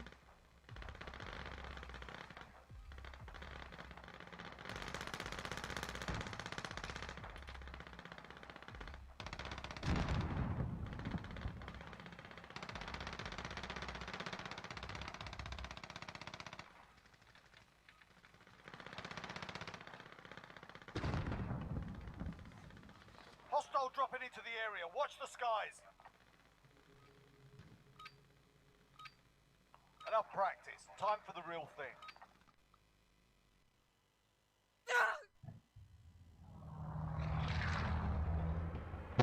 Where we going, fellas?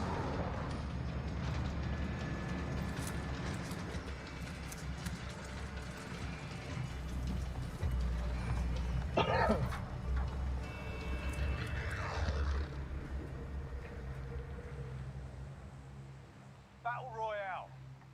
Mark a Hey. drop point for your team. Hey. You'll lead them in. Did you work today? Gas is closing on your position. Suggest you at get work? moving. Anybody need this? Are you on break? I always schedule a good time, man. Okay, we smoked the cedar trees, right? That, you know that one that's always there? That's like the on the red basket? How much is that right now?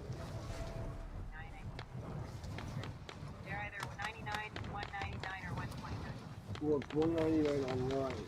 It would be cheaper in the store, right? Not necessarily the price at the store. It has to What's the online? Alright. You pay $1.99 in the store, you return it 5 years from now. A lot of people coming this way, Ryan. Yeah, no. They're going straight for that scavenger, looks like, too. Okay. I'm falling kind of short by the trains.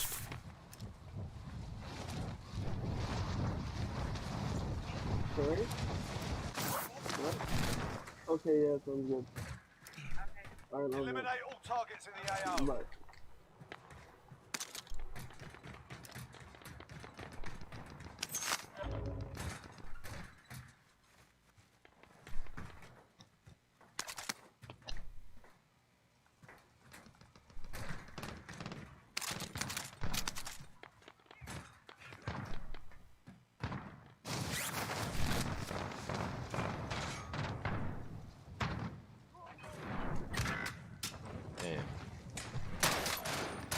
What a retard. Oh, there's two of them in here.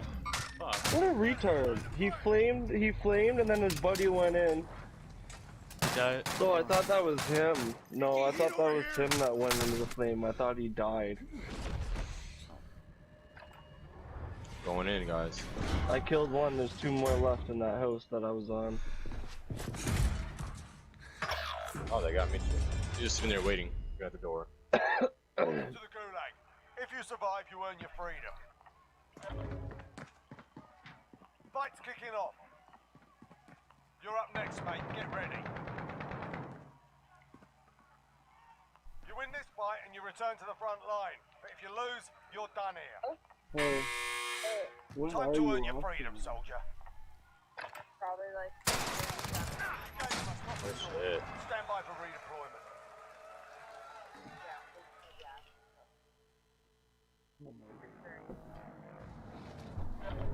Little bitch. Your teammates done in. They're returning to base. Your teammates done in. They're returning to base. I wanted to grab that box.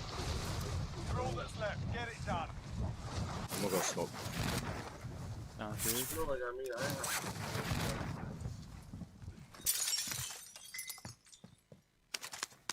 I know that. That's why they don't think.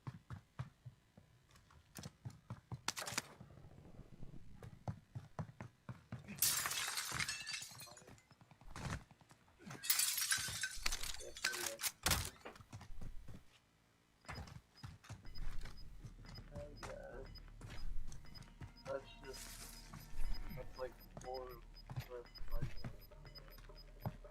Losing ground. yeah, that has to be more rides.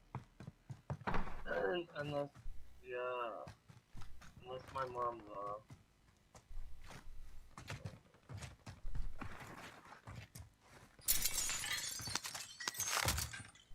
Yeah, but I wanna like try it out and stuff, make sure I like it. Oh.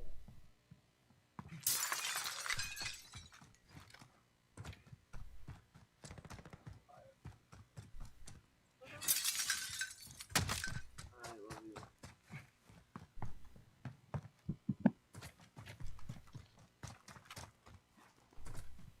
What happened? Oh, he just went into smoke? Yeah. Well, I guess after this we can play a fucking duo. I guess. Get a dub for the stream and a duo, bro. That dude was pretty got easy. Pretty fun. Yeah, I've gotten one. My bad, I'm making a new computer chair. I need a new From chair. I hate my Costco. chair. I know, me too. Like, I didn't even buy mine. I just took it from the basement of my mom's house.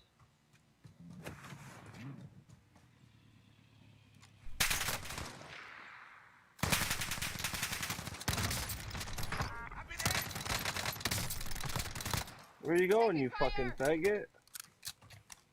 You went Scared around. or something? Ah. Fought hard out. Should have had him too. That was stupid. You tried, bro. You tried. Fuck, that was a good goal. They're dumb, bro. I was standing out in the open still, like. Should have had them. Are you party leader? Yeah, I am. Forgot. Okay. So, how was your little bonfire last night? That's Did nice. you get lit? Good. That's Well good. done. It's always nice. Well, parents. It's good weather for it, that's for sure. But damn sure.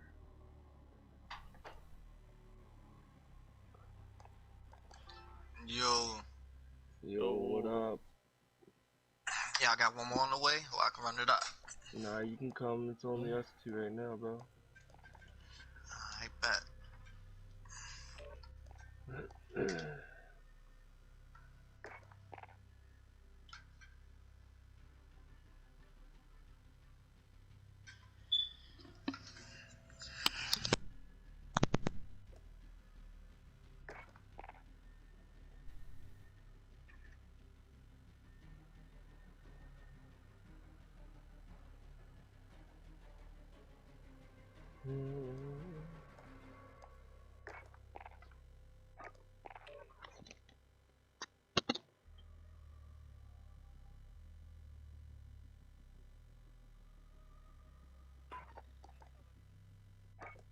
What time are you off?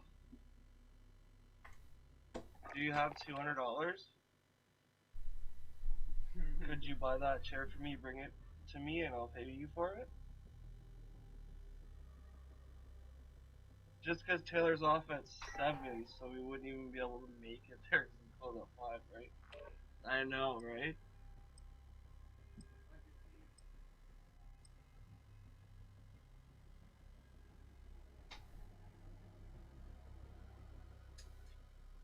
I mean, just let me know. Like, you have your last break? That's your last break. I said you already had your last break, didn't you? Okay, well, just let me know if you can or whatever, and go from there. Okay, thanks. Love you.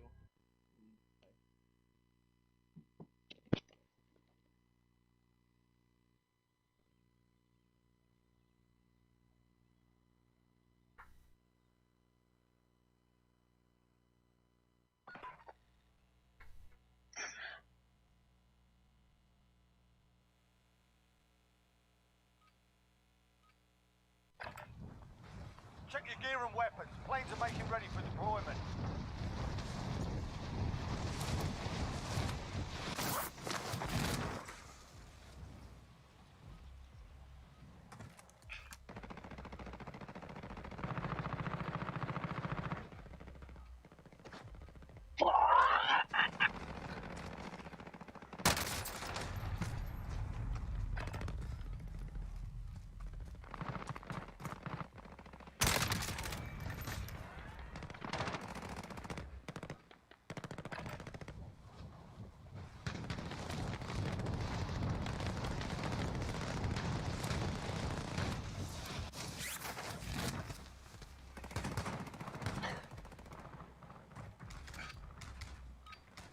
Playtime's over, mate.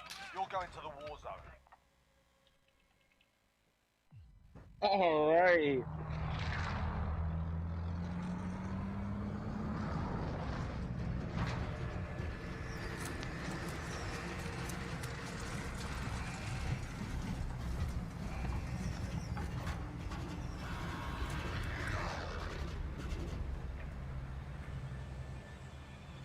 Battle Royale. Mark a drop point for your team. You'll lead them in. Avoid the gas. Get to the safe zone.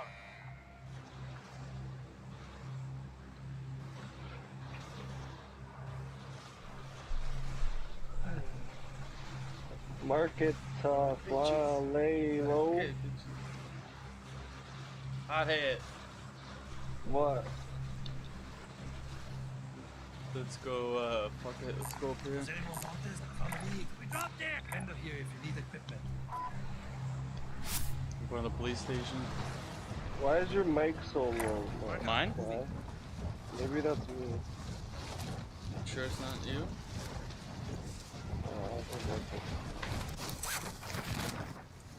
Oh, those guys on the police like crazy. Then on where I am, the buy station. Eliminate all targets Oh shit. in the AO. I saved you a gun and ammunition down below. Why? I got M4 up here. Ryan, careful over there. I know.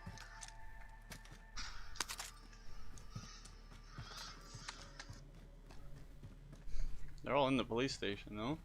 I don't know. I didn't even see them. They're all hiding like queers.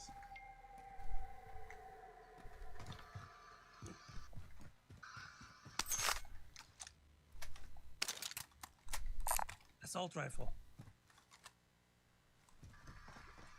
Climbing ladder. Climbing ladder. Clear on Oh the roof. shit, they over here. There they are. Inside there, eh? Oh, he's only... You jumping down, Ryan? I'm already on the roof, I'm just gonna wait. I'm right here. I'm just waiting for him to come I'm up. not gonna jump down yet, no. I don't know how many's in there. There was just one. Yeah, his homies must be in the police station or something.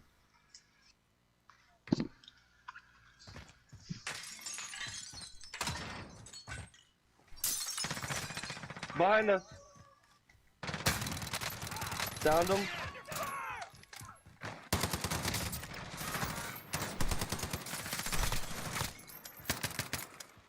I got one over here.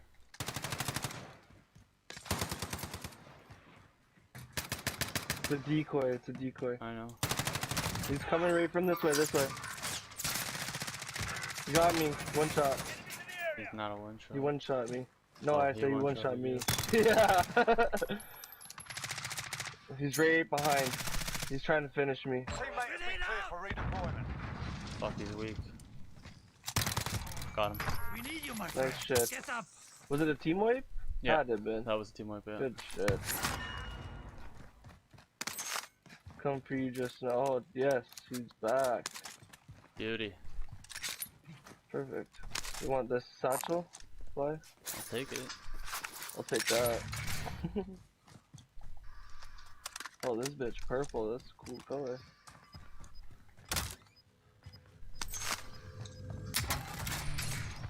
Another satchel here. Yes, sir. Thank you, Thief. Moving in.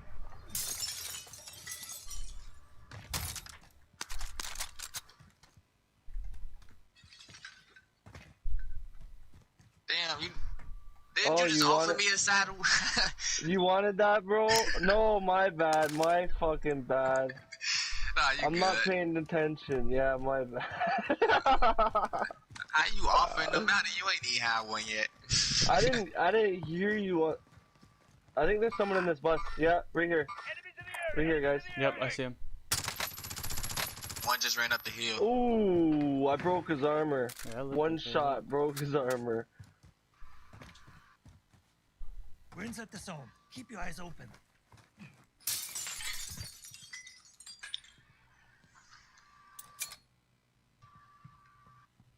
Are you in the house, Fly? Yeah. They might be upstairs. Has to be. Yep. Team wipe. Another Oh, satchel. good. Here's a satchel. You just coming today, huh?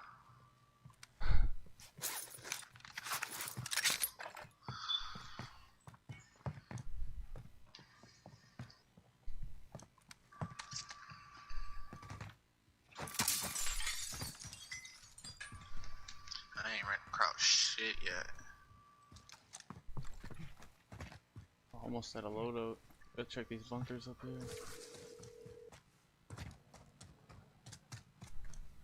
Bunkers been hit. Shit. Enemy team is tracking your position. So when you got a red access key card, you can only hit the bunkers that's outside. What do you mean outside? You can hit 10 out of the 11 bunkers, I think, with the red card. So like look, like these bunkers we at right now. We'll be able to open the ones downstairs for these. I don't think there's one here. I think the one... Oh, maybe there is one here. I gotta check the map. I know for sure there's one up here. There's one that be over here. It be spawned over here, but like snipe from they stadium. always change the location for them.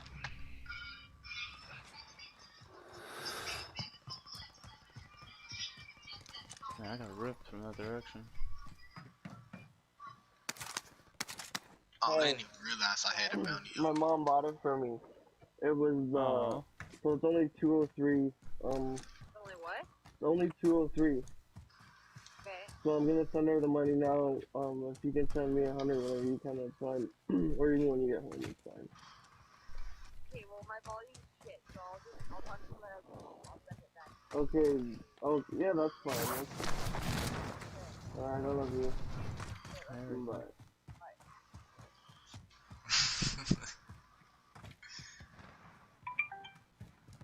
It's cute. What? Enemy UAV overhead. Bitch.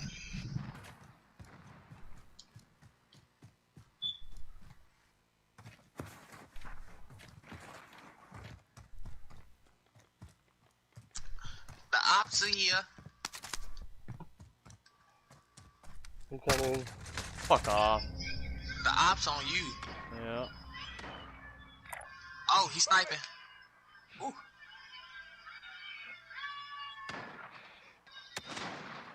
He down. Another one right there. Contact!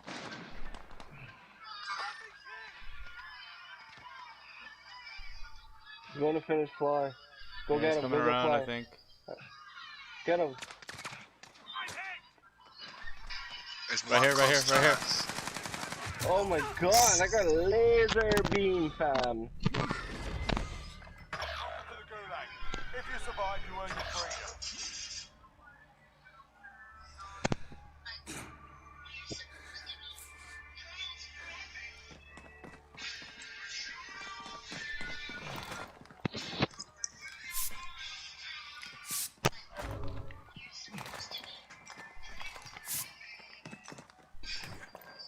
Got a proper fight. Where is he? Where is he? Get ready to fight. You're next. Why? Oh, I Y'all don't know. not in the same thing. He's in the middle. His spawn left. His spawn middle. His spawn right. They're returning to base. You're the last one on your team. Finish the job. Win here and you return to the front line. You lose, your fight is over. Time to earn your freedom, soldier. You gave them a proper choice. Stand by for redeployment.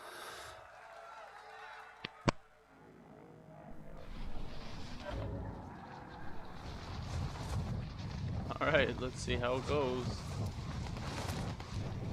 Don't fuck up.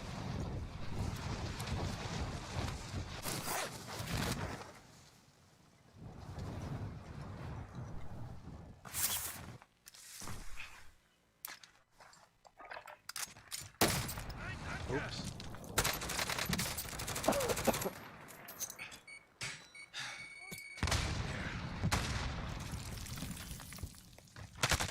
Oh shit. The enemy took that one, but we'll be back to finish the job.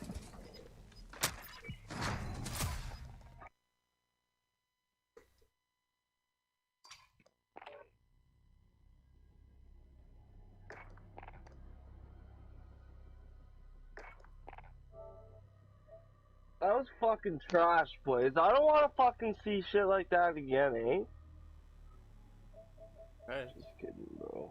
Just kidding, bro. We gotta get this dub for your stream, bro. Gotta get these dubs.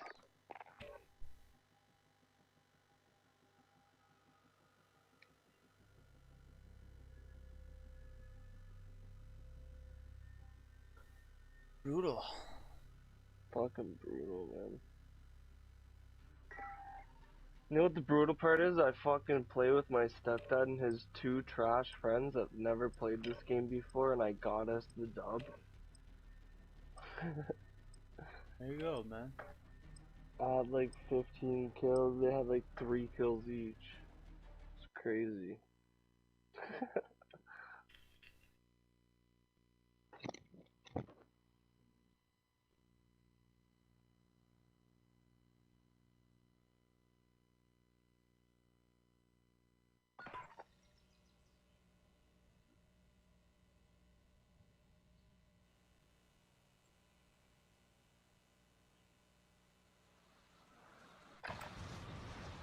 yourself to proper warm-up. We'll be deploying soon.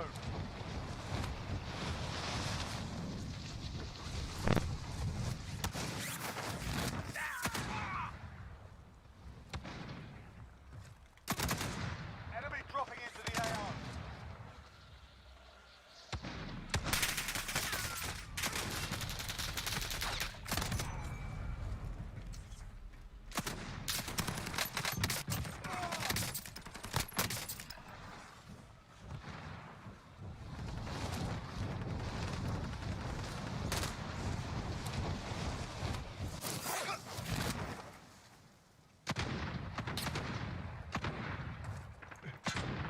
Enemy dropping into the AO.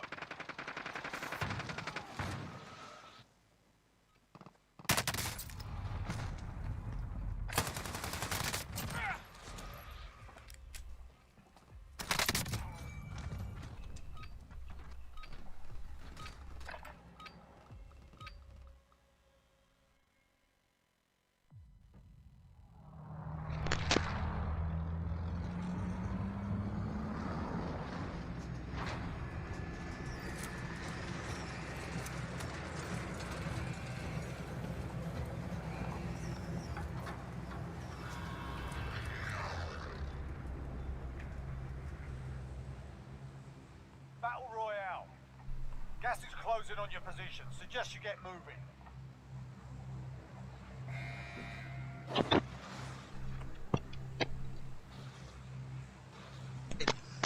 That's the only little cousin he got, motherfucker. Yo, where y'all trying to go? What do you think? Where do you think? They want to go to the big bitch house. Yeah, sir.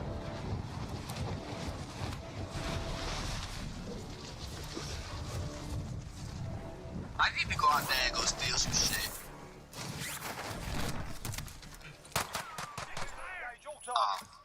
Easy there, Tiger. Better safe than sorry. That's for sure.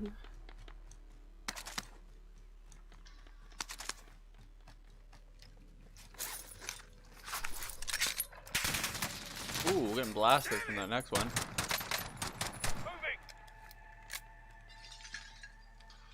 And look at my dumb ass. Y'all jumped off the roof and my dumb ass ran down the stairs. Pussy ass bitch. Shooting at me, pussy ass bitch. I'm gonna go get him. You know. Keep distracted. Get us an egg. Aw, fucking Don't bitch. tell me you fucking Can you got get me. him? Oh. Somebody fucking help me, man. Fuck, man.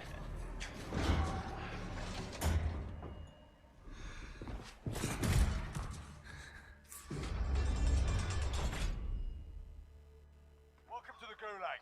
If you survive, you earn your freedom. Excuse me? You can always have a go at these bastards while you're waiting. Give them some choice words or smash their mugs with a well-placed stone. We've got a proper fight here. You're up next, mate. Get ready. Listen up, soldier. Win here. Wow, there's return to two the of them front up line. there, bro. You lose, you're On the done. roof? Time to earn your freedom, soldier. Well.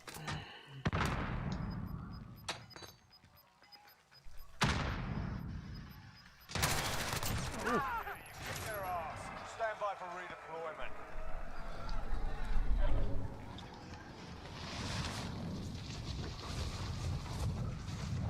Did you kill them all? They still out there? Nah, I ain't killed nobody else. Yeah, one person. Yeah, he's still up there. He's right out the door. Contact!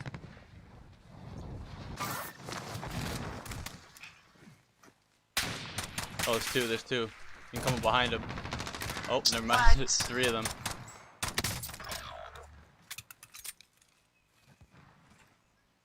Enemy soldier incoming.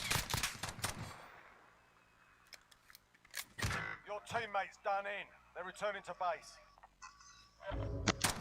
Your teammate was sent to the Gulag. They'll fight for a chance to redeploy.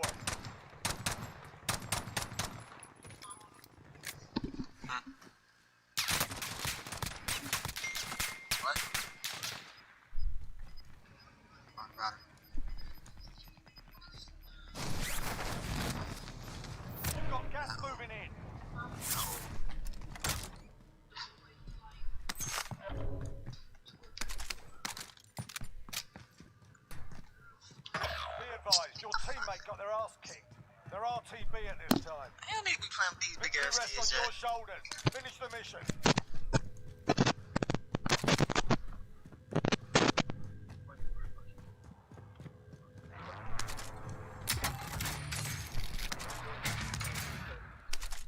One more game. Oh my god.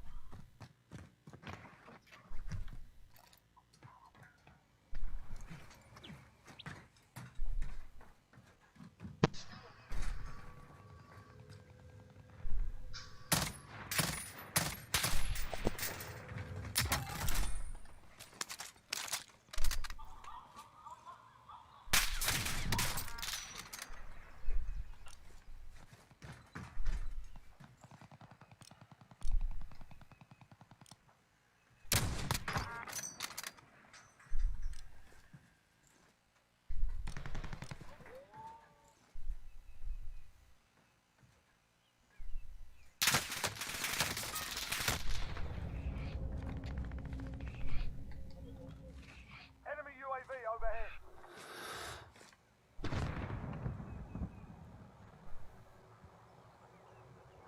Let's see what I got.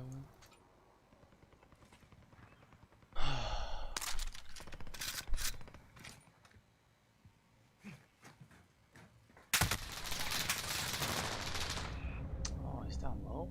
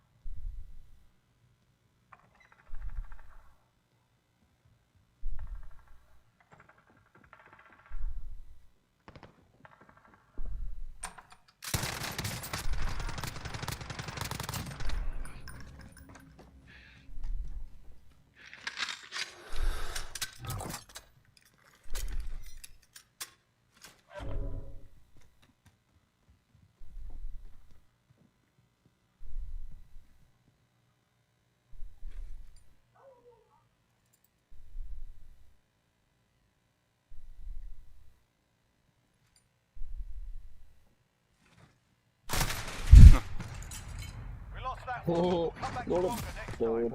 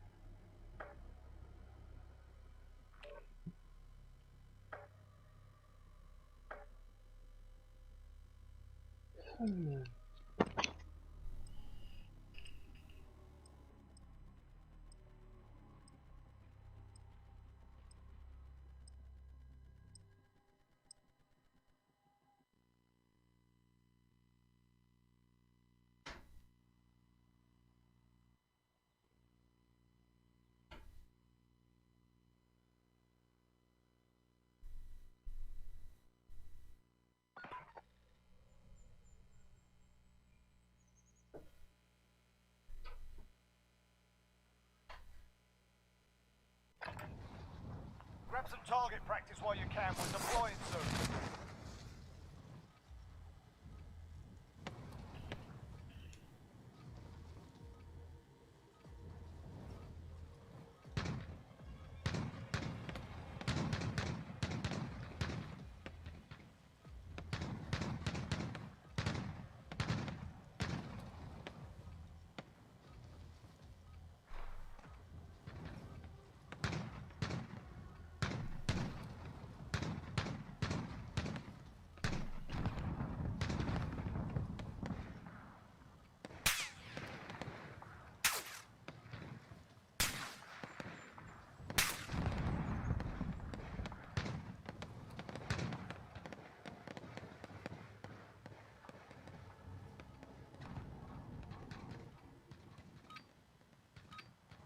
Warm-up's done. Time to kick this off.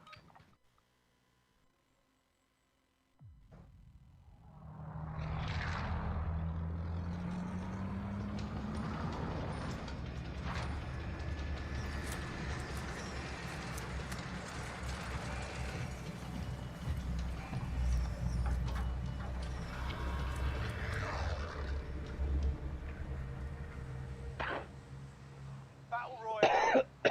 Alright, soldier, mark a drop point for your team. Avoid the gas, get to the safe zone.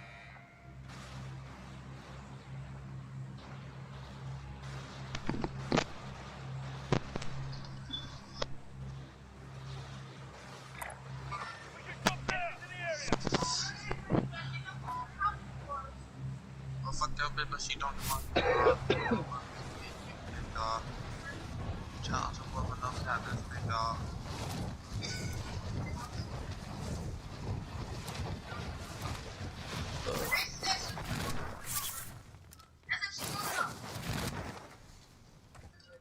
Hold on.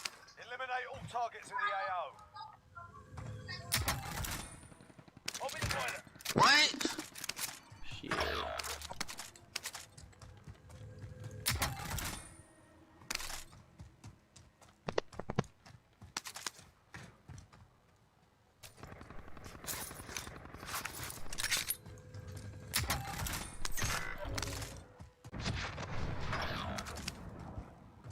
Your teammates in the gulag. If they survive, they can redeploy. Your teammates in the gulag. If they survive, they can redeploy.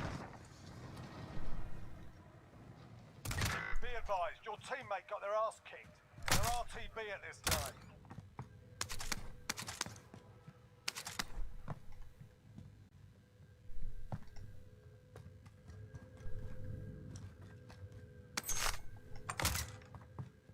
Your teammate's done in. They're returning to base. You're all that's left. Get it done.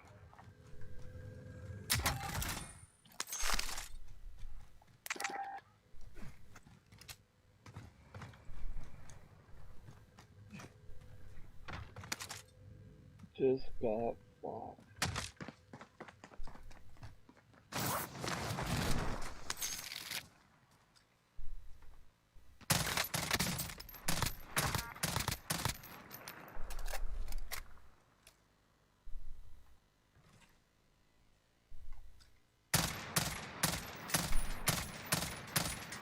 Fucking whatever.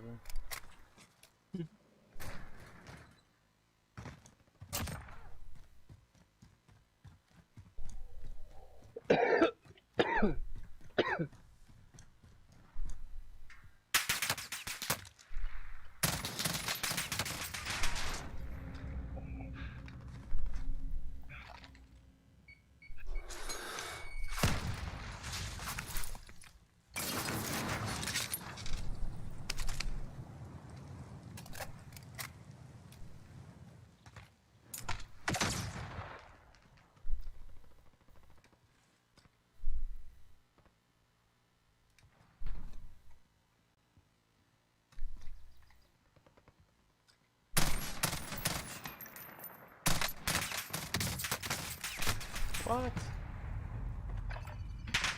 I don't know, man.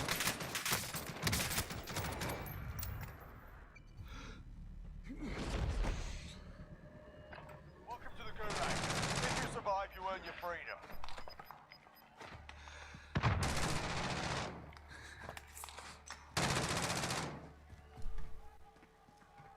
You win this fight and you return to the front line. But if you lose, you're done here.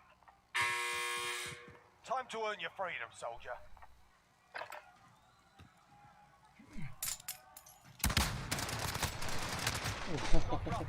Wow.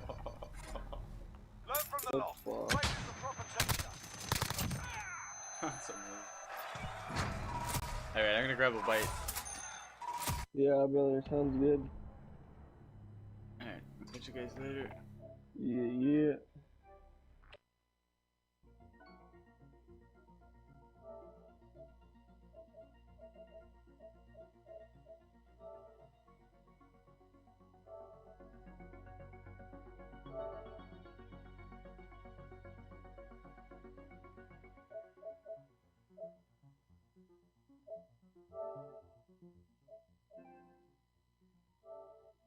Oh, get another.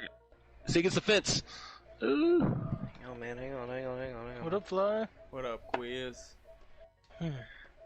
Somebody mark a spot. I'll get him back. Everybody quit over there? Who's up? Yeah, Me. I had to fake him out a little bit, but Believe it or not, me. I'm gonna go have a smoke. You guys I don't believe it. deal with this Uh-huh. shit. Billy, tell him it's me. It's TJ.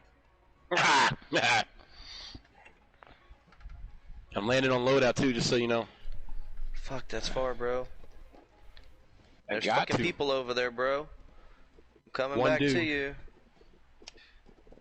Now, why is it okay for you to do it, but not okay for him to do it? For who? When he was chastising you about landing there where there were people at, and you were like, I need to get my guns. They don't work, but I need to get my guns. But now he says There's a he's on whole loadout. team in front of you, bro. I see him. I could use some help. They're looking at me. They're not even looking at you, bro. I just shot my load. Like seriously, I hit him in the. I ran. Oh, there he is. Shit. Right there, bro. Broke his armor. I'm going. I'm getting out of there. I don't know where to go. I don't know either. I got I a dude to told my you not to left, drop and a dude- there, bro. I had to have a gun. Ah! Yeah, but Bill, last time I fucking bounced, bro. Or last time the other night, you dropped back right in, or we dropped right back in. Everybody left. Everybody left where we had gotten killed. Hey, are you gonna like help me out here, or am I just supposed to fight these dudes by myself? Yes, he is fighting someone too. Oh, no, he's No, not. Sorry. I'm fucking running. leaving, bro. I know you're out. Bye. Leave. Thanks. I told Buy you me not back to. and, I told you not to drop there. There was a bunch of fucking people. It doesn't make any fucking sense.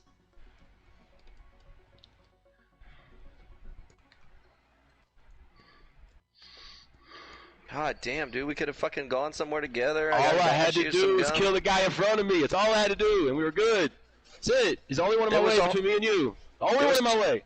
There was fucking at least two teams. I shot him, and they separated. One went left, one went right. The one that went right, all we had to do was kill him. But no, you leave. Abandon your teammate. I fucking hustled my Worst ass off case to get you scenario. back in. I In fucking his hustled my defense, ass off. He left long before you were in that fight. There's no way where for me to go unless I fight him. I can't get out of there unless I fight him. Exactly. That's why I fucking told you don't drop there. I saw the fucking bunch of people. There was no way you were gonna get out. No, you saw them when I was already down there. No, No, he told I you when didn't. you were dropping in, you said, by the way, Proof, I'm going to the loadout. And you hadn't even jumped yet, and he said, I wouldn't. There's a team there. No, he said it was hot. He said no team. He hadn't seen a team. On the way No, back, I he did saw the see team. a fucking team, bro. I He saw said, I saw a multiple team there. fucking. That's what he said. I saw But multiple it's fucking regardless. people. I'm not gonna run around with a handgun. Regardless, all we had It to do is doesn't kill matter. one dude. Exactly. All we You had to do is kill could've- one dude. That's all you had to do. There was it. What are you talking about? I saw at least three, bro. At least three on All one right. side Go and win then it, three on bro. another. Go win it. Go win it. I'm not. I'm gonna go win some money and buy the other person back who might actually listen. Oh yeah, yeah. God damn. Here, look, all this shit. Look at all this fucking shit. You would have had it. Gun, thermal silence. Those look are at shitty that. guns. Thermal silence? That's a good gun, Mitch. What the fuck is wrong with you? Go do something. Ah, damn. Instead of bitching. Bitching. Fuck you, dude. I still got more damage than you, and you've been alive longer. That's because I've been hustling, bro. Yeah, running away from people. Is he on the roof? He's gone. Probably jumping in. Why do we have to shh? You asked a question. Because I heard him moving. I can't hear when y'all are talking. There they are.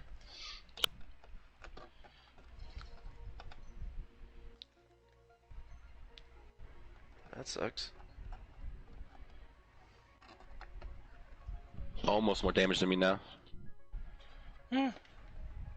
So really, I was one fucking hit away and had more damage. Now, that's what you were talking shit about. Well, 2. Fuck you. I'm gonna go win this map by myself. I don't give a fuck, dude. Just buy me back, man. I gotta find some Prove me money, wrong. bro. Prove me wrong. But I have a feeling you're gonna die here in about 2 minutes. I give you 2 minutes. You give me 2 minutes? I'll take it. Fuck you. You said you ain't even making it to 5. 3's about to run out. You ain't making it. You might even make it to 4. What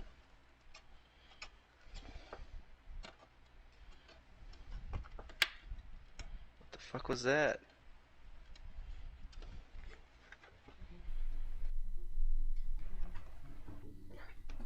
Damn, niggas, this shit is heated in here. Were you listening to us on your Right stream? in the kitchen, yeah, man, that was good shit, dude. I love that shit. That is good. People love that shit.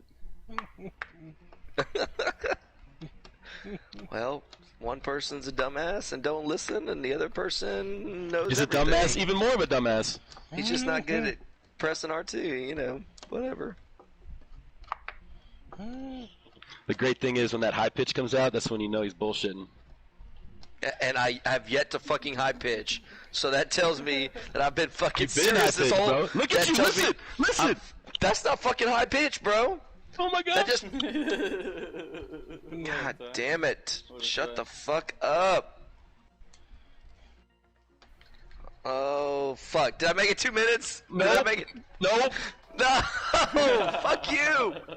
I think it was 1:45, bro. No way! No way! Did you time it? You faggot! I told you at 1:33. It's 1:35, so it's like but it I just got turned 2:35. 1:35. I made 2 minutes. Hey, but look who has more damage still, bro. And you played the entire time. I got 2 kills, bro. How many kills you got? Just Nothing. saying. Who's backing us out? I am. I don't know. Look at that whole team. That's Did the you whole see team. Jacob's text, Bill? He asked if we were on. Shit's getting hot in Austin too. Yeah, his dumbass decided to go out there. Oh my gosh. Already intoxicated. What are they gonna do when the second wave of coronavirus comes too? Or this fake ass virus comes?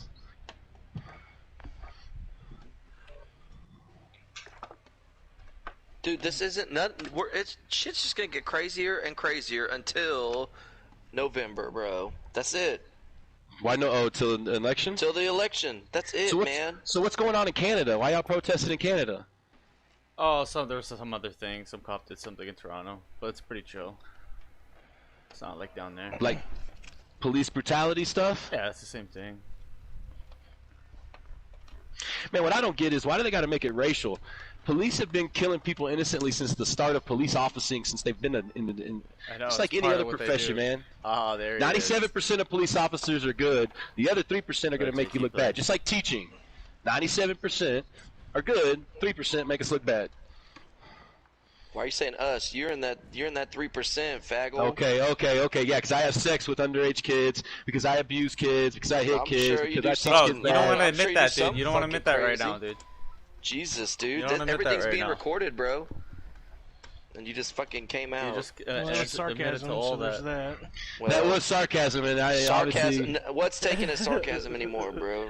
Well, you're the one provoking, so why don't you stop, bitch? Everything there's no such thing. You know, you sound like right now. You sound like Jacob to Tarek. Where you at, Jacob? Why'd you put his government out there, man? I'll tell you the difference between me and y'all. I actually been out there going to these things and seeing what's here we go. Here we go. Yeah, bro. I want to hear. Yeah, what'd you do? What'd you set fire to, bro? Here, bro. I went out there the other Just remember, night. you recorded. You give a fuck. I record anything. These days you can say and do whatever the fuck you want. Wait, what? Okay. Our president's been doing it for 48 hours. And I voted for the man, dog. So you went to downtown Austin? You didn't go to Dallas, Yeah, eh? the first fucking night. Why would I go to Dallas? I don't know where these places are, dude. They're everywhere. It's every major city in America, bro. Yep. Yeah, it's a lot of them. I mean, I live in Colorado Springs, and it's only 500,000, and it's getting crazy here. Shit's getting violent. Yeah, they burnt down a fucking cop car. Shooting rubber bullets at protesters is wrong on both ends. What'd you do? Well, Did you stay 6 feet from people? Nah, nobody's been doing that. I've never really agreed with that anyway. I mean, I did for old people and stuff, but obviously, Let's run, man. Can we run? Are we running or what? At least anybody's problem. You coming, JT? I don't have him on the. What happened to Fly? Did he get out? Yeah, JT can play. I'll chill. I was just gonna run some multiplayer. Get my gold guns.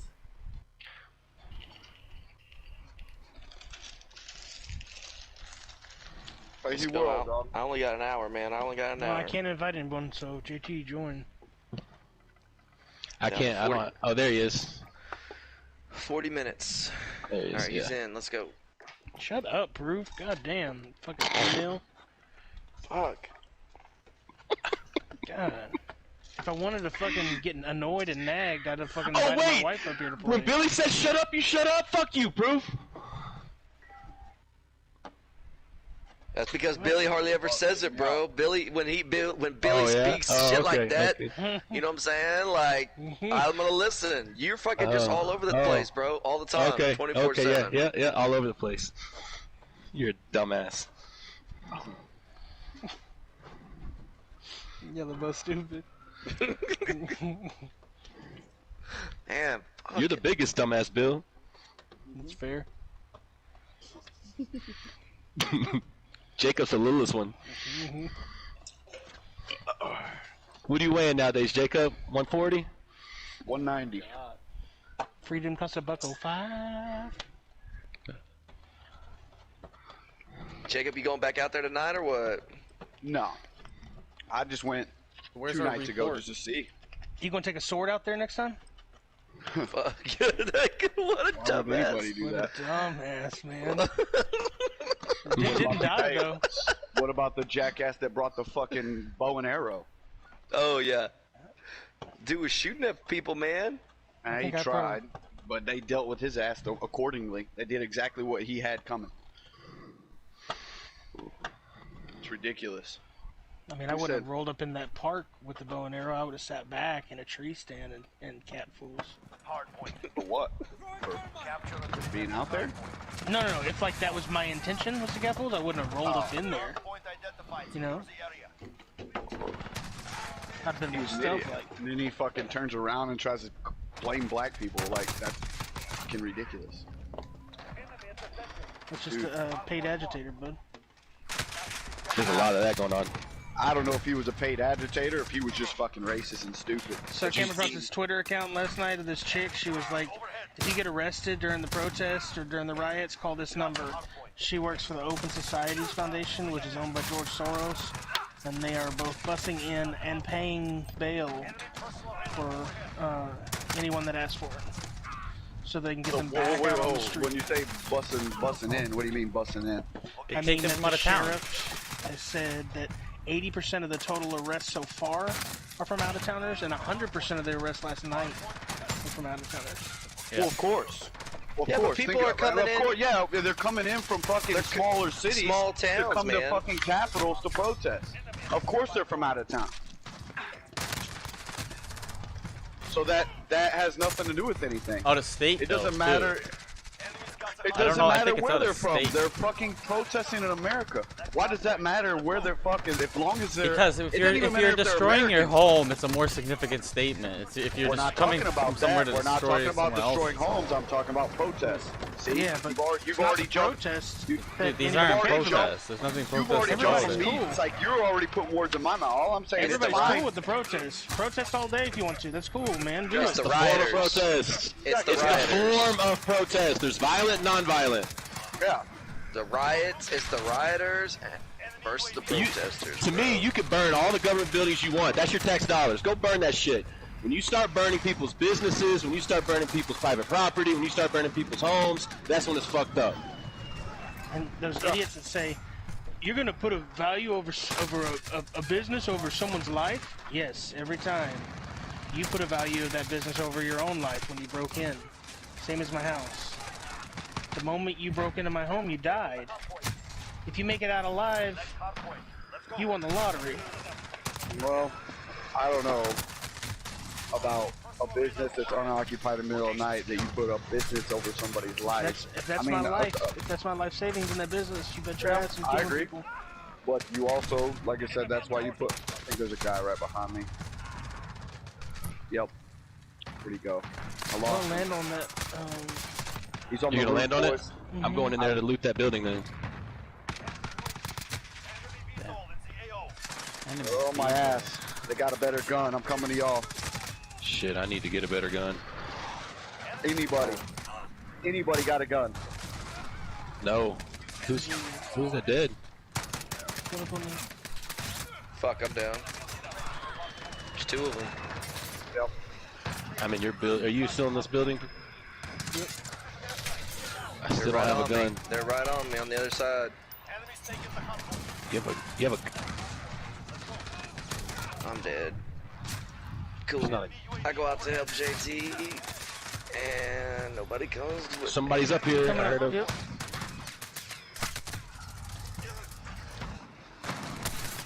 Don't pick me up here! Don't pick me up here! Don't pick me up here! Don't pick me up here! God damn it! Don't pick me up here! Get down then! Fuck, I'm trying. I can't move when you pick me up. I'm stuck. Back up. I can't. You started picking me up. I was stuck. Damn. Relax, bro. You're down good. Oh. There more? I don't know. Hey. Can't see. I'm down. Oh, no They teach you when you're Right good, on us. bro. Oh, that's JT. Fuck JT. Two of them. Enemy cruise missile. God damn. 2 games in a row. You guys fucked me like that. 2 games in a row after you said, "Oh, thanks Team for wipe never down. not, Let's go. not picking me Let's up." go. That doesn't make any fucking Let's sense, go. bro. You know the rules of the game. It'd make more Know sense. the rules of the game. Know the rules. Know the rules. Please, you said Know pick the rules me of the up. game. Thanks for. Know the rules Are of you the gonna game. come in and pick shitty. me up or not? Just know the rules of the game. What are the rules of the game? When you get down, I gotta be able to get out of the way. When I get picked up, I'm Oh, stuck. that rule. Okay. That rule. You know the rules. Just win the gulag and come on back. We're okay. Everybody got hype. Everybody got hype. Spot. Go to the next spot. Go. Someone Me, drop I in. just dropped in. Yo, TJ started screaming, "Somebody's here!" Yeah, I was shooting at your ass too. I was like, why Bro, am you I should have getting no seen hit it markers? before, Oh. dude. This shit goes heated in here. You getting that, Bill? Okay. I still fucked that team up though. I got a need a little. better- I got a little bit. on that guy. Team right here on me. What color are you? All right, coming.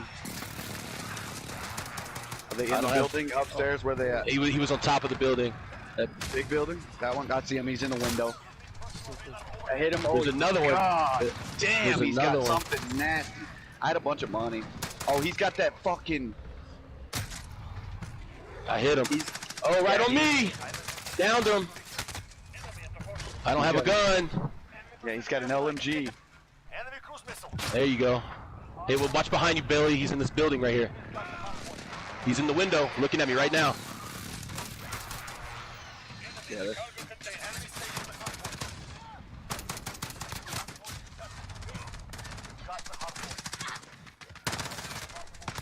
Downstairs. behind me. Finish him, Bill.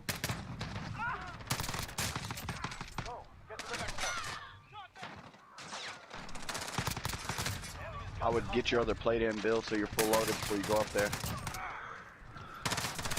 Is he upstairs? No, he ain't up here.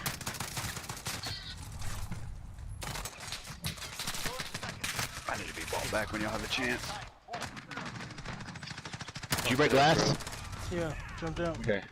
We got enough to buy a loadout too whenever y'all get a chance to do that as well. Did you leave or did y'all kill him? Don't know. I killed one guy inside. Killed that one. room. I think that was the only one, bro. There were But two. he does- I killed another one over there. He's definitely got a team. I just think he was in that building alone. Okay. Hey, mark up the buy. Did y'all see the speech by Killer Mike? It was pretty good. That was good. Real good, Not I bad. think. Not bad. I thought it was good. I like I like the Atlanta mayor speech was good. You like Run the Jewels, JT? I've always loved Run the Jewels. Yeah, Run the Jewels pretty badass. I like Killer Mike. Killer Mike's really good. I like LP though. LP's one of my favorites. I don't know That's what my Run the era. Jewels, Killer Mike, or AOP is. You don't know about Killer LP Mike is either. a rapper I'm from lost. Atlanta. He was a rapper from Atlanta, and you do know him because he's had a bunch of hits that you probably listened to in high school. And then once he joined with this white dude, and they started a group called Run the Jewels. They just Oh, sweet. Yeah, they went huge after that. It was crazy. yeah, they're pretty big. I've been to like a couple of their concerts, and they're dope. LP was never that big. He was always underground. Killer Mike got, yeah, he had some hits, but he was never super big, and he was kind of like uninspired. But when they came together, they like lit it up. He was good before then. Oh, his He stuff's had- great, dude. His stuff's great. Yeah, he's good. Nothing He for the said loadout, himself huh? he was like kind of hitting a I wall. gave you this something, career. didn't I? Yeah, you did. Here's some. I just spent all my money to buy him back, but you know, whatever. I'll drop more. Here you go, bro. I need Hey, $100. What are you trying to get? A UAV. Here. Whoops. Here, here. Nope, nope, nope, nope, nope. Take your $100. What are you talking Are about? we headed into the hospital? Where y'all want to go? I need to go to the center, more to the center, I think. So I at mark the it up. hospital, there's a recon right here to our right. If we want to grab it at the hospital on the edge. Okay, let's do it. Come on, Proof. Somebody's I was been buying there. a UAV. Just be careful. I Somebody's got been there. That munitions door is box. open Anybody right need there. munitions box or no? No, I'm good. I'm fully loaded. I could use some sniper, but hold on to it. I can hold off for a little bit.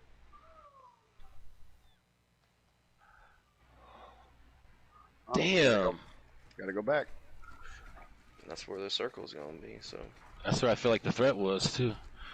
Well, we got guns now. Damn, that's far. Yeah, Killer Mike's speech was, I think, one of the best ones out of like an activist that I've heard say something. He didn't preach violence or anything like that. He was good. He's always been like that though. Like he's been an activist for a while. Oh, yeah, hell yeah. Fuck, let's get that drop out first and then hit the recon or no? How far is that? 140? 120, 100.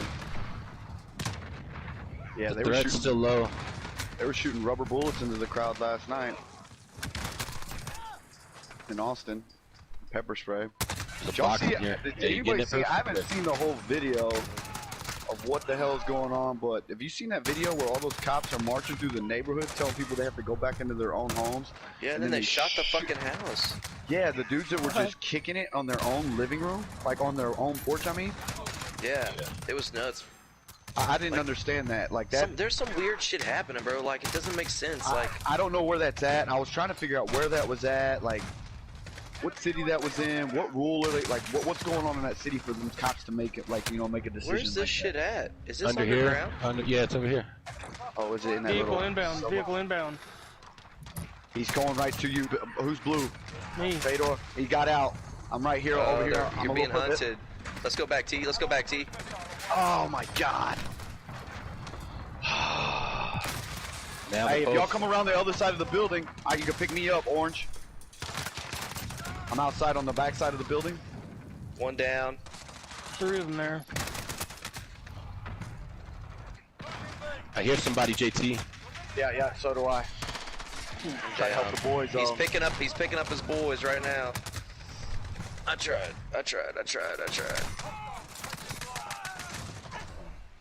God damn it, boy.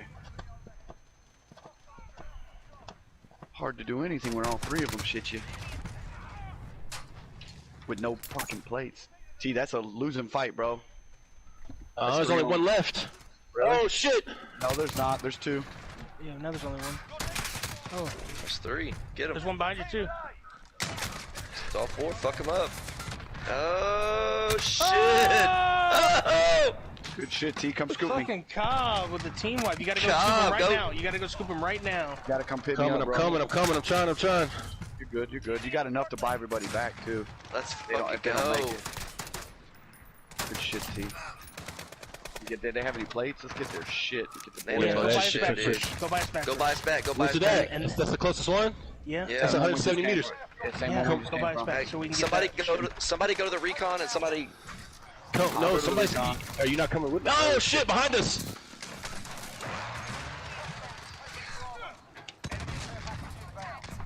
Yup. From that roof is where it's at, T.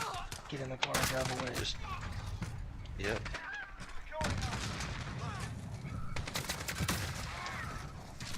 Let's go get the boys back. Guess where I'm landing? Oh man, I didn't even know you could put a trophy system on these fucking cars, dude. Yeah. Oh no, that's the move.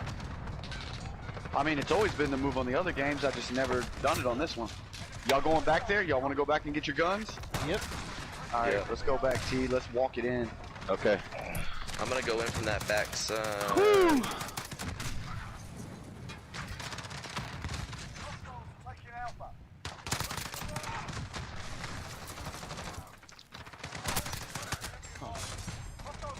They're here on me. Downed him. Is there another one on you, Billy? Yeah, man. Oh, all I saw was one. We downed him. He's down. Killed him. Double kill. Two of them. Shit. All right, we got enough. We go buy Billy back again. Hang on, there's another one right here behind the car. I got you. Popped his armor. Yeah, I hit him too. If he comes back this side, I got him. I flanked him. Oh shit! I got him. He's gone. Good work. There's still another one though. Pick him up. I'm gonna scoop T so T can go. Hey T, right. you need to just go back and get just go get Billy. Yeah, go get Billy now. Well, let's fucking go together, man. Fuck. Yeah, Let's be smart. God, there is so much loot right here from all these dead bodies. Did y'all not get him? What? Who? Get who? What are you talking about? Did y'all not kill that dude? I killed one. I killed one. Behind the truck? No? He I ran? killed the guy. Yeah, I killed the guy Poop got behind the that truck. guy. Okay. Poop got that guy. Yeah. I don't have to worry about somebody firing at me from behind? I got you. Probably not. Hey, you could buy a UAV too, and probably say you plate. hold on to Or that money, what about a man. plate box? Should we get a plate box or whatever? I can get whatever y'all want. I mean, we're all gonna need plates, right? I got 7. All right. Well, I don't know. Billy, you want to drop here just for some guns to go back There's a in there bunch with of so you're good not shit naked? here. Yeah, just so you're not naked, and then we can go Here, back. y'all want some money?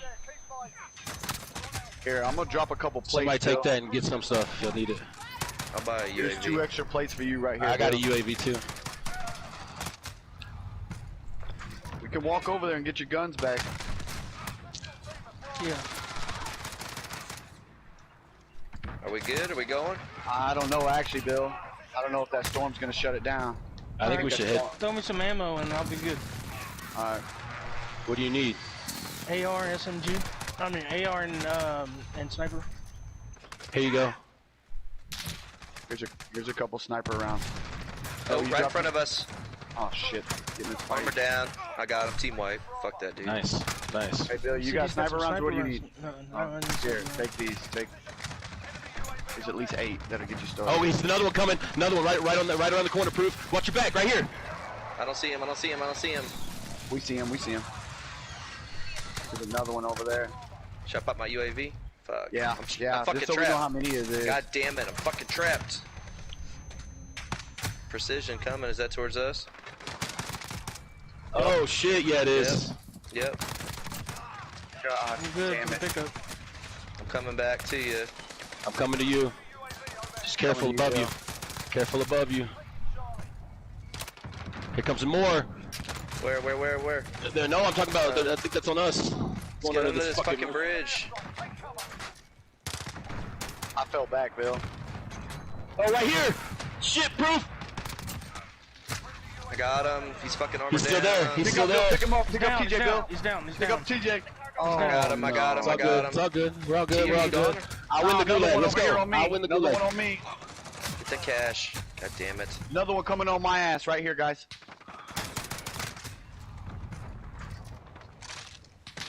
Oh shit, I'm down.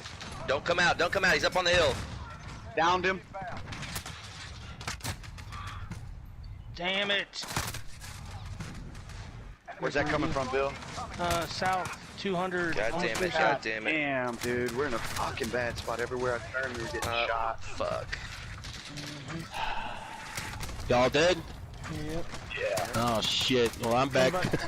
Come by, so back, TJ. Okay. Be a hero again. All the guns Let's are right see. on the Let's bridge. see. That place is fucking hot, dude. That whole area was hot, man. Yeah, I would regroup and... Shit, I should have pulled my. Let me go to that one. Oh shit. There you go. Oh go. shit. You get out of that building. Don't run out of that building. I'm gonna die. I'm getting close to the sniper. There's one right in front of me. Might as well pick Those up guns? I tried. It picked up money instead of a gun. Why'd you keep running though? Because I was getting sniped. What do you want me to do? Fucking hide against the wall. Did you not see the guy sniping you? That was from all angles, dog. There was people behind me, in front of me, to the right. I fucked up by not pulling my parachute My first when I was looking where to go. Oh, man. Should have got away from where the fuck we were, man. That shit got crazy. God damn, dude. We all kind of put in some work though, a little bit. I just remember y'all saying, that's a lost cause. Don't do it. That was me. Well, I just saw how much money you had, so I didn't want you to go down. You had like 20 G's. Enemy UAV overhead. Losing B. God damn it, dude. All you gotta do is down them, right? It says she was injured by non-lethal police ammunition.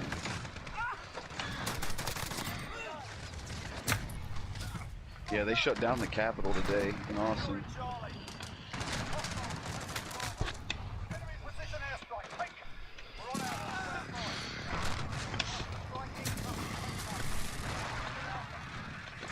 State of disaster declared in Texas.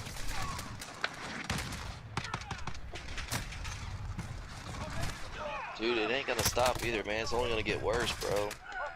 I think it'll slow down once tomorrow comes around, Monday, because you know a lot of the protesters that are protesting Saturday and Sunday they don't got work. I think Monday you're still gonna have people out there. I mean, I'm being serious.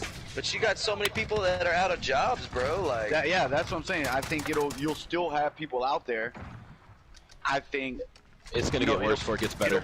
I think it'll be more manageable. I think it was about as worse as it could get yesterday. Oh no, it's gonna get far worse. Like they're gonna have to bring military, bro. And then when they start firing, how'd that hit me? You didn't even. That's stupid. I hate that gun. People gonna get shot, bro. They already. Oh, there's gonna be people that die for sure. They killed somebody in Detroit last night.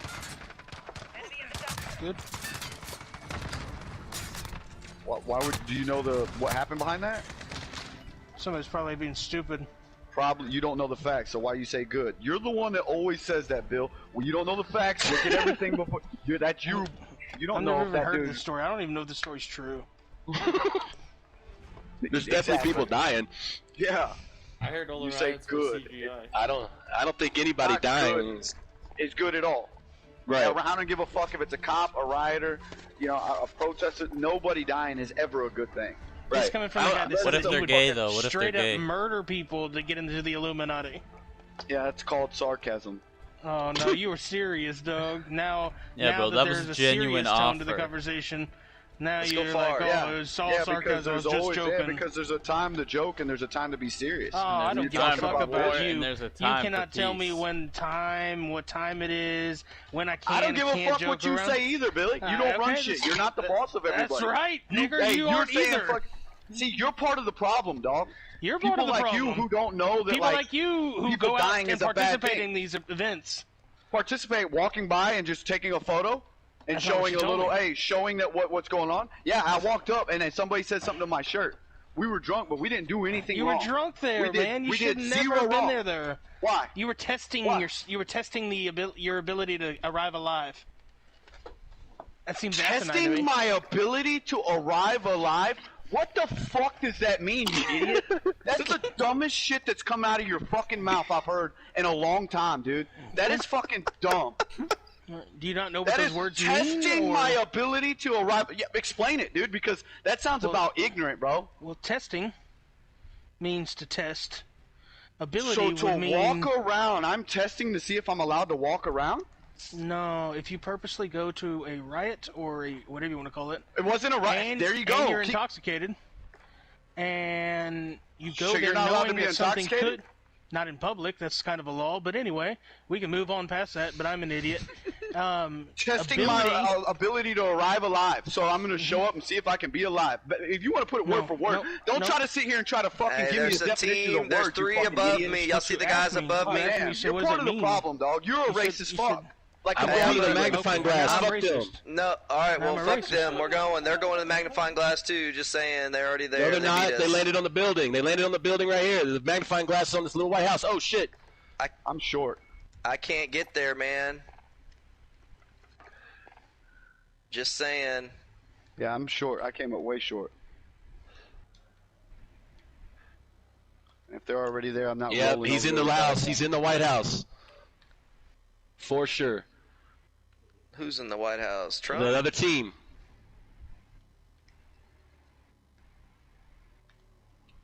I hear them. They're in my building.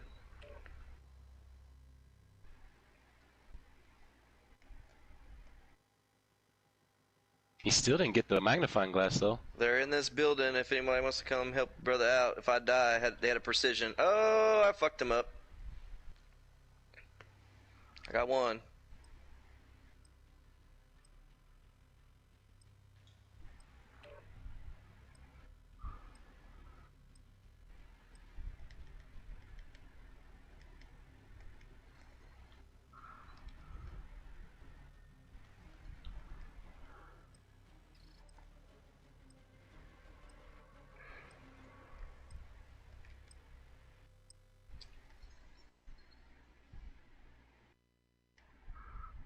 On this roof. I got him. There's another one shooting at me. Eliminated that Somebody one. that you hit shooting on. at me. Fuck.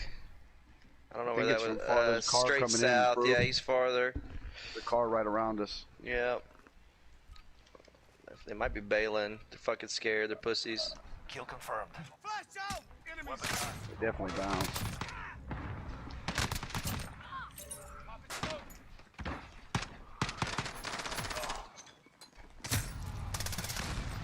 Need SMG. Oh, I got some.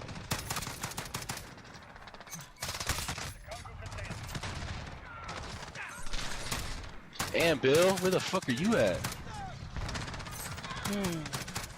Just ran into a team. 1,000 meters away from us.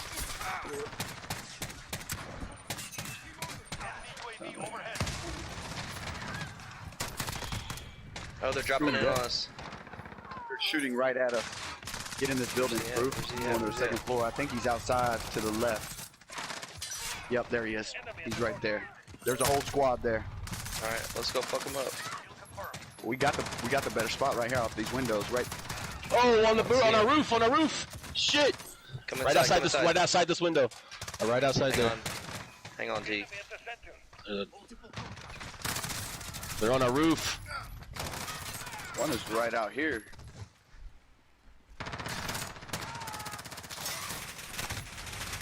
Did you get him?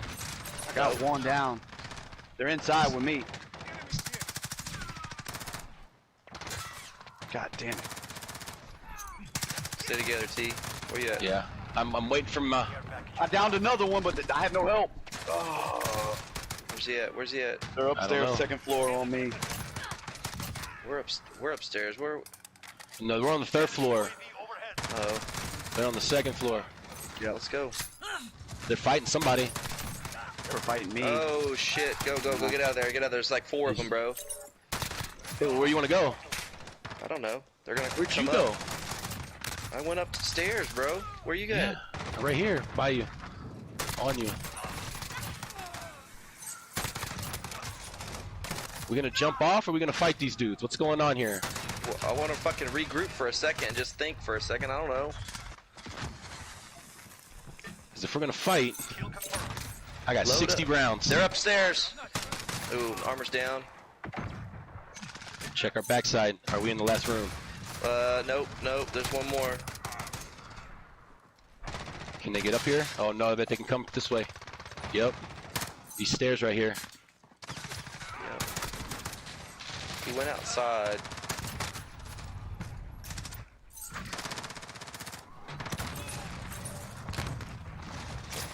Do we want to go? Do we want to bounce or what? I don't want to fucking leave. I still feel like we have the high ground. I have no clue where these dudes are at, but I'm right by y'all now. I came back in. If you can get to the 3rd floor, if you can come over here on this side, I mean, I'm right here by y'all. clear, but we don't have any guns. I mean, That's what I'm trying to pick up right now. We should probably go to him. I'm here. All right. I'm here. Look where I'm at. I'm here. Let's jump to him.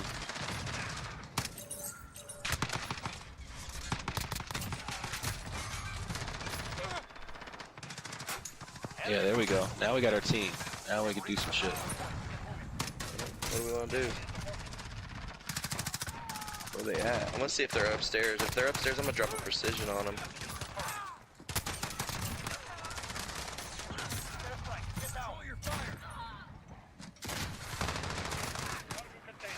I don't see anybody.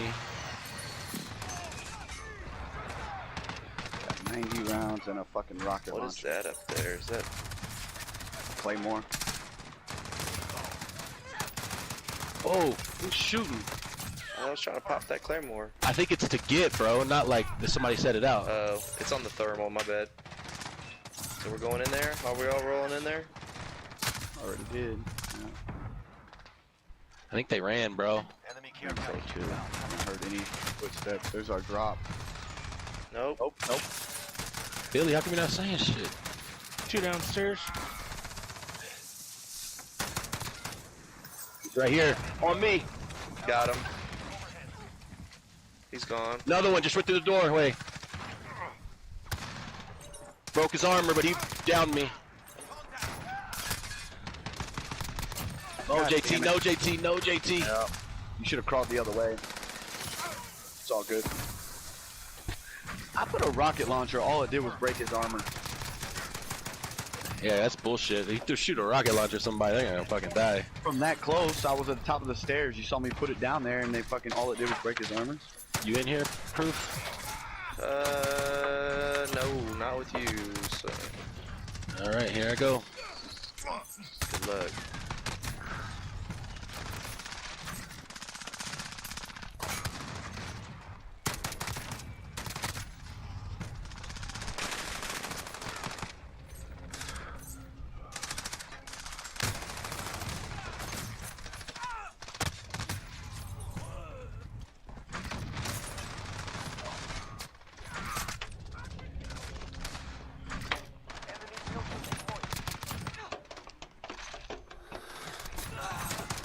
Are you coming in too? Yeah. Or do you want to go to the loadout, or do you want to say fucking go like start something somewhere else because it was hot over there? I mean they were inside. I don't know. Fuck it. You want I to go don't like know. you want to go like over here? There's more money over here. Let's go to the loadout. Fuck it. I don't give a fuck. Or what? All right, go loadout. Meet you there. We still need money though. Fight them back. I understand. They already hit it. All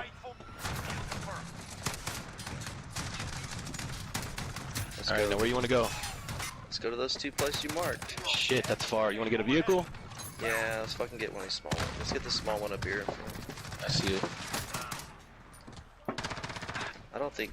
Have these places been hit up? I don't know. Let's just look. There's chests. Alright. No, these are good. You can hit it.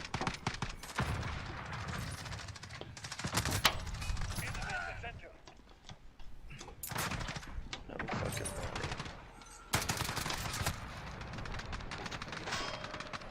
We do need to make sure we watch our back. Sound like a box in there. Yeah.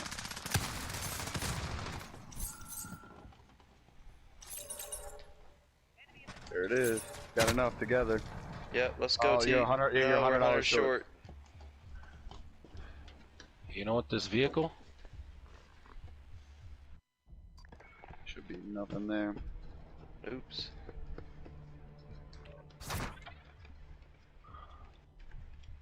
You know there's armored ammo to the left. Yep.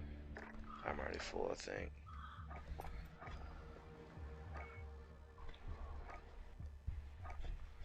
Nope. Damn. Nope. 100 short, bro.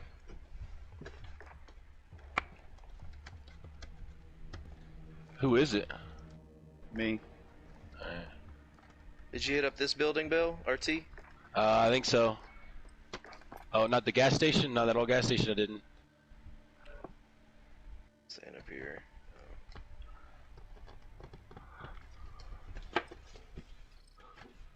That's it. Just just weapons.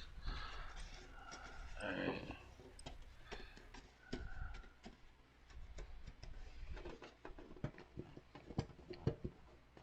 No, I left you. Oh, yeah, well, I'm right by the buyback, and there's a box here and money. Let's go.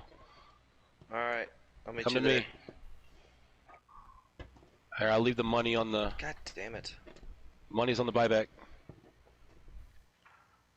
Mark it, I don't see... Or is it right where you're at? It's right where I'm at. That's right here. Team deathmatch.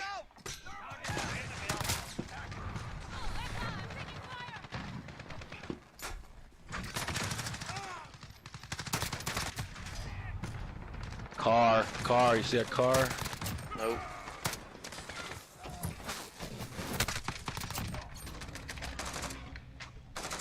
JT's up? Yep. Yeah. Car, watch out for the car! Go pick up that money, dude, or something. He's probably took on to the buyback as well. Oh, he passed us right by. God damn it. God damn it. Easy, bro. What'd God do to you, man? Where you landing, JT? I'm gonna try to get my load out and then come to y'all. Alright, well, let's kind of go back to him then. Alright. Hey, you gotta come this way anyway. What's up, babe? Yeah, you want to send him down here or something, or what? Oh, we're almost. This is our last. This is my last one. All right. Teach him how to play, bro. All right. Where y'all want to go? We're back right where we started. Well, we need to get Bill back, man. Yeah, did y'all check this building at all? I don't That's think where so we yet. came from, isn't it? No, We not should head. this one. We should head like this way, and then loot as we go to try to get Bill. Yeah. That building's been done. I already hit that. Building armament's been hit. What about this one right here? Nope. No cash though.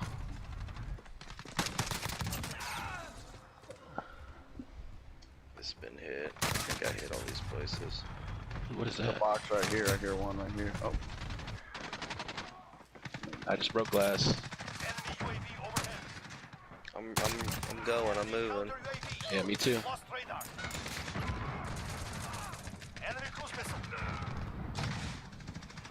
Do we have to cross this big ass fucking? Yeah. Fuck.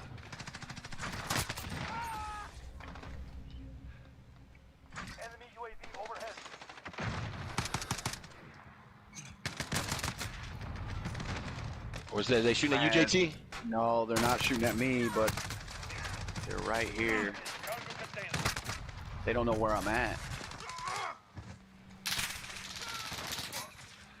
He was shooting from one of these hills somewhere. Watch yourself, Blue. Was there a guy there, T? Watch yourself, T, because he's probably somewhere around here. There was a guy in these woods right here somewhere shooting across that way. Did you see him cross the bridge proof? Nope. Oh, I missed him 3 times, but... Oh, they're up on this roof right here. I downed him. Shit. He's getting picked up right now. There's a guy on the bridge, armor's down. And there's another guy over here. They're at the buy station right now. I'm getting in this building, shit. bro. They fucking tagging me, bro. Oh, shit. God damn, almost got me. God damn. They jumped off. There's guys from behind us, too, the other direction. Yep, fuck, I'm down. God damn it. Yep, upstairs in the bunker. Broke his armor. Oh, and I go straight down off of a fucking rocket. Don't move, don't move. Shit, I got you. pisses me off. Trying to fucking bitches. What the fuck, dude? I'm not even. It's because I don't have any plates, man. I feel like they're gonna come up here in that any minute. They're not gonna leave their bunker, bro. They're not gonna leave that bunker. Now the other ones might, because they gotta move. But y'all, there's people on that side. You need to reload, TJ. Oh shit. I'm about to say the fucking other window right there. Fuck, I didn't even see it. I kind of hope they do come in here. It makes the fight a little better for us. Yeah, we're pinned. We're pinned. Oh shit! I got flashed. They're still 47 meters away. You should be good. We could fall out the back of this window. I hear somebody. Use your radar. See if you're on the heartbeat. I got them. They're up there. There's somebody there. Yep. Are you upstairs, JT? Yeah. Okay. We could bail out this window. They're gonna have to come to us. Well. Oh, he's right here on us. Shit, they're coming up first floor right now. Back up, T. Here you go. Don't fucking try to stab nobody, bro.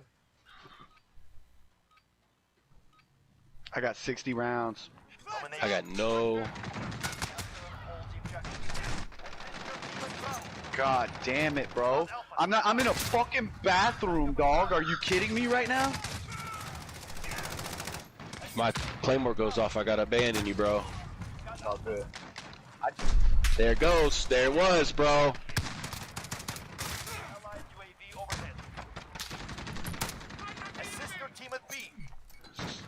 I don't have any plates this whole time. I don't either. I got half a plate in. Down one. You got anything to throw down there? You got a bad angle, bro. I know. No, I have nothing to throw down there. Wait, there's something. There's claymores. Shoot that claymore. Double kill, eliminated both them fuckers. Team wipe. Nice. Get their money. Somebody else is still shooting. Yeah. Yeah, so that's coming from the other side. Hey, there's some ammo down here, T. You need some.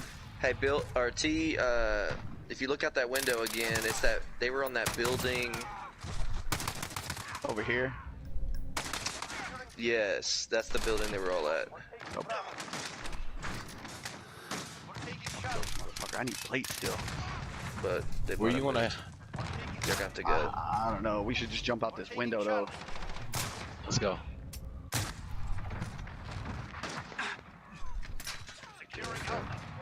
Seeing what's in there.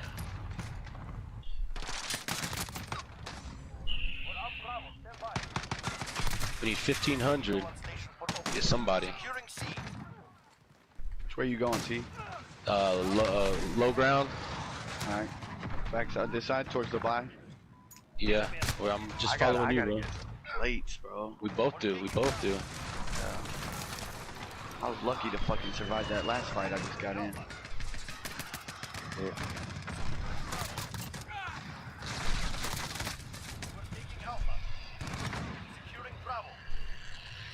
They're still here. You hear them? Yep. You wanna go? Go inside here, yeah. Yeah, you don't have to move very much. That's good. It's been hit. Yeah. I don't know if I want to open that door or go around the backside and take a peek of my head around the corner. Is what I'm gonna do. Yeah. Right there. Oh, other side T. Other side T. There he Oh is. shit! There's two of them. Yeah, one below and one up. You see that? Yep. Yep. Stick your head out that. Yeah, I don't want to go that way. Where'd you go? I'm right here. Oh there he shit! is.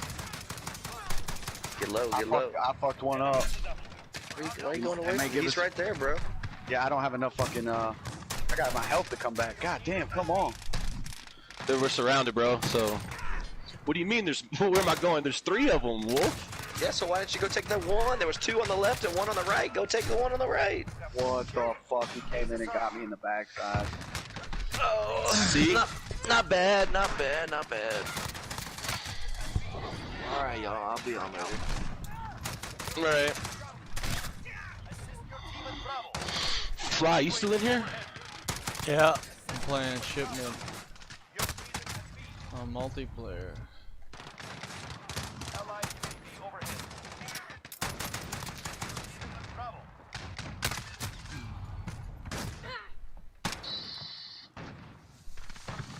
Alright. I'm gonna go smoke. Yeah, take a smoke break. I'll join now.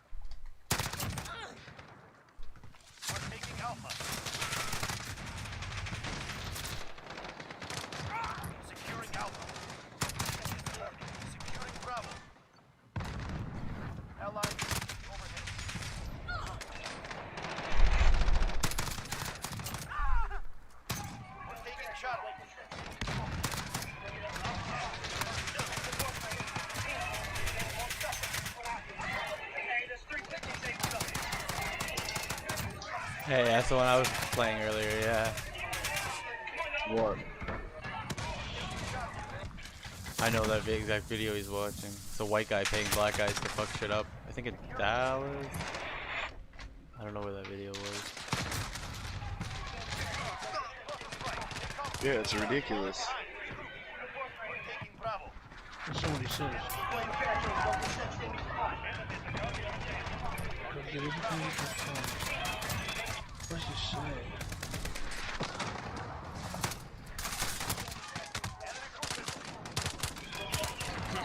He gives him money and tells him to go somewhere and go get everything we can find. We need more stuff. Go get some tables. He says 3 picnic tables over here. He goes to another one. He's like, hey man, go get everybody and get some boys to get those picnic tables. I saw another video of fucking these dudes. They were busting all the water and stuff, and the people come up and start videotaping it, and they're like, these are cops. And then as soon as they say that, all of a sudden the closed officers come in and protect the dudes that were breaking and looting shit. So it's like very obvious that the cops were being paid to do this shit, and it's just like, dude, It's fucking weird. ridiculous. Like there's something else. I mean, it's more to it. I just don't understand. Yeah, I don't understand why anybody in their right mind would pay, or why even cops would even think that, like, if they told me, you're a police officer, we need you to help start the riots, I'd be like, no, I quit. What the fuck is wrong with you? It's what I sign up for. Counter ops. And I don't know. But it doesn't make sense. Why would you do that to put your own officers in health and like? Maybe they offered them family a position within the Illuminati, bro. Nah, it's something. It's got to be something with giving the cops the right to like have to handle this more aggressive. I don't know. It doesn't make sense. There's no reason for it.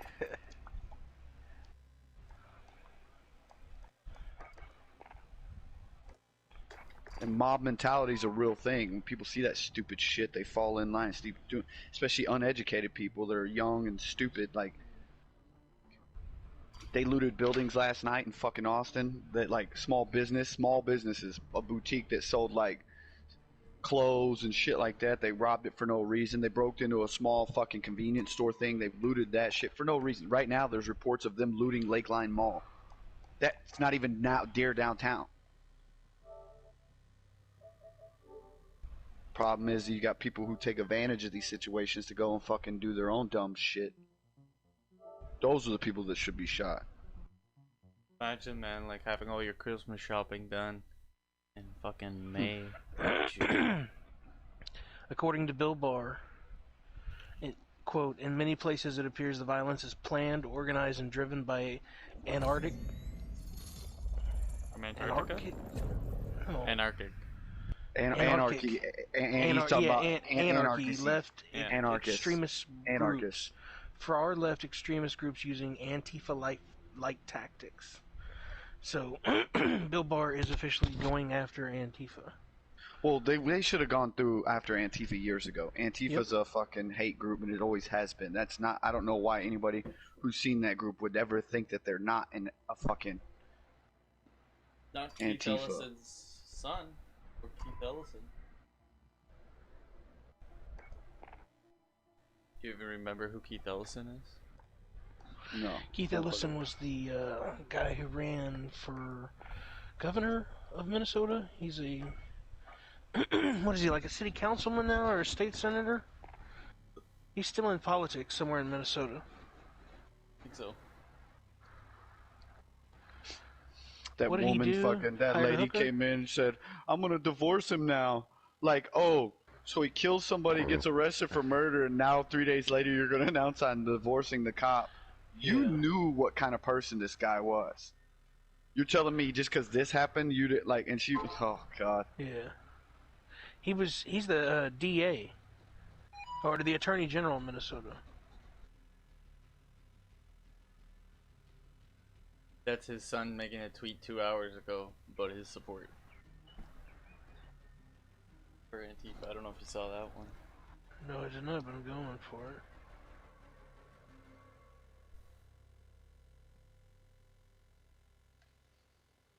No doubt in my mind that hate groups are out there fucking, you know, part of this shit, using this as a cover to do bad shit, but still.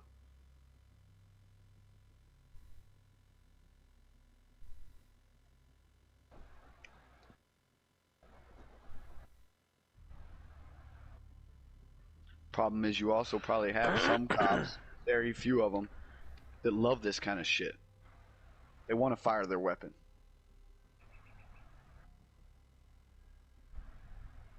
Smoke one real quick. Are we ready to go? Oh no, you're going to smoke.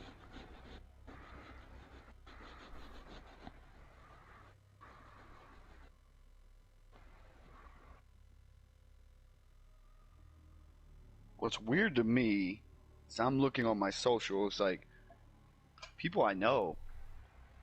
The first night, you didn't know how bad it was going to get. I saw Minnesota. I didn't know how bad it was going to get all across the country. I knew it was going to get bad, but, like, you see it getting bad. You know it's getting bad. Saturday, Sunday, they've scheduled protests. You know what's going on in, like, downtown Austin. And I see my friends, they're, like, heading out to fucking Sunday Fun Day downtown. What the fucking, like... It makes no sense to me. If you're gonna, I don't mind you Sunday Fun Day. You don't want to be a part of it. You don't want to voice your opinion. That's fine. But don't go down the right where you know the shit's gonna be at in the middle of the day and drink and like put your car. It's not even you. You got to start thinking about your family. What happens if something happens to you and then your family's got to be involved? You know what I'm saying? It's retarded.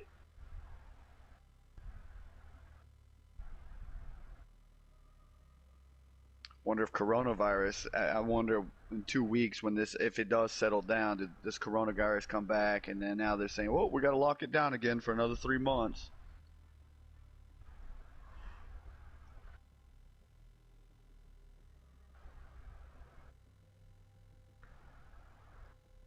Fucking crazy. Fucking crazy.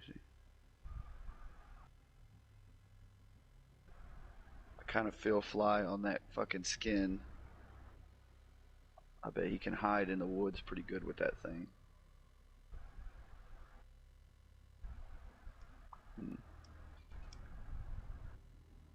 Did he buy that?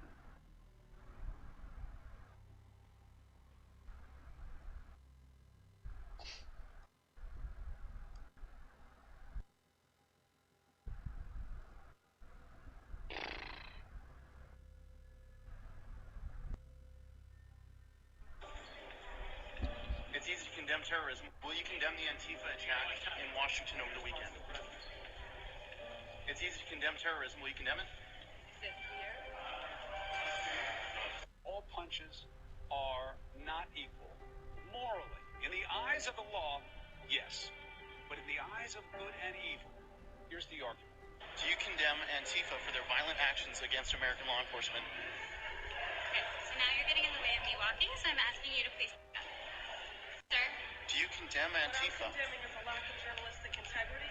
You are not respecting my physical space right now. It says it right in the name, Antifa, anti-fascism, which is what they were there fighting. Listen, there's, no organization is perfect. There was some violence. Will you condemn Antifa for the attack in Washington? It's easy to condemn a terrorist attack. And talk about Antifa, I've watched them in the streets protesting in different situations, okay? There are certainly aspects of them that are true to a cause. That is a good cause. They want social justice. They want whatever they want in that context. You tell me when that is... What do you call Antifa? Firebombing a government facility. Firebombing a government facility, Bernie. Why do you support that, Senator? That's not the call right here. Condemn domestic terrorism, Bernie. Condemn domestic terrorism. I want to be clear in how I characterize this. This is mostly a protest. It is not generally speaking unruly, but fires have been started, and there's... This idiot standing in front of a fucking big ass fireball. It's not been mostly unruly. There've been a couple fires started. The fucking Austin Police Department came out and said yesterday or this morning, for the most part it was a peaceful protest or something like that, and I'm going like, okay, what about that car that was burnt down underneath the bridge? What about that? They fucking destroyed a Texas DPS car that was parked in front of the governor's mansion. They attacked a cop. Chill as fuck. I think they're saying that compared to what's going on in other cities. New York, I knew New York was going to be bad. Because downtown is where everybody lives. You know, most cities, these downtown areas, these areas are not like Austin. There's rich people live downtown in the high rises, and it's not near the capital. You go to Houston, if you've ever been to Houston, you know, not a lot of people. I mean, they do live downtown, but they don't live downtown. A lot of Houston's one of those. They live out in the burbs and stuff. Same thing with Dallas, you know, in Texas. But New York, you know, it's no thing to have an apartment building, you know, 1,000 people living in it, and it's right next to, you know, downtown area. There's tons of them. So you think it's I that think makes it worse or what? Yeah, because people come right. Like, it's no thing to just walk out your front door to see this shit. Curiosity killed the cat. Everybody wants to see what's going on. Yeah. Even if you're not a part of it, even if you're just wanting to spectate, it's interesting. It sucks, but it's interesting to see a fucking car ablaze in the middle of a city. How many times are you ever going to see that in your life? You know, it's like, you ever watch that movie Jarhead? And fucking, he's talking to his fucking, the lieutenant or whatever you want, and they're looking at the oil field and it's burning. And he's telling him, he's like, where else do you get to see shit like this? It's the same mentality. People just want to come out and see wild shit.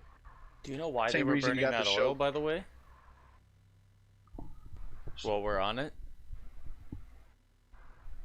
Just so, man, there's multiple reasons, but what's your reason? The main reason is that the Rockefellers are trying to limit the oil supply, and during that event, there's so much oil in the earth that it was just pouring up and out, and they didn't want the price to go low, so they had to burn it all.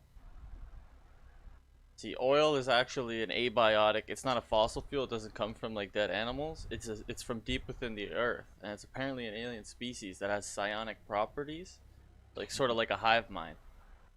So I wouldn't recommend doing this, but there's like expensive high-end tools you can get to that you can inject the oil directly, and from there you could have like hallucinogenic effects and stuff like that, and so you can get yourself like psychic abilities.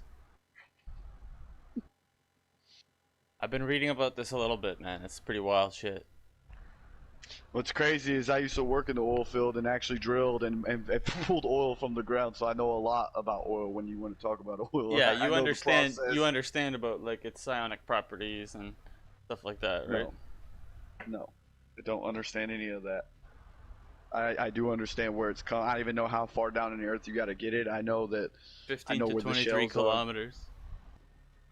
14,000, 15,000 feet, depending on where you're at.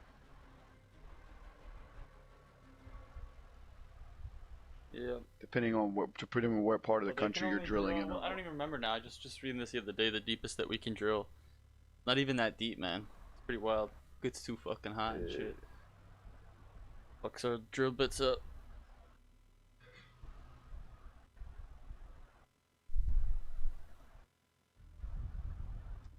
Can you imagine if they drilled too deep and they made a hole and everything just started pouring out, like they punctured the earth and it started blowing around like a deflated balloon?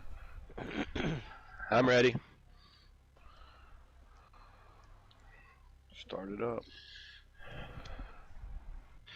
High, so high. I also think it's crazy that these people, when the rioters start, it's always at night. You always know it, so it's always like, okay, if most of the people, if you knew you were going to protest, I would leave. Like, if you're going to do it peacefully, do it, but as soon as you know the sun's coming down, I would leave, unless you know you want to be a part of the bad shit. But what's funny is they think that, like, oh, it's dark, nobody's going to see me. I'm like, dude, everybody's got a cell phone with cameras, dog.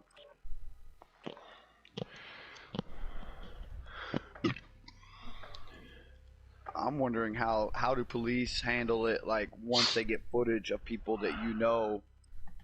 Like, do they go, are they going to be doing this for months? Like, after this is done, and do they go back and go through the footage and say, hey, this is John Doe, he lives on 123 Smith Street, JT. and then that goes and arrests him? My neighbor across the street. My neighbor across the street. went and looted and did some shit in downtown Colorado Springs last night. He was telling me about it. Bro, he got a visit from the cops this morning. Did he? Yeah, three police officers knocked on his door. Wow. Did they arrest him? No, they didn't arrest him, but I haven't talked to him yet because I haven't been out there, haven't seen him, but I'm pretty sure it's probably something to do with that. Good. And it's supposed to get even worse tonight. No, that's Here. good. I was curious because I don't know the process behind that. You know what I'm saying? Like, if they've got video footage of you and they can prove it's you doing something, which, you know, the only reason I ask it is because the resources just to be able to do that is going to be because there's so many people. You know what I mean? Like, you could probably do that. Once this is over, you could probably spend a whole year of resources chasing the people down that you caught on video. For sure. You know what I mean? Like, so, if not longer. So at what point do you think they ever say, okay, look, we're burning a lot of resources right now doing this, it is what it is, and just move on? Or do they continue? I mean, you don't hope that, but you just never know. You know what I mean? Hey, it was crazy too, cause he's a black dude, my neighbor. Yeah, he's a black dude. He's a black, and 3 white cops pull up on him. Well, I don't know. You know, that may or may not have nothing to do with it. You know, how many black cops are actually on that police force? Well, we don't have very many. Like Colorado Springs, Exactly, yeah, that's what Black Klansman. Black Klansman is a movie based upon Colorado Springs, bro. Oh, really? I haven't seen that yet. Yeah, I Yeah, haven't seen that. Black Klansman is about it. Black Klansman is a true story from Colorado Springs, bro. Yeah, where he's the black guy. He was a cop to infiltrate. He goes undercover, right? Yeah, he goes undercover as. That's Denzel Washington's son, that actor. Oh, really? Oh, is it? Yeah, that Like, guy. one of the scariest photos I've ever seen was my first teaching gig here was at an old school.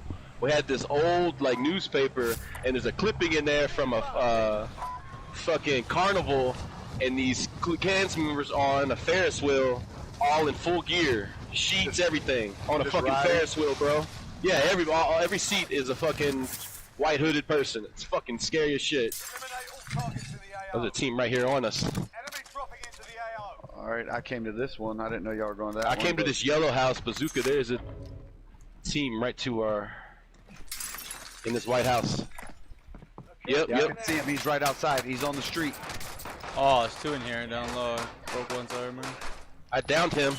Another one in the Shit. bathroom there across. Oh, 2 more. 3 more. Somebody They're come all help. pushing. I'm coming. How many? Oh, 2 of them. There's 2 of them. Got one more behind Came behind you, I think. One more behind you. Choke Vader. I don't know where he went the last one.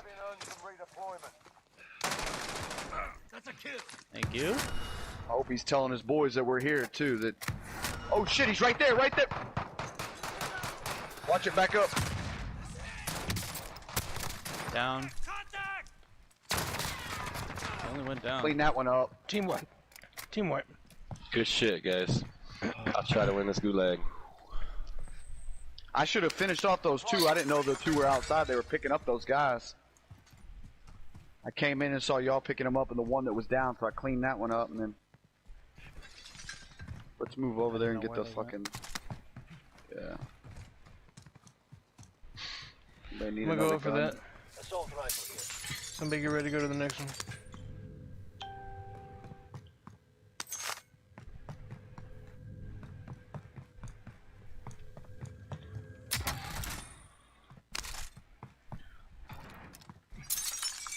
Phone's ringing.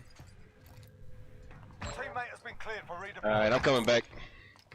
All right, hey, come to me, T. There's some ammo in here. I think there's no guns I'm actually. going for that You one don't want too, me- okay? I'm You going don't for want me that to one. drop on the. Go to the I'm scavenger. going for that one. You go for the Yeah. third one. You go for the third one. Oh shit. Okay, well hurry up and get it. Unless you want. All right, gotcha. I figured there's gonna be something fucked, so. There's another fucking box in here. Where the fuck is that? Shit on the roof. God damn it. Primary objective accomplished. All supply There's another scavenger over here. I'm about to pick it up. It's on me. Give me a second. I'm gonna pick it up. Are we gonna push this way? There's a team 150 getting a recon. Oh shit. I need to come to y'all. Yeah, circle. Well, y'all gotta come to the circle. Are y'all in the circle? I mean, there's a buy here on Stadium if you want to get a load up. I mean, You're getting closer to that team with the recon. I don't know if it's a good I'm idea. coming to y'all. Where's the buy at? We got a loadout's worth. Come with me, I'll drive. Hey, this vendor's got gear. Yeah, go scoop him. Hey, so what, did he like, oh shit. So your neighbor, like, he just came over and told you that he, like, last night that he went and did that? What did he loot? No, so like yesterday he was telling me about how he was gonna go to this protest and he was gonna, you know, cause he's young, he's like 25 maybe, and he told me he was gonna go to the protest. And so this morning when I woke up, I was watching out there, like, you know, about an hour after I got up. Yeah. 3 cops rolled up on him.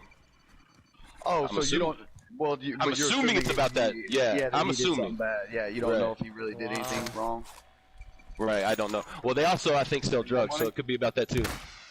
oh shit, that's gonna land on the fucking roof. Oh shit. It sure is. It's already up there. Oh. Well, that's not even is there a over chopper? where it is. Holy fuck. There's a chopper downtown on the bank if we want to take a car and go get that and come back. I'll get it. You guys loot here. I'll roll with you. Let's go. Right, let's go. All right. So yeah, you're assuming he probably did something bad, because why would 3 cops show up the very next day when he tells you he's gonna do that shit? Right. Bill, you gonna come to me? This hadn't been hit along the stadium right here. Yeah, I was thinking about dropping a cluster strike down on the edge of the fucking building to see if I can knock it off. Ooh. That might work. Do you have a cluster Not strike? the stupidest thing Yeah, ever. just pick one up. But I gotta get out away from it to point the fucking thing to it. Y'all carry on with your idea, I'm gonna do my idea too. One of the Alright. ideas will work. Oh, man. We know the Gotta chopper go on will the work roof for here. sure. Problem is, we just don't know if anybody's in this motherfucker. Y'all should go shoot it down too, if it's on the edge. Allied cluster strike inbound. Here we go, we'll see if it does it. Alright, I'm gonna come back to you. Not close enough. I was 5 to 10 meters off. Man, it's kind of hard not to come into the bank. Nobody's been here. Just don't do it. Yeah, no, I'm going upstairs. God, dude, there's so much shit everywhere. Fuck. You looted everything, Cub? Everything but a light on this side. I didn't go this way. We're closer on me, around the north side. Oh, I don't want to take our money. Are you already Looks up like there? this- yeah. I am. I'm coming up the back stairwell right now.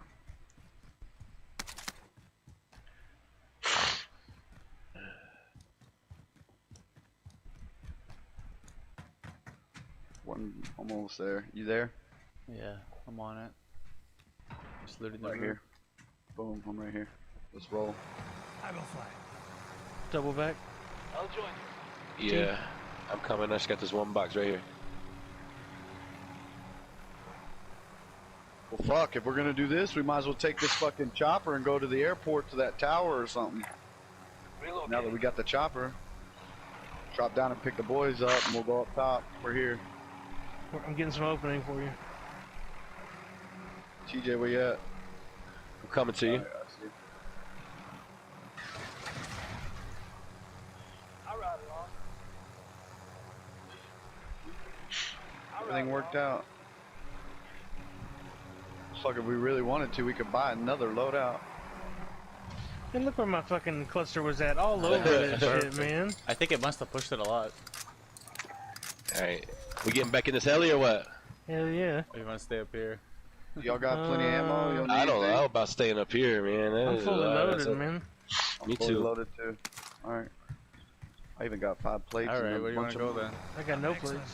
We could go downtown if y'all wanted to a building too. It's up to y'all. Looks like the I don't know where the center's gonna be, but look, I mean that big tall building at the hospital too. Hey, where did the other loadout drop? Go to the other loadout. The other loadout dropped. It's back on the fucking. Is it on the other side of the roof? Yeah. No, it like It's in the it center. fell That's inside. perfect. No, it broke. It fell through. We can't go in there either, can Yeah, we? we can't go in No, there. nobody's ever been in there. That's weak. That is weak. Weak as hell. We don't want to go to that building over there. Whoa. Ooh, we're getting shot. Alright, well, get us away from wherever this is coming from. It was They over just towards the fucked me stadium. up. Could take that building right there to the left if you wanted. It's in the circle, that tall one. Moving position. Or go closer in the circle, either way. Yeah, or you can go to the hospital. There's a guy on hospital. Shoot that dude.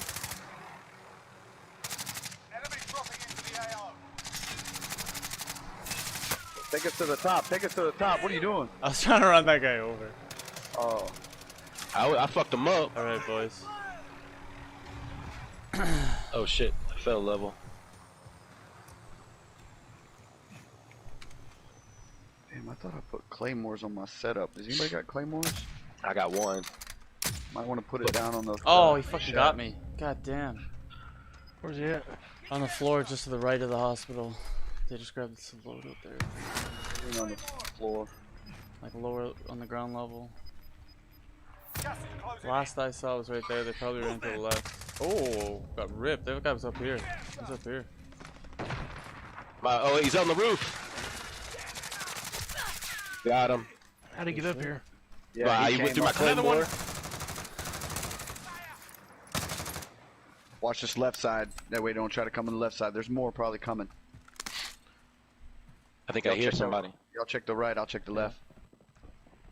Yeah, they got underneath. Heartbeat, 10 meters, right underneath. Set a charge.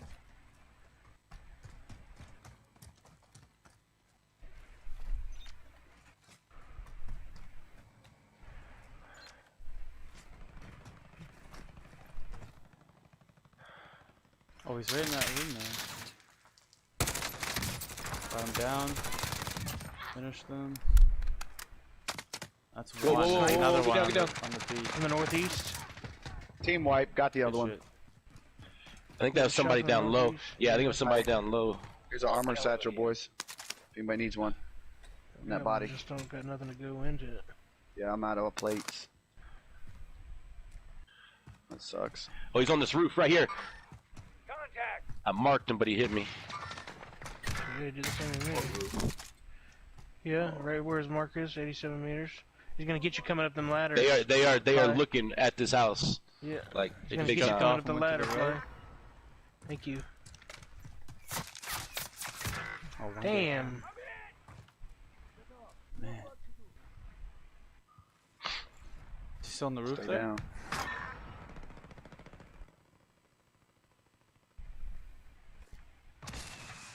I don't see where that. They're buying somebody back right now. Yep, and I don't even see anyone there. So close. 35.1 Car coming. meters to the due east. If we got a fucking strike on us, where the fuck do we go? Where's inside at? Right down low, 1 meter, 1 level. Where Fly's Another at. car circled around. Who's dropping in? Where's he at? Dead. RPGs, huh?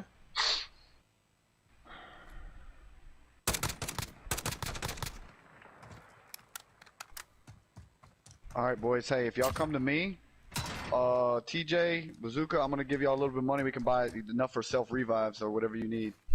I need plates. Yeah, give me 300, yeah? Or 500 so I can buy plates and a There's silver. 4,000 for somebody.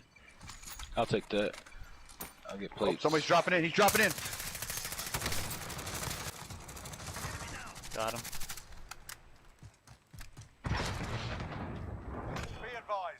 You need some money, Bill? Yeah, I need $200. On the roof down Whoa, low, whoa, whoa. southeast. Yeah, yeah. Right there. See those shining lights?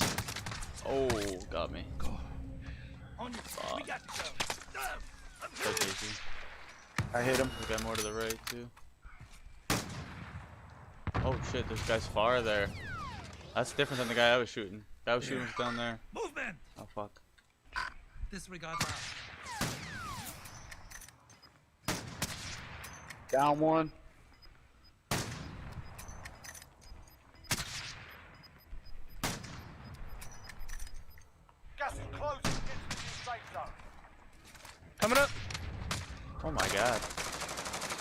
Thank you. On your feet. We got to go.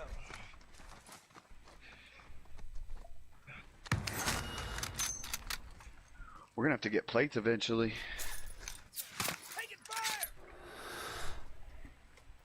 Where'd that hit you from? Snipering from the east. I don't know where he's at though. Hit him. He's still there. Just dropped one roof down. Fuck, man. How did I not get a face shot on that dude? Rooftop, another dude's dropping in on those guys. He has no armor. Good Downed shit. him. I hit him once while he was down. Finished it. He's done. Yep. There were some guys over on the right side I saw shooting at him. There they are. Soldier incoming. I think he just went in these hills over here. I want to get a revive and plates. And we need Broke to do that dude's that armor. soon. I mean, There's team right there. Coming across right now. Contact.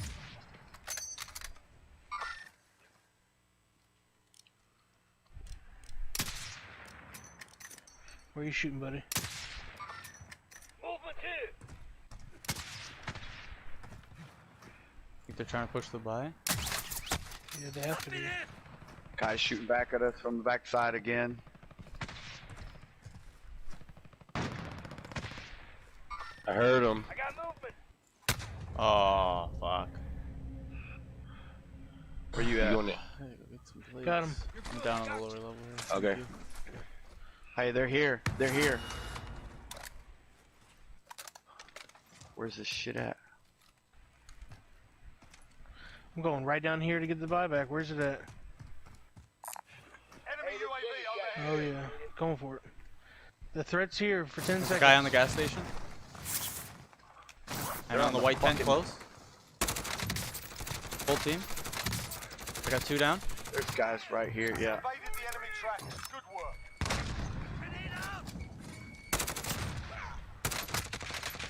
Oh, fuck.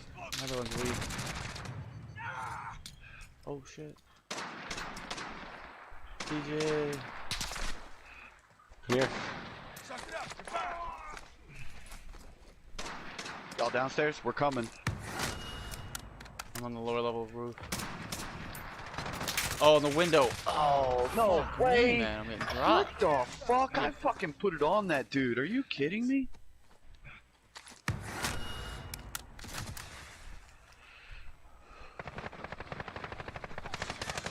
Your teammate was sent to the gulag. They'll fight for a chance to deploy. Enemy UAV overhead. He's I got down. one up in the window. Oh, fuck the gas.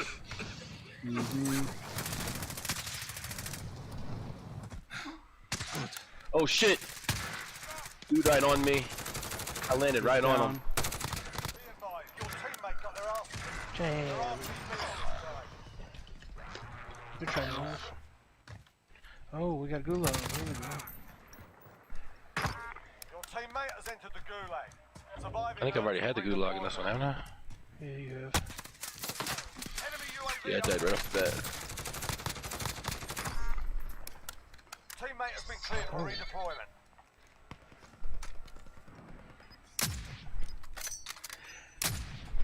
Hey, how does his scope look like that? Did he change? Yeah. You talking about my crosshairs? Yeah, did you change Yeah, it, your it's the crosshairs? third, it's the third crosshairs you unlock for the sniper. It's a lot skinnier. I like it. Yeah, I like that circle around it. Where'd you kill that last guy at, Fly? At the gas station. He's in the gas.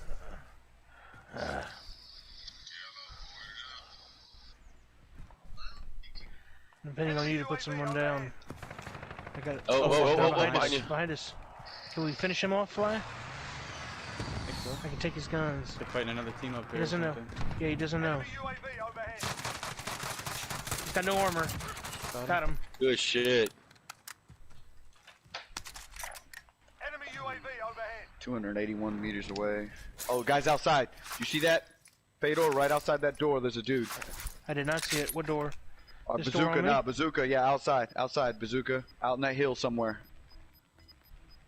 Yeah, I know. I know there's other shit up there. I heard Yeah, I some saw shit going on. He's down. I don't know where he's down at, but he's down. Left side, left side. He's down too. He's done. Good shit. Another one. Another one. Armor's broken. Down. He's He's down. got a self. I got 8 bullets. I need some bullets. I'm gonna loot this guy on the right. Another one right oh, there in front fuck, of you. right in Oh, front. shit. Oh fuck. Brutal. Damn. Brutal. I had barely caught when you were loading up inside that building. I had just caught a corner eye view of him. Yeah, Come on, Fly. Do this for us, buddy. You got shit, I this. still have this. You win this fight and you return to the front line. If you lose, you're done here. You're up, soldier. Now go sort this fucker out.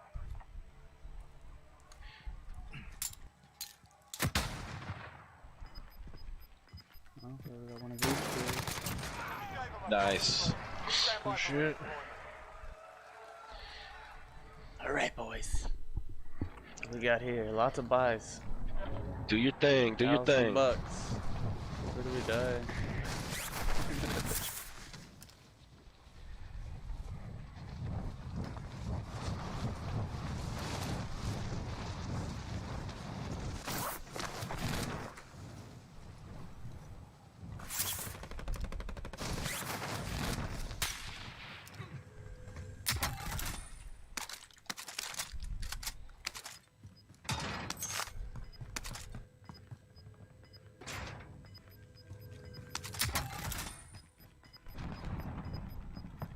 Gas is closing in. Relocating the safe zone.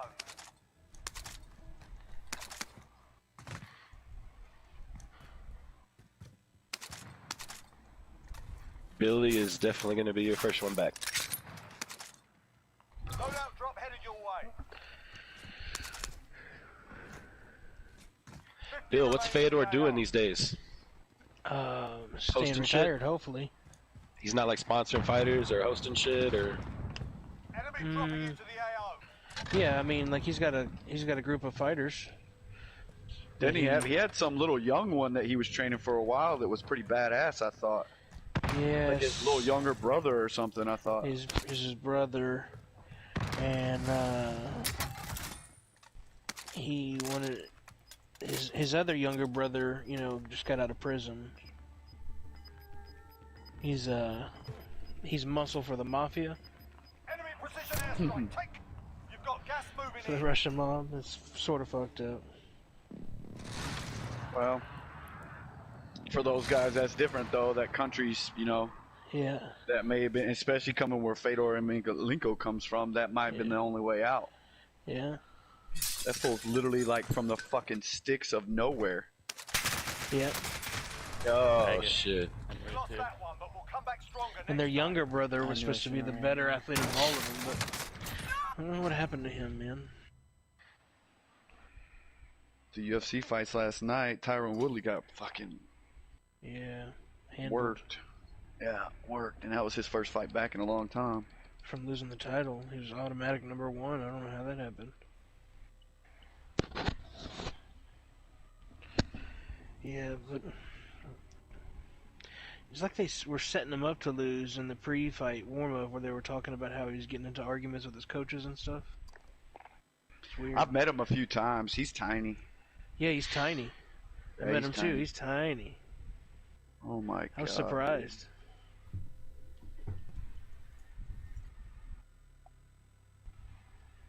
I mean, he does fight at 155, right? Or 170.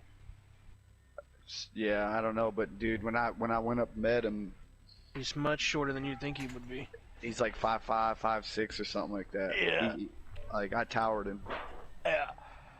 He's rocked up, but. Oh, no doubt. No doubt. Oh, no doubt. No doubt. No doubt. No doubt. So is there anybody protesting where you're at, Bill? Oh, no, man. Charlotte. Yeah, I'm sure.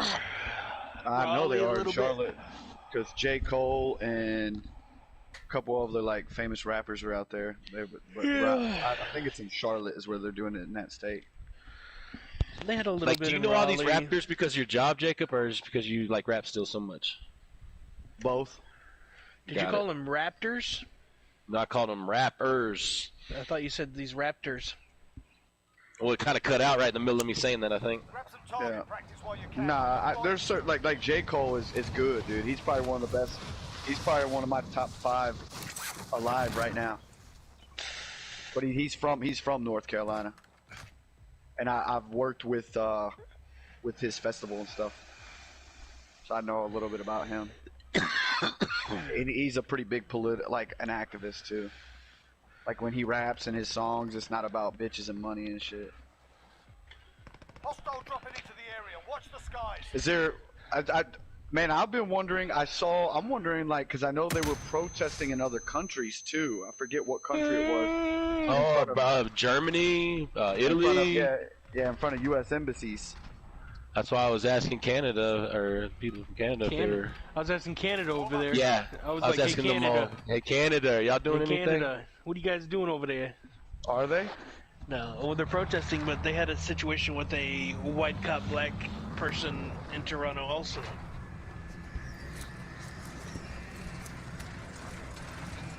Same situation though, like killed him. Yeah. Do the cops carry guns in Canada? Nah, Yeah. batons, right? No, they have guns. No, y'all carry They don't batons carry like over in guns? England. Yeah, they have guns. They have pistols. Oh, I don't know. They're on horseback, bro. Proceed to the safe zone.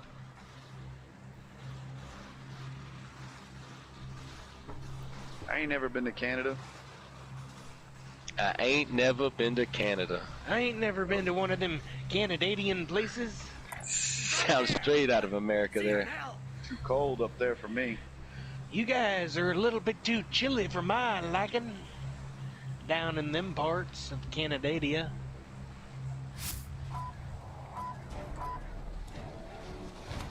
y'all see the video of the dude in Minneapolis that drove his motorcycle into that Target, and then they have video of him coming out on his bike?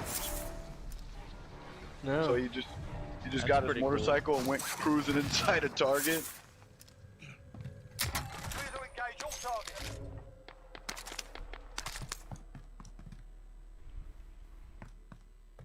Go pick up that munitions box, buddy. I'm not gonna take that. It's yours. You pulled another box. I just turned around, couldn't even see who you were, bro. I'll melee the fuck out of you. Somebody was shooting at me from over here, though.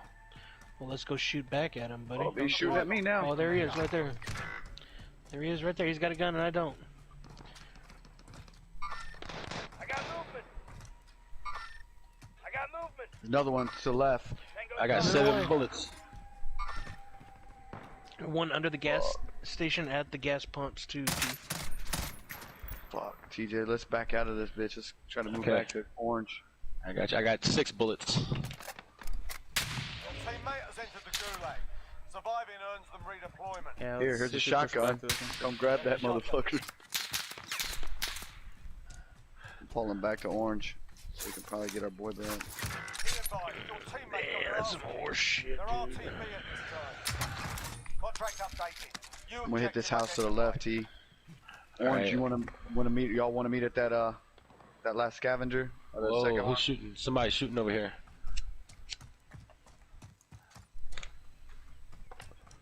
Oh, somebody's in. dropping in right here. Yep. Where's he at? Guy in here on me. He's at, yep. There's another one over here. I downed him. Nice. Another one coming right here. Down. Another one just went Another inside. one in the back window. Inside. Yep. Shit, I hit him. I heard him. He's down. Downed. I literally have no more ammo. Yeah, I don't give have. me I your was, money. all I had was a shotgun. Picked up his Fly, other go buy Fedor back right now if you can. That Or last I'll guy take went the money. down. There's I don't another care. guy Here. around somewhere. Shoot me. 2 over here. Different team. And there's one in front of you too in the big house. Oh shit! All I had. That's all I had. Yeah. Oh my God! There was a second one that got me. I dropped the other one. Oh, there was one I far. should have There just was switched a to my couple shotgun. teams. There's a couple teams in there, bro. Cause I got shot from distance from a roof. Pay attention, you'll be out there soon. You're up next. Get ready. Have y'all taken a chance to like scroll? If you don't have Snapchat, you can go on Snapchat and go to the map, and it'll show you like the map's all lit up. You can just click on there and you can see like people's Snapchats of them at the protests and shit. So that's a way to get like live actual footage of what's going on as well. But you can see all the major cities where it's going down at.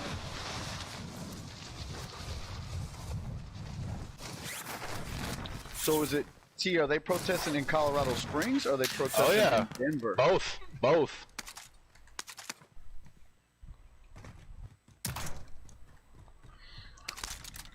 Both, bro. Denver's obviously bigger, but they're doing it here too.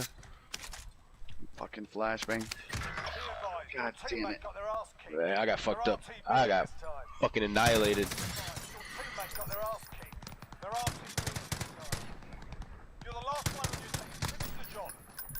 Like if they say your teammate got your ass kicked, I got my ass kicked.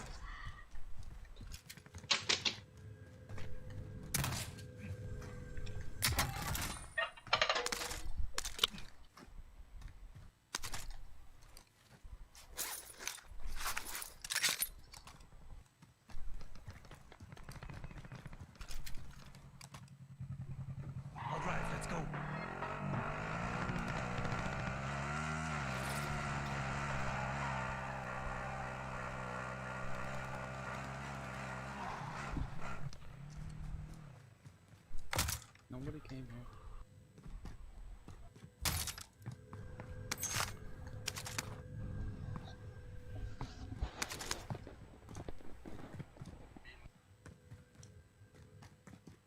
Man, I haven't seen. I heard Louisiana. They got crazy in Louisiana, which I mean, you figured that.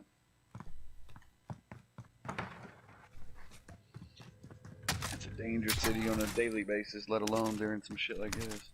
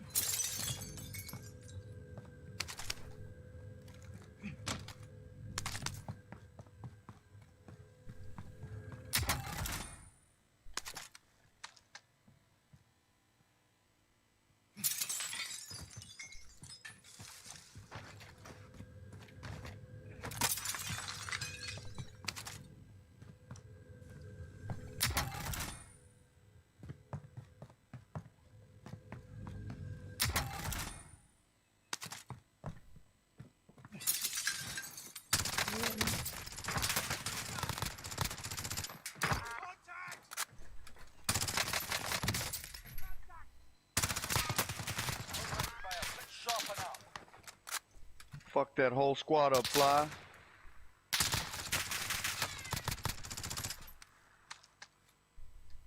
A little something, a little longer range. You know he's saying, oh, he got me.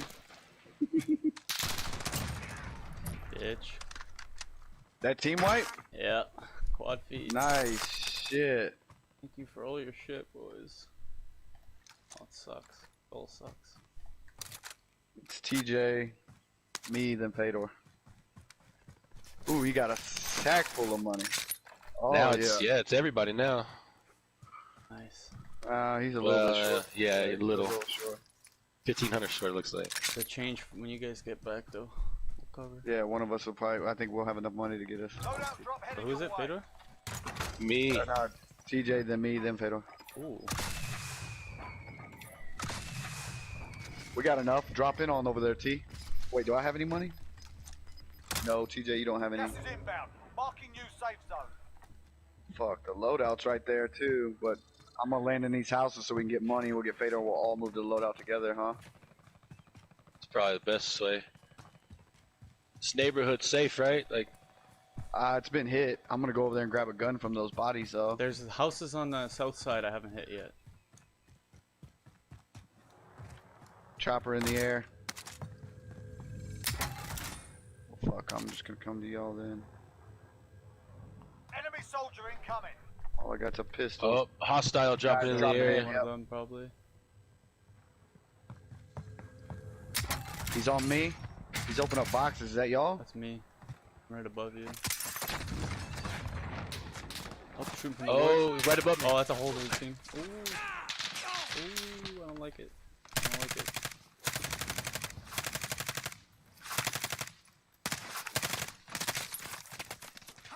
Taking fire. Fuck. Another guy right here. Closer, these guys.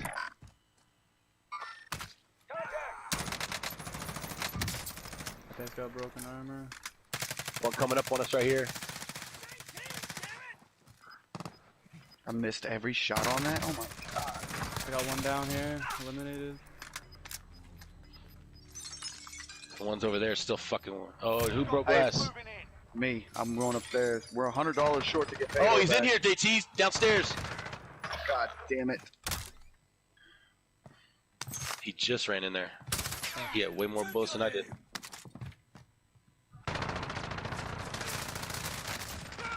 Bitch. Hey, we got enough money. Here you go, Fly. I'm gonna get one of our boys back. Go get Bill.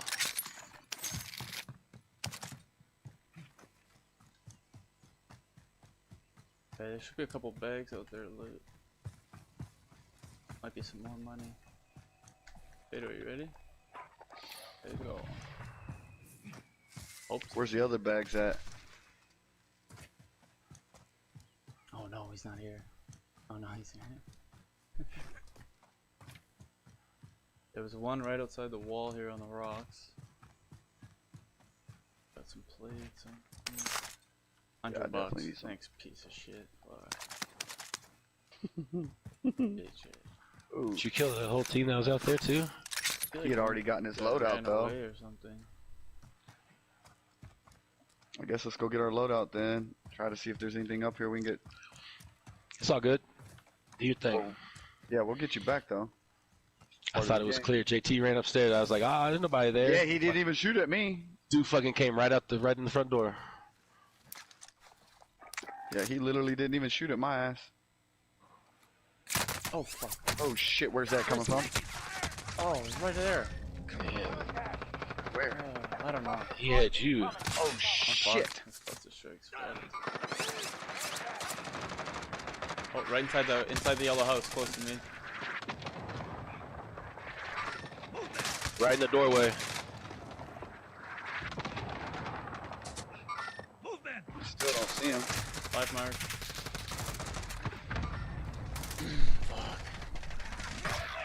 Oh my god, We lost that one, but we'll come back stronger next time.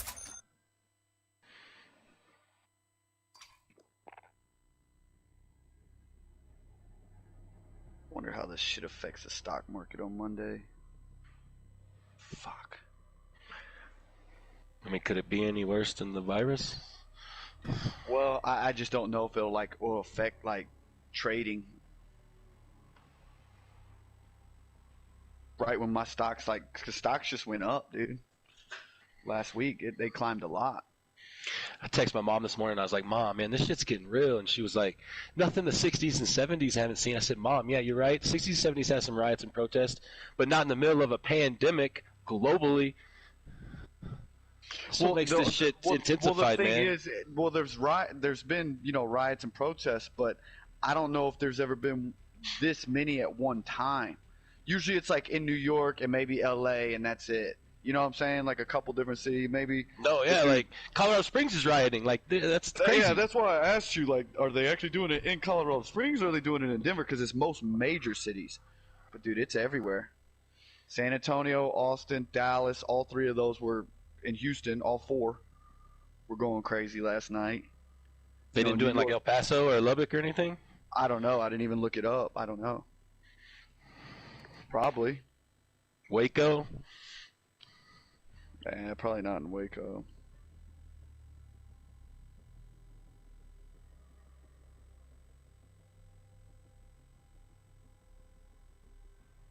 Here they go again, dude. Austin police is using tear gas rounds to clear the interstate. So what's crazy in Austin, the police headquarters is on 7th and I-35, bro. So it's like the main road runs right, like the highway runs right past downtown. And so there's like an overpass that goes right by it. So like everybody's they could spill fire up on top of the roof and shit. Well, what's happening is everybody's like protesting underneath the bridge right in front of the police station, and then the fucking bridge, the cops are standing up there, so the cops have the fucking high ground. So just like modern warfare, like they got the goddamn high ground, so they're shooting down on the people. So I mean, I guess it would be good. They need to go take the high ground. Well, that's what the cops are not letting people do right now. They're like literally, you know, they're watching. They don't want the highway blocked. Is the only thing. They're like, you can protest, but they just don't want I-35 because that's the main highway that goes across, you know, across town.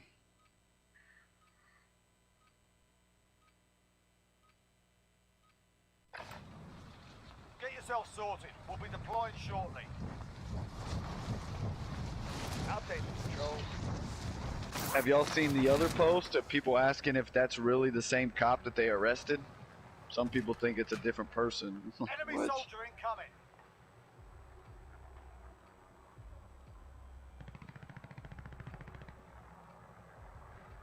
I'm pretty sure Bill's mic's on mute because I didn't hear him that whole time during that fight. Yep.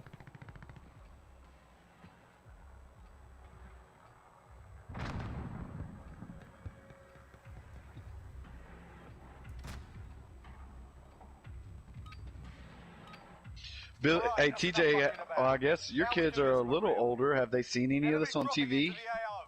Man, my kid's 5. He doesn't understand what's going on. Yeah, that's why I was curious. I'm scared though for my kids, really. Cause like, you know, I'm 37. I've never had to do any like social distancing is a common word for him now, you know? Yeah. Yeah, the world they're growing up in is totally not what you grew up in. Right. What's going to be the lasting effect of that? Exactly. Yeah, that's definitely something to think about. Like socially too. Like, how's that going to affect them socially? Because my kid's a pretty outgoing kid, man. Yeah. I think could you imagine having to have these conversations with like a 10-year-old, 11-year-old? Yeah, it'd be hard. You have to get real with them real quick. Yeah.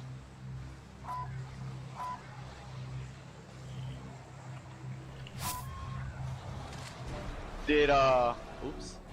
You know, the team dropping in here. Oh God, they're there too. Dude, let's keep going. Let's get them. Oh, y'all can't tell me to keep going right in the middle of it. I broke his armor. There's 2 of them on me. There's more than one. I got one down. There's too many though. You tell me to abandon. Oh, there's like 2 teams. No, I never said abandon. I just said, keep going. It's all good. It's a hot drop.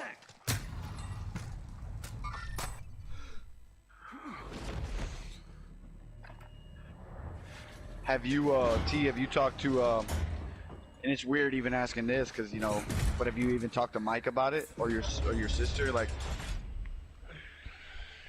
what his thoughts are? Fight to earn redeployment. No. Yeah, I figure not.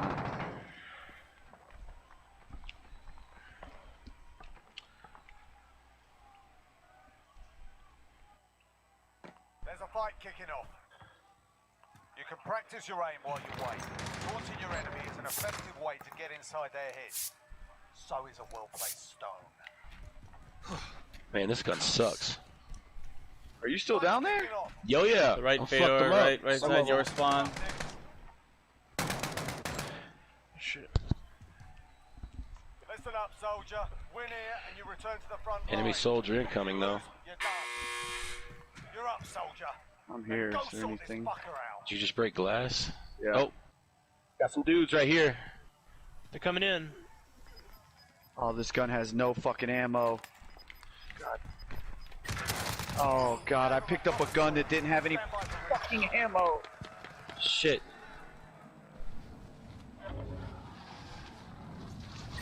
Oh, fuck, I thought that was y'all. They're on the building. They're in the building that I was in.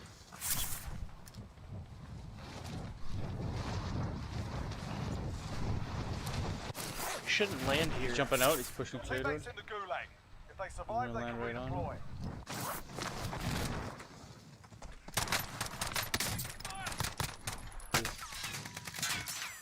Damn, this is kind of crazy. What the fuck, man? Fuck that. Watch out.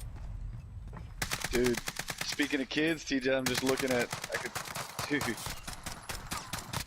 this lady, there's like 3 or 4 photos on Twitter of like people bringing their children to protest. What do you think about that? One of them got fucking hit with mace, and then they were like, let's make these pigs public. Here's his name and badge. They've sprayed my daughter with mace. I was like, I why think if you're is doing your it- daughter there? If it was peaceful and you knew, the problem is like the photos today, like after seeing the news, like if it was the first day I could understand that, like okay, we brought our kids, we thought it was going to be a peaceful protest, we're trying to educate them, that's fine. Drop on you, Billy? Or you no? Yes, no. Yeah, sure, why not? I don't know where I'm going. I'm just driving around. But I would never bring my kid after the past How long 2 before a days. loadout? 4 minutes. Long time, Shit. bro. Okay. All right. I'm dropping to you. I would never this bring hasn't my been kid hit. to protest, dude. Never.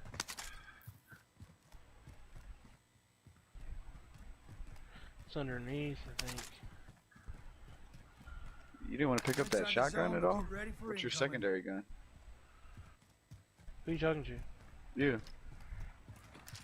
Yeah, you should have at least picked up that shotgun just cause. Have y'all ever killed, I think I might have killed 1 or 2 people ever with that bolt action fucking gun that you pick up and find.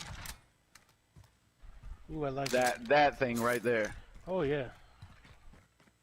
You can fuck some people up with it if you can hit them. If you can be accurate. Yeah, that's what I'm saying. I've only gotten a couple kills ever with that thing. Oh, who didn't pick that bad boy up?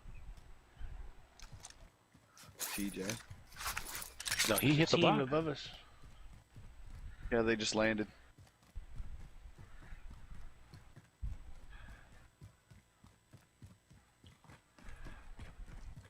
Dan T, you know what else is crazy? Like, when y'all go back to school,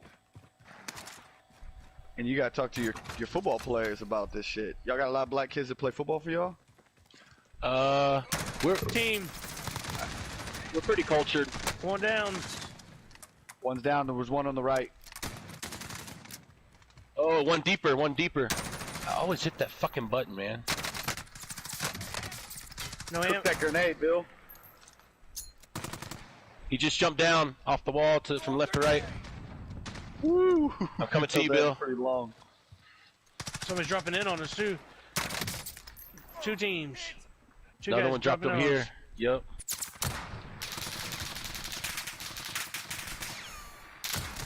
Oh shit, to our left.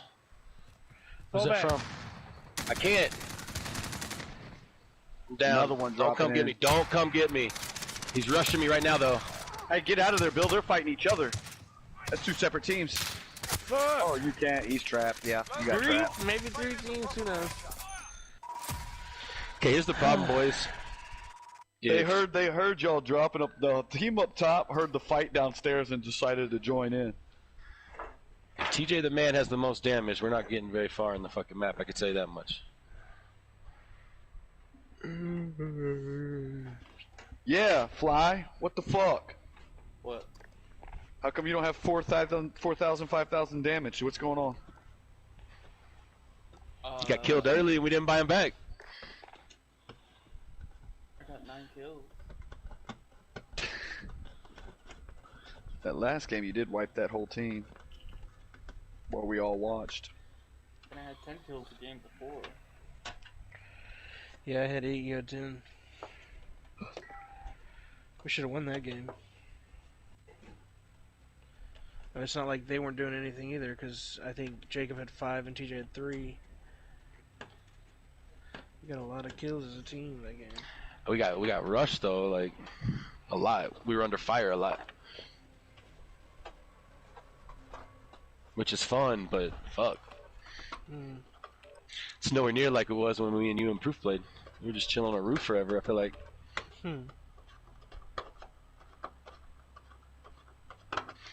It's getting fucking cold in here.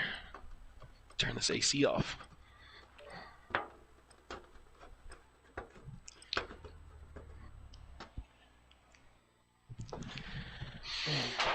Alright. How many more are you gonna play, T? I got all day. I got the family's gone. I'm gonna play one more, and then I gotta get cleaned up and get some food. I haven't eaten today. It's 3:30. You know you could cook something, Jacob. No, I got some. I'm good, but that's what I'm gonna do. I got some Why fried rice before. you got to get cleaned up to eat or what? I haven't even showered today or anything.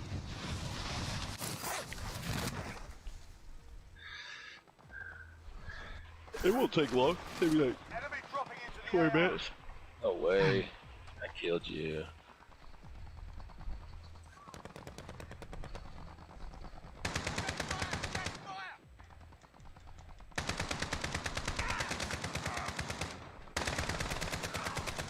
T, do you have firearms? Enemy dropping into the AO. TJ? Do I have what? Do you have any guns at your crib? Yeah. Keep them in a safe or something? Yeah. I keep them a little gun safe thing in my closet. Enough practice. Time for the real thing. What kind of guns you got, dog? I got a shotgun, Browning shotgun, a rifle. One and a pistol. One of every category. Yeah, a little 9mm pistol. One of every category. Yep. I don't need no machine gun or assault rifle. Yeah, I got rid of mine. My AR. I don't need something with clips in it that are more than 30 rounds, Bill, or 15 rounds, or 12 rounds. There's no need for it. There's no need for it. Well, called a magazine, TJ. Well, I mean, am I gonna have a whole fucking army come attack me? Like, what's the need for it? Have you looked outside this week? Yeah, I've looked outside. I've lived in it. I live right in it. I live with, obviously, my neighbor. I mean, yeah. I'll tell you this, though. Guys like TJ that are 6'6" and fucking his size, they're not really going to come attack him. Well, obviously if I'm out in the open, but there's a team here, JT. One to your right now, JT. We landing on the glass? There's a dude in there. There's dudes on the roof. Whole team. Oh, that just turned into a brawl. Supply box ready for pickup.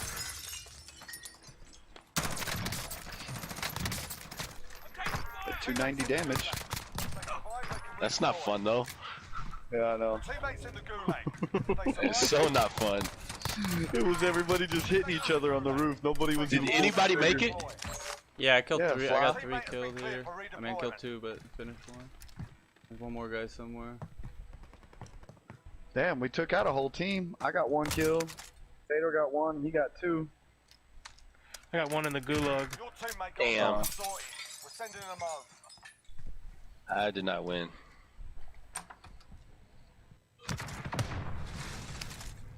He's here.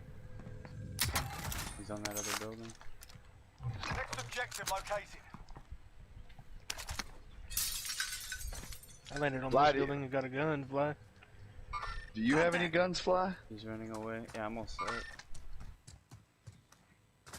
Are you allowed to have guns in Canada? Oh, in real? Oh, yeah. Oh, I got lots of guns.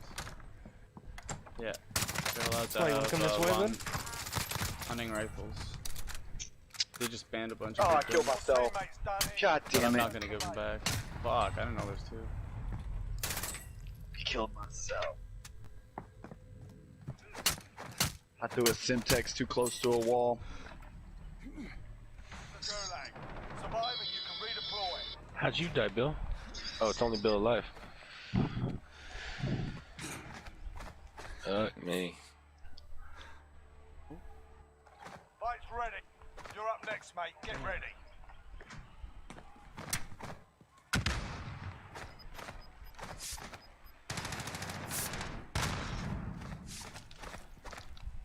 soldier. Man, Win here that and you left return stick to has the been front getting line. stuck But if lately, you lose, man. you're done. You're up, soldier. Go sort this fucker out. You gave him a proper sorting. Stand by for redeployment.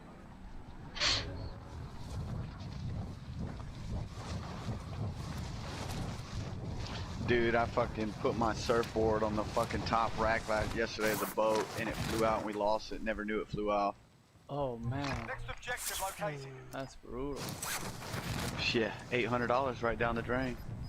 Whoa. I say 800. I mean, I had that board for like 4 years. That's what I paid for it. It was probably worth about 5. Probably goes up in value from such a legend, right? There's a shit ton of money in that house. Buying you Yeah, back, y'all boys? y'all got enough to buy us both back. Oh. Oh shit. Popped his armor.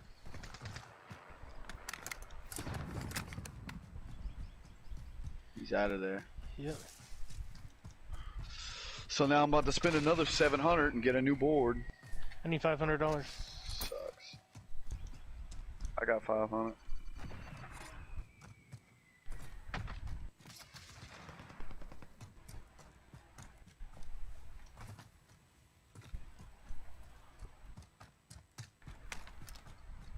Is there any other anything else besides that piece of shit? Found a sniper rifle. It's upstairs, huh? That's that bolt action. That's old Dusty. Oh, that's the confetti killer. Did you mean to pick that up or drop it? No, I left it there in case anybody wanted it. I'll take that. You keep that shotgun. Anybody need ammo? I got that munitions box. I need better guns. Yeah, I was thinking maybe we'd get better guns for it. But yeah. Hey, can we get a loadout? No, sorry. Almost. 19.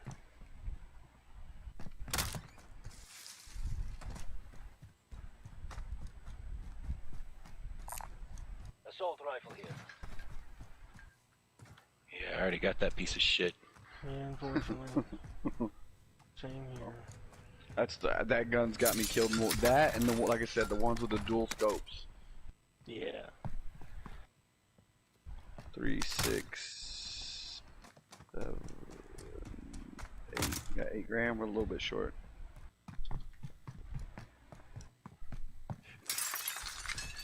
Yeah, the dog's starting to whine too. She wants to go outside.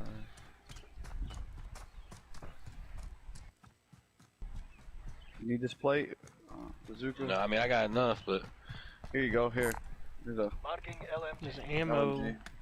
Hey, where y'all at, man? We moved. Why'd y'all go that away? I don't know. I just moved. Yeah, I was trying to hit these houses down here. I was trying to hit these houses over here. Man, I was about to press in somewhere somebody's been. There's an ammo station. I turn around and look. None of y'all's there.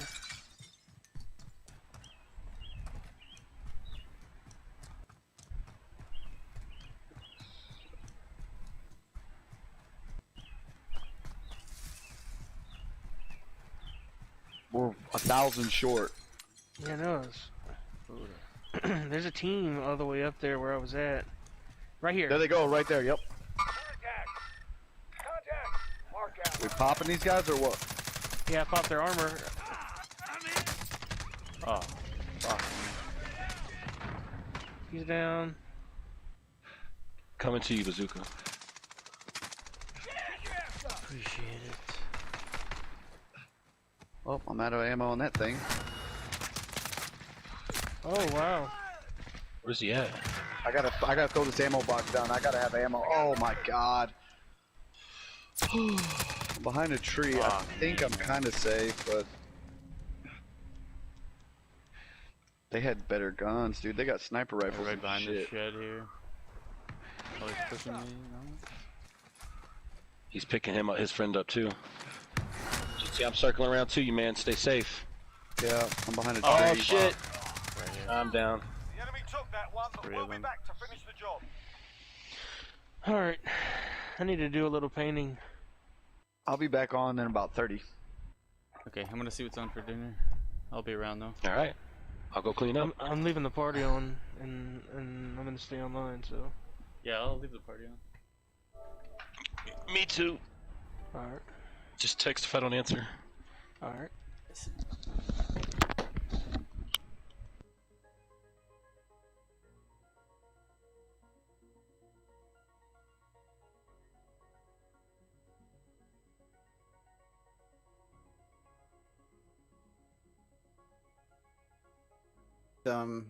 It's so interesting. There's a little bit of a deja vu because last week we started off with the Snopes story, and of course we're joined by the lovely Olivia. Hi, everybody. And so it was strange, and this is just going to be a little aside before we get into everything that we're doing tonight, dealing with the UK aspect, Queen Elizabeth, Pine Gap, which is very significant, and there's some stealth archives rising to the surface there. But we're going to be able to track this whole story through the Queen and her advisor, Peter Horsley. Very interesting fellow. And we're going to do it in a way that takes us all the way back to Samaria, believe it or not. I was very shocked by this as well. And right in the middle of it all was the steganography carrying us through whenever we got around the unusual questions of advanced technology. It's been pretty remarkable as more and more is coming to the surface. Now, before we get to everything, Snopes last week came on the record and said, well, the Nixon time capsule story, that's something that really, is unproven. They didn't say it was false.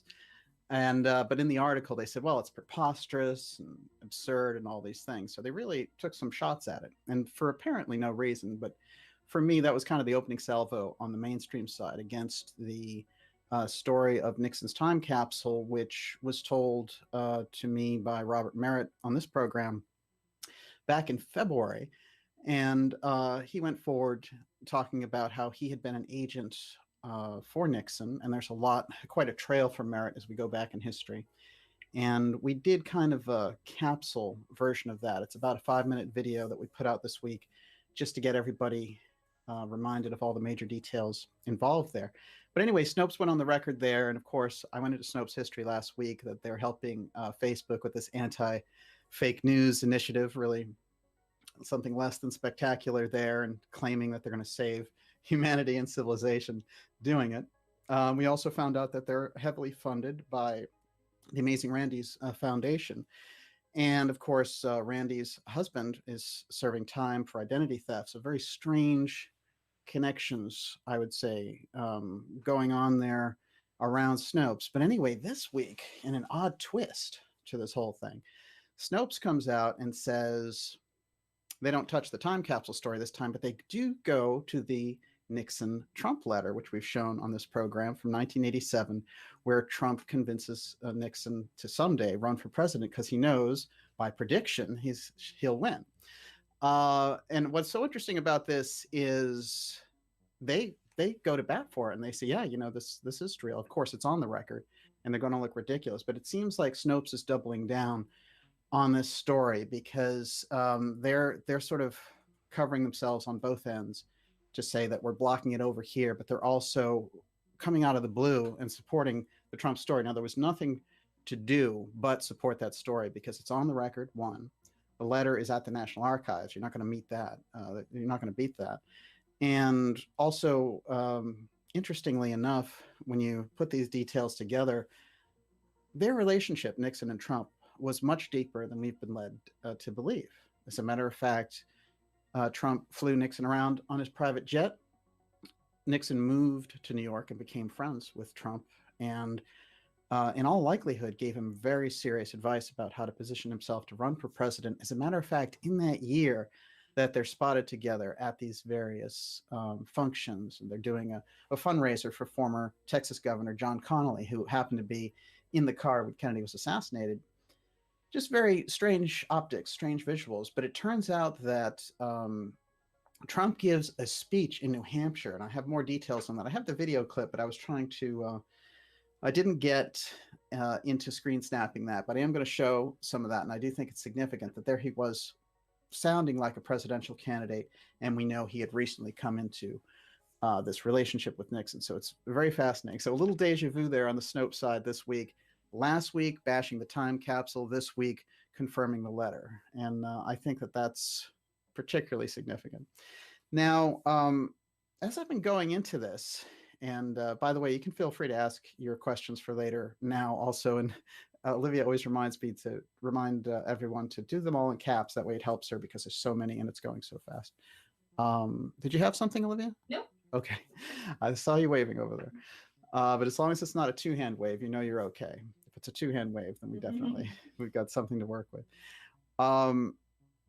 So going into the UK aspect, what I want to do is give just that foundation again for people who don't know what the X series that I'm doing here is all about. And for those of you who do know, there's a few things in here that will pop out.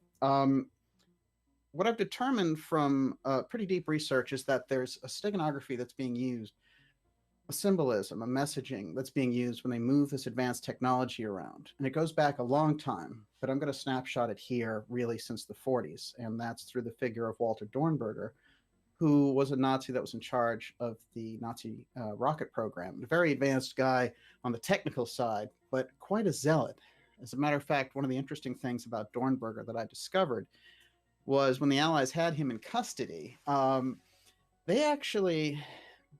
The first reports were that this isn't looking good. This guy is never going to convert to the American side. As a matter of fact, he's trying to turn the other guys in captivity against us, you know. So he's kind of the Nazi to the last.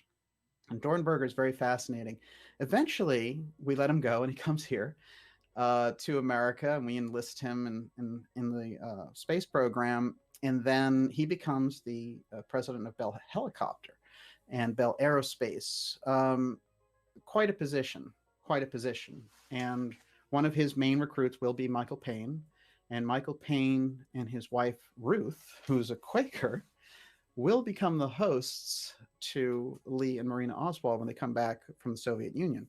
That string of events is very significant, as is the fact that Dornberger showed up as a dinner guest at the Nixon White House on more than one occasion. And I've shown those the log from the White House on that, but just showing that Dornberger was so close and so important in the whole space program aspect. And as a matter of fact, Werner von Braun was his understudy and basically his 20-year-old intern when he was doing this. So he had started very early.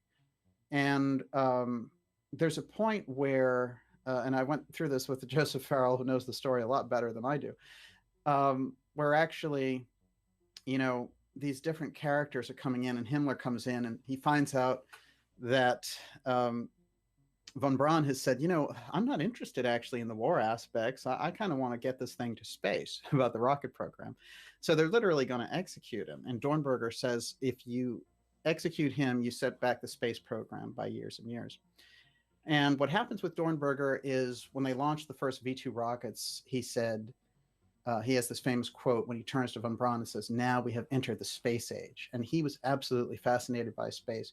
And his entire program, when he got to America and the incredible output that he had for our various aerospace industries, was that he contributed the X. And the X series for these different planes, which were space planes, which some in the 1960s that they ran and they flew, still hold records for speed, even though it's 50 years later, because they were just designed to do this. And this is going to come around in such a major way in this conversation. And I'm very excited about it because there's a few things tonight that are going to blow everybody away. And, it's one of those things where the connections are coming in so strong and we're on such a roll of understanding where these things fit, that the more pieces you get, the more things come in to fill the picture out. And that's about where we are right now. So when we get through Dornberger, we roll into Blue Gemini. And Blue Gemini is a very mysterious program that they try to do outside of the auspices of the presidency at first. This is something that they started up under Eisenhower, and there was a trade-off there. I'd been trying to figure out where was the X trade-off between what they were doing and when they got to Blue Gemini. But let's stick with Blue Gemini just for a minute. Blue Gemini was this program for basically UFO recon, and they had this kind of a half black project and half public project, and there's all this hubbub about it. And finally, JFK realizes, you know what? Certain NASA aspects are getting infiltrated here. What I need to do is throw this project back to the military, which is a very odd move for him because, he had tried to keep the space program as a very non-military thing, which Eisenhower had designed it as. So we're getting into this whole NASA aspect with Blue Gemini, but there's a force there behind Blue Gemini that's pushing it. Incredible budgets, both off and on the record for Blue Gemini. And the program gets killed because at a certain point, the cover is blown on it. And Robert McNamara, who is the defense secretary for JFK, comes in and says, "What are you guys doing? I feel like we're looking here at two totally different national space programs." That's the first indication in a document, and we've only had the document since 2015. That's the first indication of the secret space program that we talk so much about here, and which gets bandied about in so many different ways. But the real solid research, you would look to people like Gary McKinnon and Joseph Farrell to really understand what that's all about. But that secret space program, they're the roots of it in that conversation.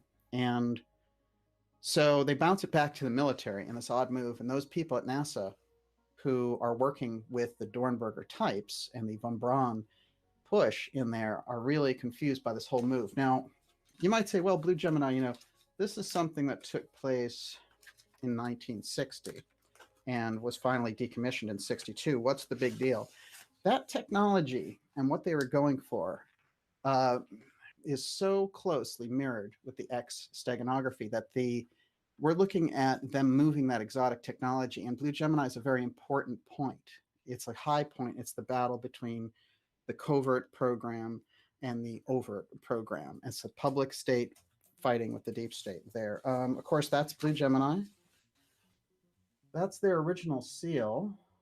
Very interesting as we have the 7 stars up there, a little reference to the Pleiades.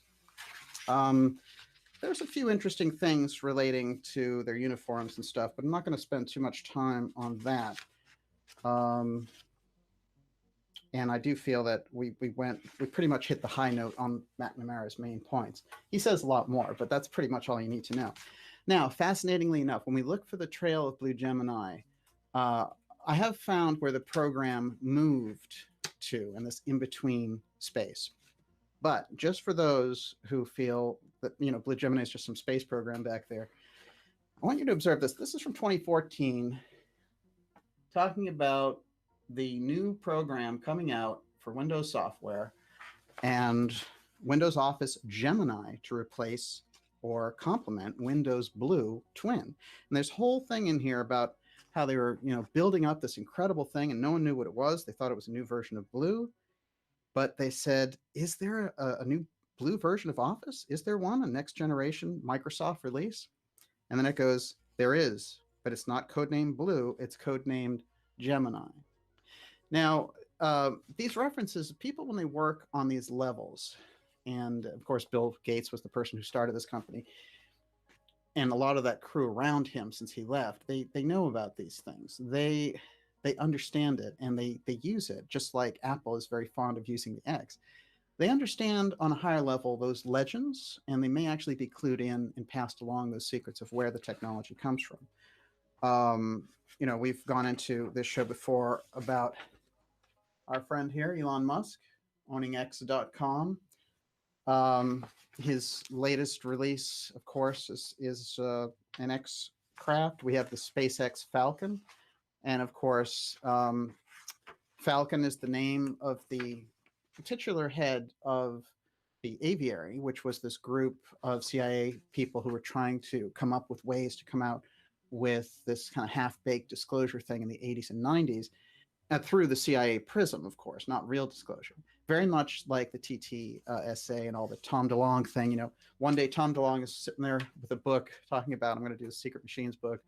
The next day they do this big push and there's like 9 guys who are CIA officers, and they push the CIA officers out to the press, and it's like, oh, I see, you've been CIA'd.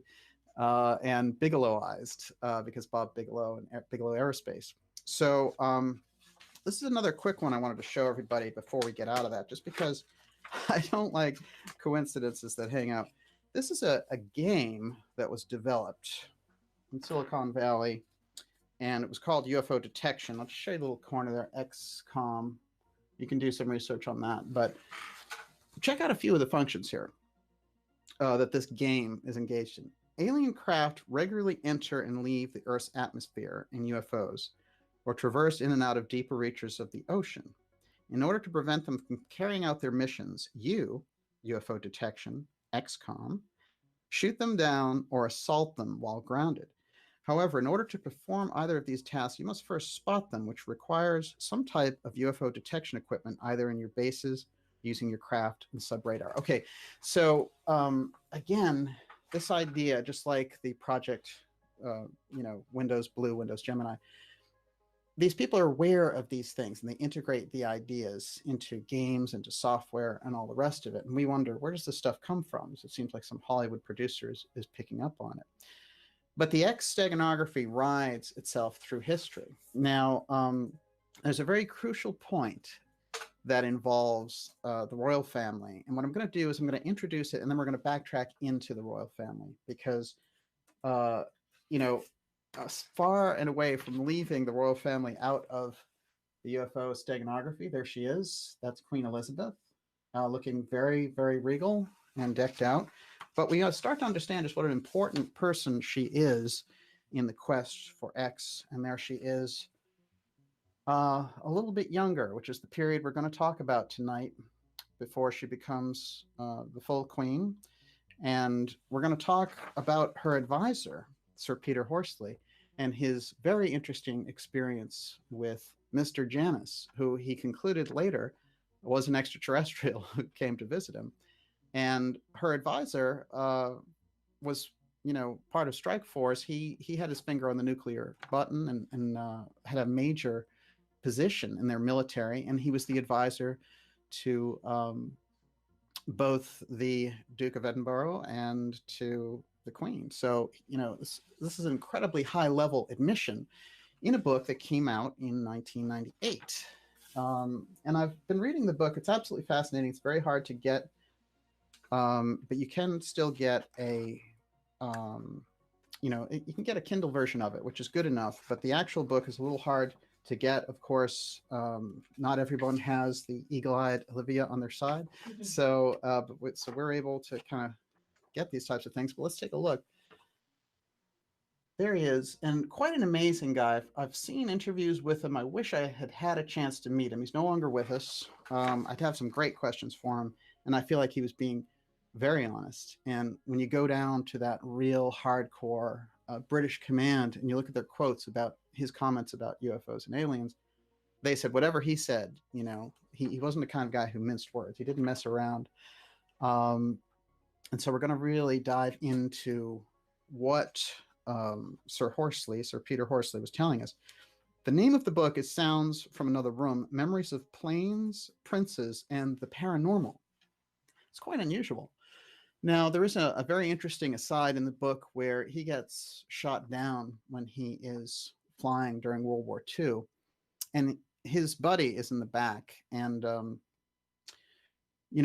he keeps saying to his buddy, get ready to jump when I jump. And, let's do this. And when he jumped out, he didn't see his friend. And when he hit the water, his friend wasn't there. And he survived for 3 days. And he had this really harrowing experience at sea before he was picked up. He was 3 days just thinking he was dying and he was leaving his body.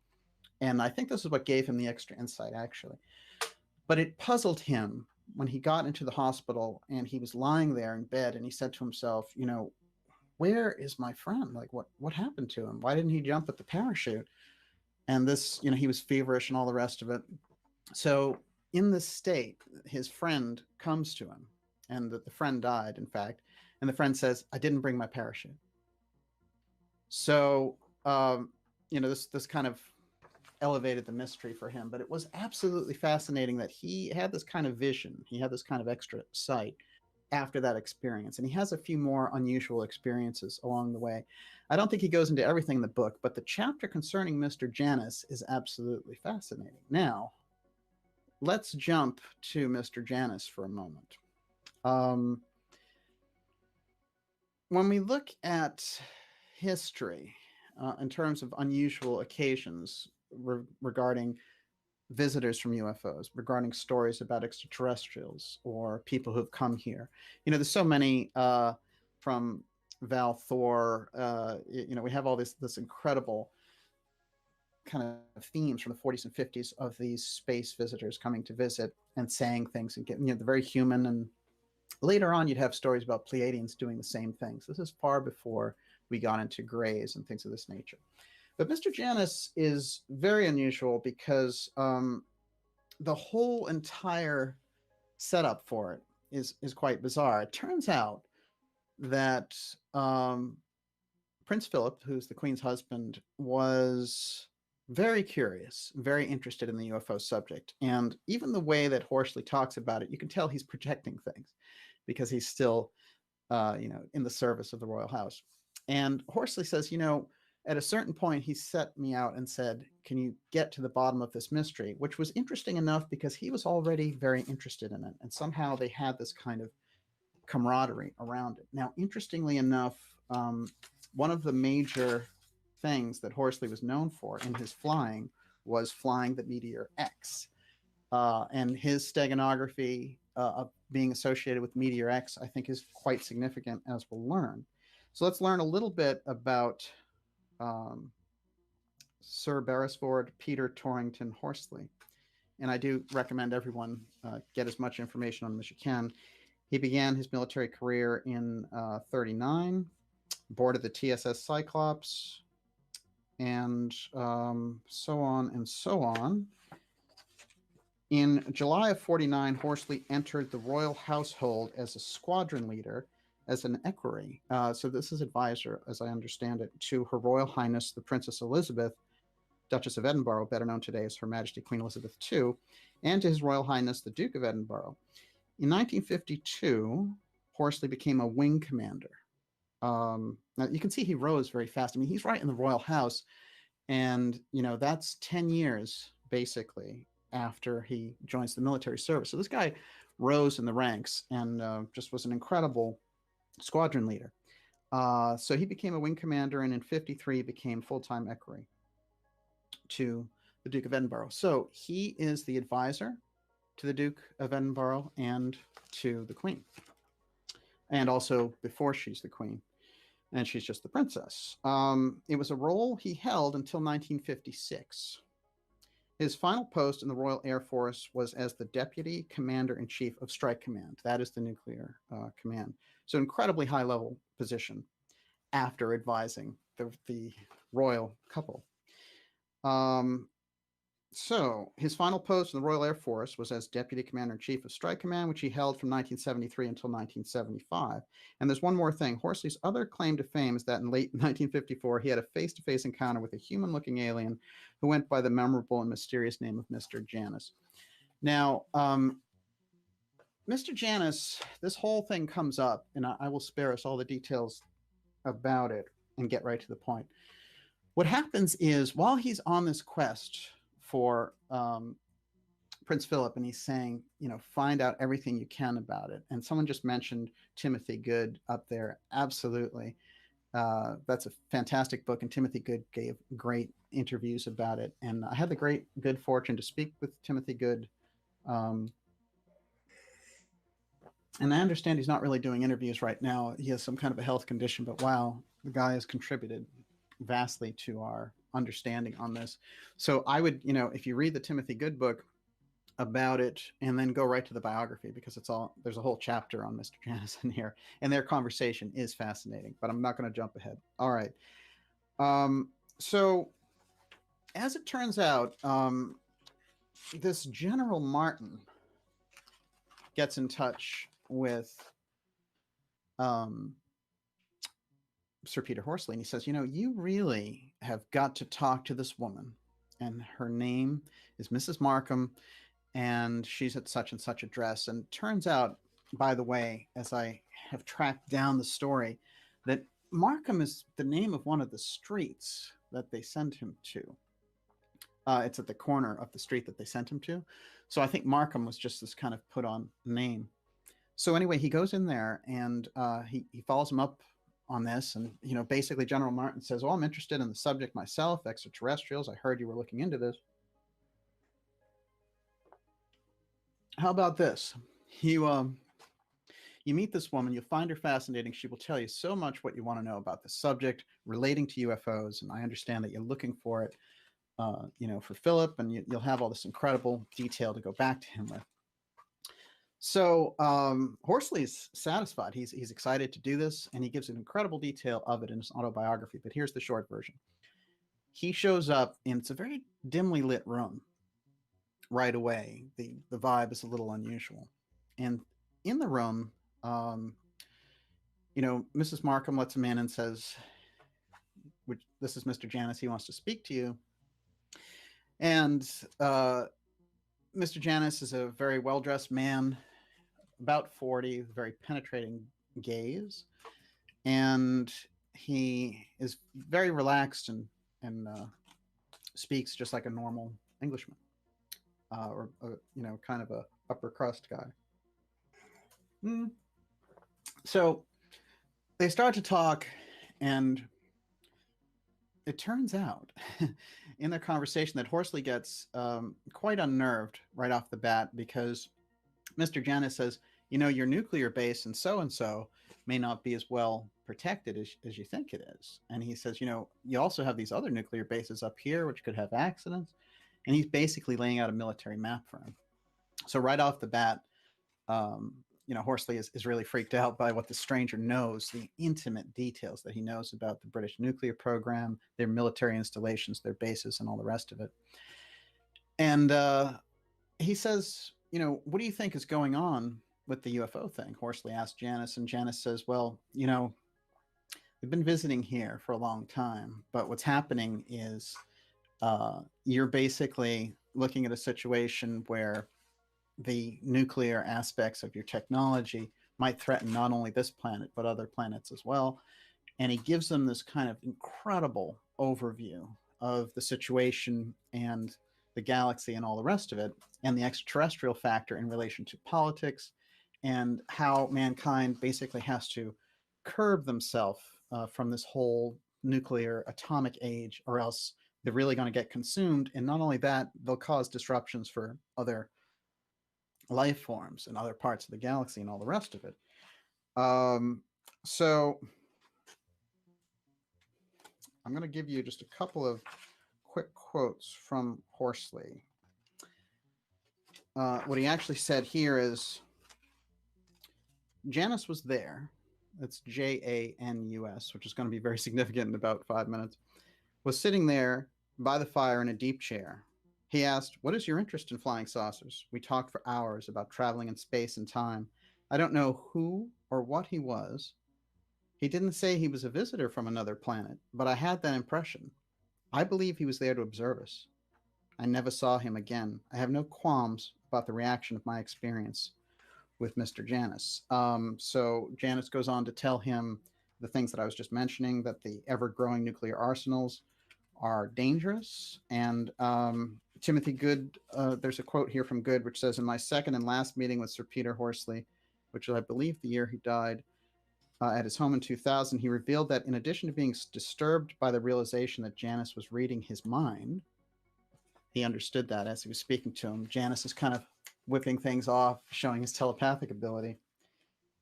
Horsley was even more disturbed by the fact that this extraordinary man knew all of Britain's top secret nuclear installations. Okay, so we have a mysterious visitor who trips in to Peter Horsley's investigations on behalf of the royal family, looking into the UFO aspect. General Martin, who says, this is really something you can learn about. This is something you can get into. And this woman is really going to help you with that. So he goes back and he talks to Prince Philip after all this. And he says, I had this incredible encounter. And this is what he said. And I think that this guy has a lot of keys to it.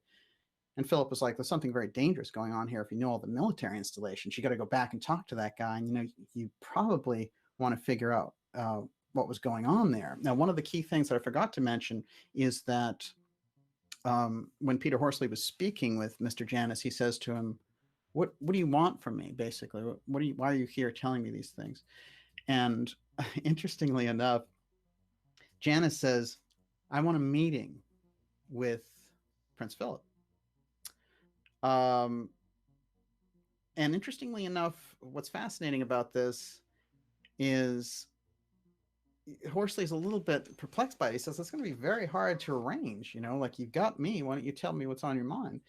And he said, well, the Duke of Edinburgh, he's a man who really understands his place and the place of peace in the world. And he's going to be somebody who could really bring this program forward of stopping the exponential nuclear parts and then what could happen and all the rest of it. So he gives them that as really the reason why they're having this incredible 3-hour conversation, which I do find the entire conversation is very interesting. And I've given kind of a condensed version there, but I think you get the idea.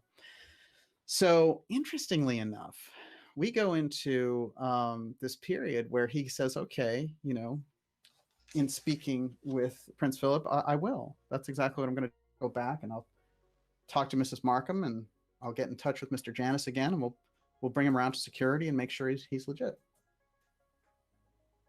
Which, oddly enough, he didn't do in the first place, because he thought, quote, General Martin had handled that, had already cleared this guy. Well, suddenly General Martin becomes very hard to get in touch with, which is interesting off the bat. Later, he goes and he's like, I'm going to go with a few security people over there. He goes back to the building and it's all been cleaned out. Everything's gone. As a matter of fact, the place itself hadn't been rented in something like over 3 months. So there was nobody there. They were using this apartment that hadn't been rented, and it was just happened to be vacant. There's no Mrs. Markham. There's no Mr. Janus. And General Martin disappears from the picture pretty fast, too. So this is the nature of the unusual contact that happened. And Horsley was left with his whole life with this question. Now, as I said, Horsley had almost paranormal abilities from his unusual, from being shot down during World War II and hitting the water and his friend dying, coming to him later. This kind of altered his consciousness in some way. So it seemed like this mission was set up for him. But it looks like Mr. Janus was a little disappointed that he wasn't going to get this meeting with the Duke of Edinburgh. And he probably felt, I'm still talking to a military man. I need to go deeper, right to the leadership. So Janus does not achieve his mission. But I want to talk about what Janus was representing in this whole thing. Because, some people have said, well, this is some kind of a game that these, very deep players were playing with both Philip and Peter Horsley. And it was some kind of a, breakaway deep state op in order to check out their mindset about these things. My own conclusions is that based on the nature of the contact, that it doesn't have anything to do with traditional intelligence methods. It seems to me a totally different type of intelligence trying to contact the royal house, in this case, through Horsley. And so I think it's very well arranged. Whatever you want to say that intelligence is, it's not the traditional kind of CIA, MI6 type of intelligence that we're dealing with there. Very significant, however. And that Horsley is famous for flying the Meteor X gives us enough to follow there to understand that the X is in play in dealing with this. Let's talk about Janus for a minute, because the visitor is using steganography himself there with the name. And so Janus is at first here in our understanding a Roman god, and he's a two-faced god, generally meaning dual nature. Now, interestingly enough about Janus, he's associated with time, with beginnings, with space, the sun, the moon, and the stars. That's his basic kind of fundamental thing. And, they said it was associated with January, and that actually was a different one that was associated with that. As it turns out, as they've done deeper and deeper research on the god Janus, they've figured out actually that this figure goes back to Sumeria. And let's see if I have, hang on just a second here. There it is. It's a couple of players to point out here. This is going to be interesting, and I'll show other pictures of this. But this over here is Janus. It's the two-faced figure. As you can see, there's one face and another face. And he is behind Enki, who is, we know very well in our Sumerian mythology, plays quite a role in the development of mankind and preserving it and all the rest. So the name of this god, who was Janus later for the Romans, is called Izimud. And I'm just going to read you this quick sketch of Izimud. Izimud, he's the associated with the messenger of the gods. And in this case, the messenger that he's associated for is the god Enki. So he's a god, he's Enki's messenger. In Sumerian mythology, in ancient Sumerian artwork, Izimud is easily identifiable because he is always depicted with two faces facing in opposite directions in a very similar manner to the ancient Roman god Janus. So he shows up with this, and again, this dual nature thing. You know, you could say his nature could be half divine and half earthly, or his nature is, you know, part ET and part human. It's a hard thing to figure out. He's part spiritual, part physical. But he has this dual nature, and that's what they are reinforcing. This is what they pick up on. It's a very unusual, as we could see in the Janus picture, it's an unusual symbolism for them to be using. And when we think about Janus and going back to this. Now let's just get a quick look at Izimud. Izimud appears in the legend of Inanna and Enki, in which he is the one who greets Inanna upon her arrival at the Absu temple. He is also the one who informs Enki that the Mies have been stolen. This is very interesting. Izimud serves as a messenger telling Inanna to return the Mies to Enki or face the consequences. Okay, so she's stolen something incredibly valuable, but what are the Mies? Now, this is kind of fascinating because there's so many different places we could go with the Enki stuff. I'm going to keep it down to Izimud. But keep in mind, when I mention Izimud, I'm talking about Janus, because it's the two-faced version of the god in Sumerian times. He graduated to Janus by the time he hits the Romans. But I think it's very important to find out what he has to report on that's been stolen. And when he's talking to Enki, because of course, you know, in the alternative research community, we've been Sumerianed to death and Sitchined to death. But that doesn't mean that there isn't so much important information there. It's just that people ran away with the marketing aspects of the Anunnaki, for example, just like they run away with the marketing aspects of the secret space program. Nonetheless, the solid information in the heart of this material is kind of leading us forward. So let's find out what had been stolen and what he was being a messenger of. And we'll pay very close attention to this because we're tracking back now from the royal household meeting, sending off Sir Peter Horsley to find out about UFOs, to him meeting this mysterious Mr. Janus under mysterious circumstances, and Janus disappearing after telling him that ETs are keeping an eye on Earth because of the nuclear problem, and a whole lot of other things that are the more we dig into it, the more things we find. Now, in Sumerian mythology, a me is one of the decrees of the gods that is foundational to the social institutions, religious practices, technologies, behaviors, and more. So they're handing something down. Now, it's very often, the way that's depicted is very odd, because a mies will be like a box, or it'll be a figure. Whatever it happens to be, it's never described. It's kind of like the object of desire, in a sense. But the entire, there's a poem called Enki and the World Order in which these appear. And I'm going to read just a list of some of these, because they are quite interesting. And there's more than 100 me's, and they appear to be mentioned in the latter myth. So I'll just go through a couple. Godship, the exalted and enduring crown, the throne of kingship, the exalted scepter, the royal insignia, the exalted shrine, shepherdship, kingship, lasting ladyship, divine lady, that's a priestly office there, truth, descent into the netherworld, and weapons and sexual intercourse. These are, there's more, of course, but the ones relating to royal scepters and royal house and all the rest of it, the throne of kingship, the royal insignia, I think we start to understand what they're getting at with Janice. They're giving us something in this interaction. In that interaction, the name always bothered me.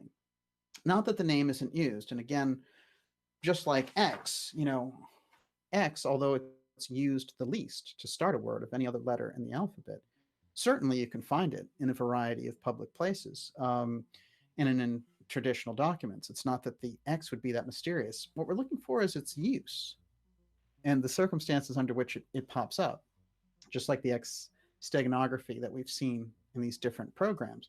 Whenever we get around one of these important people dealing with it, we run smack into that X steganography from Dornberger to Pine Gap and beyond. We're going to get into Pine Gap and Queen Elizabeth and her relationship to it because it's actually the crux of the whole episode. But let's just do a quick check-in there with Olivia. How are we doing, and how is everyone tonight? Fantastic. Okay, good. We have a great crowd tonight. It's actually a very full house, and it's great to have so many of you with us. I want to remind everyone to sign up for our newsletter at darkjournalist.com. It's the best way to stay up to date on the shows, because very often, so I get emails all the time from people who tell me, we didn't get the notice relating to the show. I missed the live version. I really want to be there for the live one. We do live shows every Friday at 7 o'clock. We haven't missed one just a couple of times this year, basically. And sometimes on holidays and on special occasions when we have special reports, we'll do other live ones. But you can look for us generally at Fridays at 7 p.m. Eastern time. But you want to sign up for the newsletter because of the type of season that we're in terms of research and the things that we're doing this spring and the incredible shows that we have coming up for you in April. I don't want you to miss any of that. So make sure that you go there and just sign up for the newsletter. It's free, and it keeps you and I updated with each other.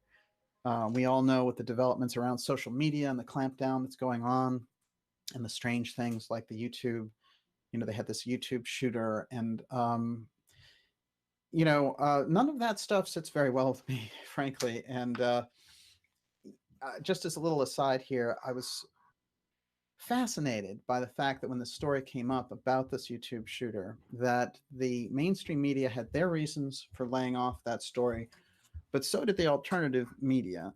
And I felt that the alternative media didn't have their standard were being set up. It's a false flag answer for it, because in some ways, this idea of a fanatic doing this isn't the kind of story that they want to run down. So they leave all these incredible details on the ground because it doesn't fit their narrative. So in some aspects of the alternative media are acting just like the regular media, that sometimes when you look at it, you say, what's the difference? Just two different sides of an agenda. And so what we really need, and what I try to bring forward with dark journalism, is we have to come right down the middle between those intel psyops on one hand, pressuring the information and the narrative, and the kind of marketing moves, and the general political vying for power that's going on right now is just, so off the charts that it is, it's something very explosive. But that is another show. But I did want to mention that because there is something about these occasions where these people pop up and they have these incredible incidents that happen with all these glaring holes in the official story, and we say to ourselves, what's happening here? So in my opinion, that story was not very well researched by anybody, and but we'll keep our eye on it. Okay, so we were understanding with the name here and understanding with Mr. Janus, who had met Sir Peter Horsley on behalf of the royal house. He was sent out to do this incredible task of finding out more, and he really thought he had something here. He had no idea he was meeting an extraterrestrial. As we know, he told Timothy Good and others that Mr. Janus was reading his mind, knew all about the military installations and the nuclear facilities, and that he was looking specifically for a meeting with Prince Philip, who he felt could be the person who could kind of turn the situation around on the nuclear side. He never got that meeting, unfortunately, and we don't know what would have happened there. But right off the bat, Horsley informed him that's really tricky. You know, it's not going to happen. So let's now switch our attention to one quick thing that I found out. I wanted to point out about the meeting with Janus and Horsley was that road, which is King's Road at the junction of Smith Street and Markham Square, is where the meeting took place. Now, interestingly enough, Smith Street here, it says, is a quiet street in the borough of Kensington and Chelsea, and its salubrious location doesn't hint at the strange encounter that occurred there in 1948. What grabbed me was that it's Markham Square. And when General Martin sends Horsley off to meet Janus with this thing, he says, you're going to want to meet this Mrs. Markham. So, you know, he obviously was just using the name for the square there. The only other thing, I want to just concentrate briefly on this, which was when Horsley informed Janus that he wasn't going to meet Prince Philip. Mr. Janus was keen to meet Prince Philip, but Horsley said that this would be extremely difficult. Mr. Janus then began to talk about the physics involved in UFOs traveling such distances. This is significant because we always run into this. Horsley believed that Janus could read his mind as the questions Horsley was about to ask. Janus seemed to effortlessly segue and spoke at length about the subject of interstellar travel, the existence of God, contact with ETs, and the destruction of Earth. So there's the nice round picture of their conversation, and I recommend people check out his autobiography for that. What was the year of that meeting? The year of the meeting was 1956. And I do feel like it's quite significant because Jacob, you still in here? yes, there's definitely something to be said for this period of time we're looking at in the 1950s, because they're setting up, they're looking at an inevitable nuclear exchange between the Soviet Union and the United States, and all these separate countries are hanging in the balance. So we're looking at a very pivotal time. So I'm glad somebody brought that up. Okay, so we've gone into Horsley. Now, on behalf of the royal house, they also wanted to infiltrate into the entire matter around the technology. And Olivia, you have a quick question. They want to know the name of that book again. Aha, the name of the book, I'll show it here.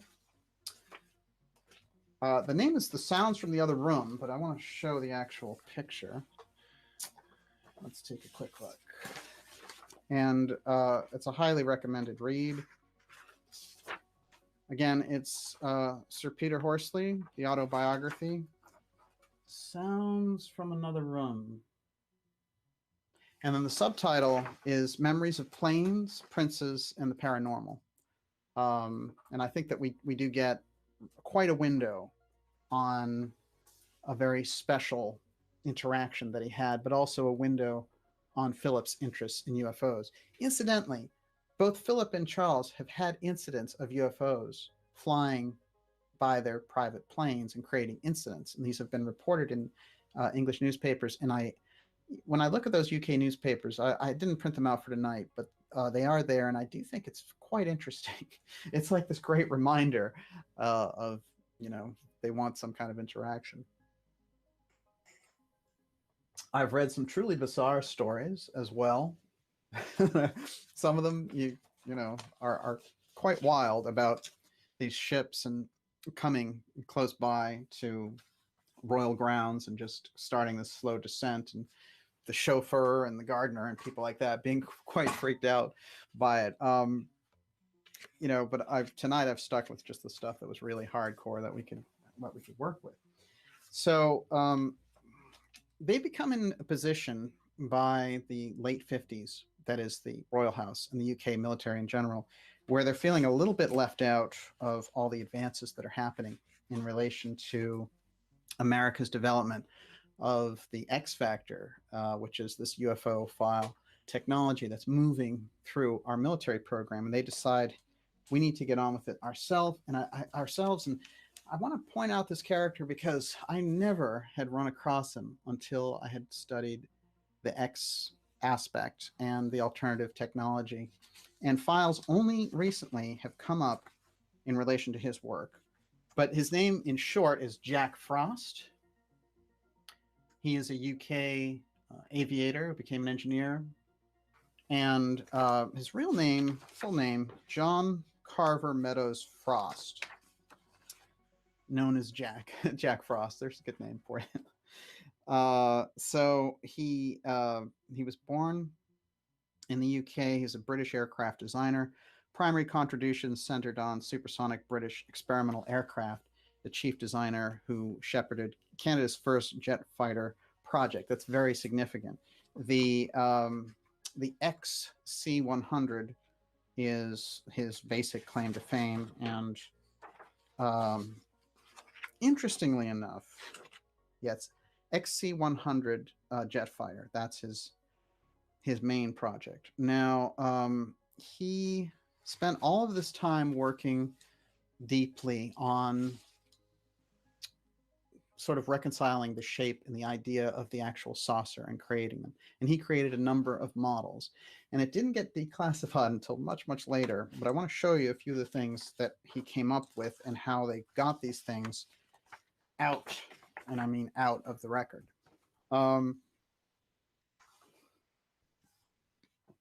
This is actually the payoff. I'm going to do these in backwards order, but let's check this out. This is the U.S. Air Force's flying saucer, and it's linked to X-35 Lightning II. Okay, a view of emerging technology. This is a tech journal. The U.S. Air Force abandoned plans to build a flying saucer in 1961. Oh, I got news for them. No, they didn't. And yet a similar concept survives in Lockheed Martin X-35B Lightning II from August 2015. That the U.S. Air Force once seriously toyed with flying saucers is relatively well known.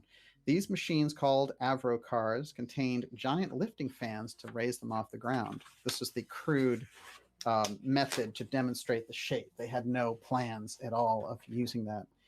But in order to demonstrate the shape without showing off your UFO technology, this is how they did it. This was the Avro car there. And that's what Jack Frost designed. These records became declassified in 2012 and then another round in 2015. It's less well known is that the concept did not die when funding for the project was withdrawn in 1961.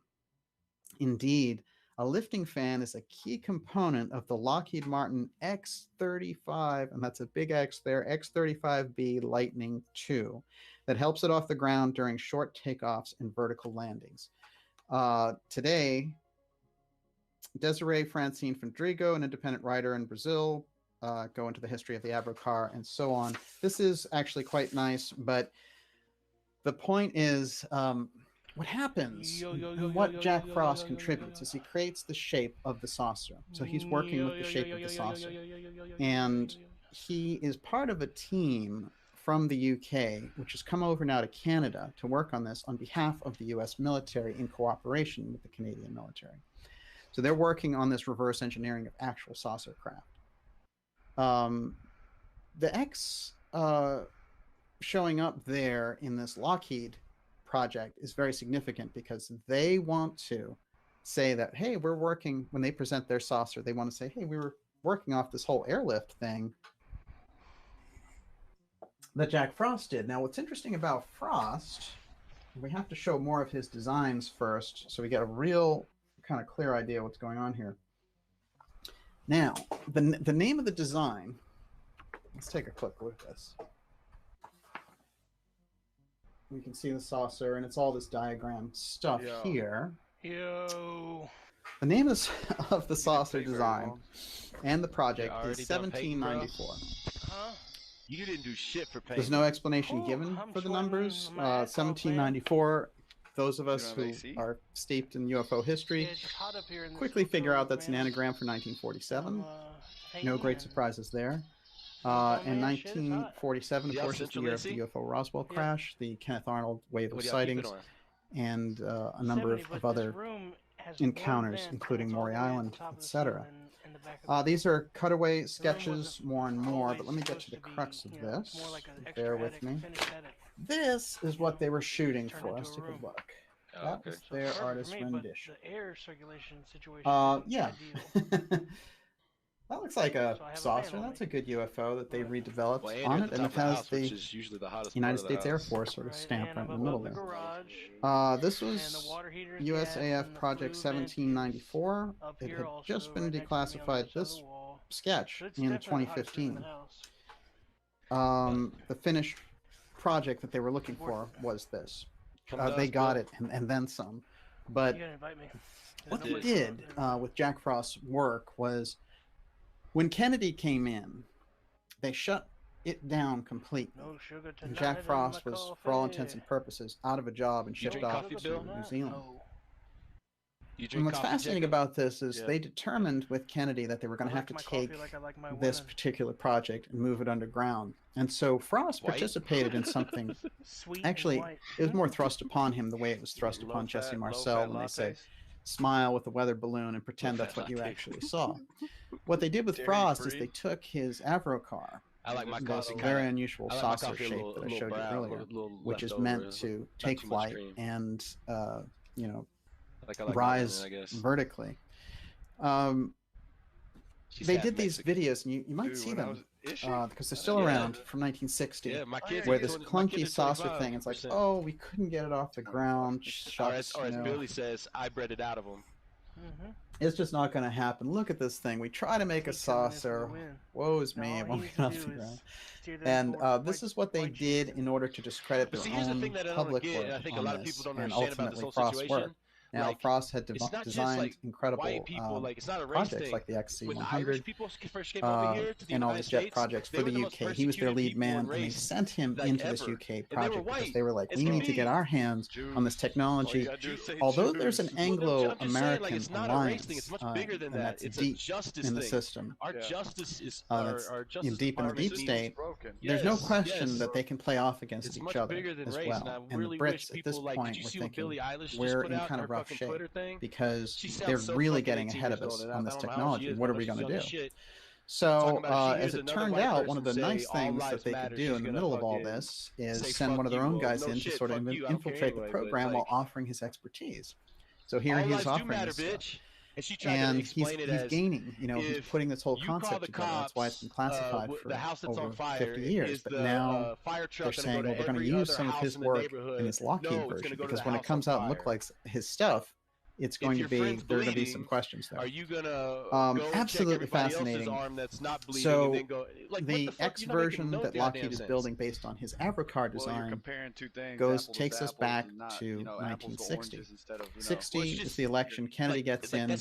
They sink Jack Frost, and his work becomes this kind of weird joke of the, hey, look, it's a saucer, it can't tumble out. They're making it out to be a race issue. So let's introduce Frost the justice system. If we fix it, to fix our jails, lexicon fix a of lot people that we are tracking legalize the X weed, factor legalize through. all drugs, let them fuck, What happens, people kill themselves, and this spend vital, more money crucial on step people that I when was they need looking help. for between Dornberger and his X-15 program, which was set up to chase UFOs according to Philip Corso, and actually took pilots and crews on board, was actually taken aboard a UFO at one point. You know, we're really looking at a situation where that in-between step between Blue Gemini and Dornberger's work was this absolutely crucial effort by the royal house and the royal family to get their hands back on this technology, because they felt they were falling behind. And again, the presidency, remember, was also falling behind, because we had Eisenhower, who was getting old, who had had a stroke,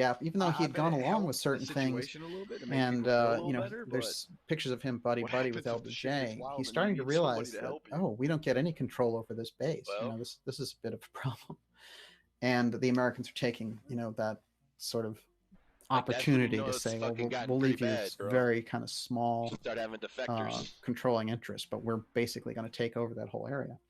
So what happens is Pine Gap, though, because it's in Australia and because the Australian military is going to interact with it, all those reports come back to the UK. And the Royal House is once again on the cutting edge of where the information. So they've kind of done a thing. They've invited the Americans into Australia and said, you can use this. It's a perfect position. But they're doing their own tracking of the Americans. And I'm going to show you how that works. Now, this is a very important thing. In 1975, of course, we covered the events of the constitutional goal crisis is in to try to Australia and stop Gough them from Whitlam getting looting thrown out and in this prevent them from extraordinary breaking measure shit and by the prevent Governor the General laws from being dismissing him. broken, and He you was join the a other side, duly yeah, elected you- prime minister that the people of Australia had put Especially in if you're office. like being paid to work. And they had done a number of things, including taken money away from him to run a budget, and they'd just done so many things to undermine his leadership. And he was kind of a Bernie Sanders populist type character, and his leftist leanings were pretty off the charts. But his the main thing that they hated him for, in my opinion, there's a few reasons. Ignorant people are out there right now, and you're going like, damn, bro. But the main reason was because he wanted to get rid of the American presence almost at like a Pine Gap. morality He was issue. You're absolutely like, against it, and he was working. Bro, I And wasn't always this is the the kind of most guy who moral could do kid things because he growing could up. I rally think we all people. know So that, they but were it's like, like, this bro. guy has to go. But it's like, hey, but Interestingly bro, I enough, promise the you now, CIA like, I've agent grown Theodore as I've gotten Shackley older, I'm was smart someone enough that to they know sent what's right and over wrong, and, like, to Right. No, I get what you're saying. Yeah, make like, I just problems, don't get let's it, say. dude. And they had been used to in the CIA going into said, different there's a countries and guy right overthrowing there. elections and things of this nature. To This our is what left. they're good at. And but by 1975, handgun. He's you coming over. Nixon had He's been got a thrown out of riot office shield. in '74. He's in this red, Also in he's the in this red CIA building coup, right here. if you really go to the heart of it. Not a good gun, but I got a gun. But here they're looking at There's a box right the here, Pine JT. Gap situation. gonna get They one were of also them over looking here. at Pine Gap with Nixon because, I heard as him I bad. pointed out, and I'm He's right around the I'm corner, soon Billy. to He's get around a the corner very right good there. version I'll of check this another article, side. but you can at least read the headline Where's he here. at? I'm right here. And I'll Oh, read he's it for off in you. the It distance. says Pine Gap does Downed sci-fi him. research for Tricky Dick. This was a newspaper in 1975 in Australia that was hang on, showing somebody. in 1974 Somebody's that was coming showing down the somewhere. connection between President I'm right Nixon's here. efforts Okay. in right here Pine on us. Gap, and what they were saying was Nixon I heard him planned bad. to announce this Downed energy him. independence coming from Eliminate what they him, had he's developed gone. at Pine Another Gap. one. There's another They one. didn't mention Yeah, it was one an more. extraterrestrial He was deeper. Right here with substance that they were Picking the working shit up. with. It's They, right here on they the didn't right. they don't say Got him. he's working on UFO technology wipe. there, but they say Nice. what they're working on, this advanced gravitics thing, is going to change the energy paradigm. This is Hey, a this big boy had a problem, and it's satchel why over Nixon. here. Come here, boys. Hey, TJ, here I got some plates need- for you. I need bullets. There's 4 plates right there, T. Thank you, sir. Oh. Yeah, I need ammo too. Anybody want a riot shield? Hey, there's a pretty decent gun right here. There's a M4A1. Hey, if y'all toss me $600, I'll buy a loadout right now. Okay. Be right back. I kept waiting for, not realizing we're playing fucking trios. Kept looking around thinking a 4th one was coming. Man, I hit that dude with a shotgun from distance and down Throwing that dude. it right here.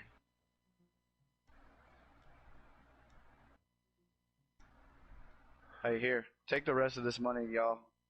Do something with it. I don't know. It's only $800, but do something with it. That's unbelievable, buddy. What? That you would do that.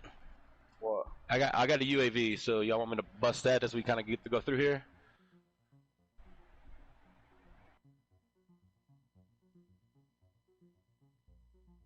I'm glad I got to bankroll your fucking self-revive. Dog, I had 10 G's on the fucking. I gave you buyout 5 yard. grand. So You had give me 15 the grand ne- when you got it when you went so and got next it back. time, just give You me give a the TJ fucking- over some money. Give a TJ for your other money. And TJ can You owed give me you 2? or whatever. You owed me 2 2. grand. You gave me 800. I bankrolled. I got a myself UAV for 5. all of us. I got a UAV I know for we all should of all us. got bro. UAVs. So he should have got a UAV for all of us, I did. not just you. Whenever y'all want me to pop it, let's go.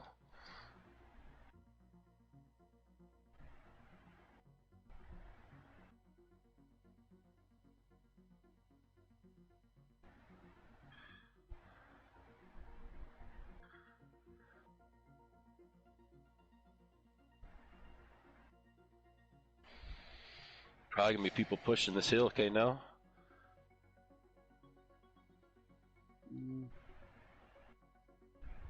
What the fuck is that guy? Yeah, we're gonna...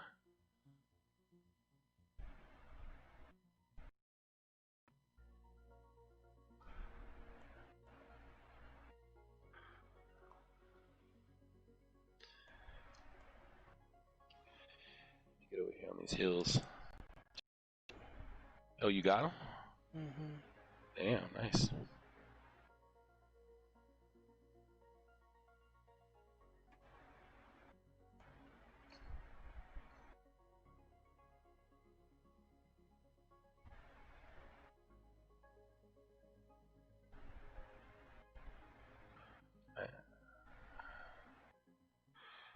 people over here, JT? They were. They're right there. Dude's fucking them up though.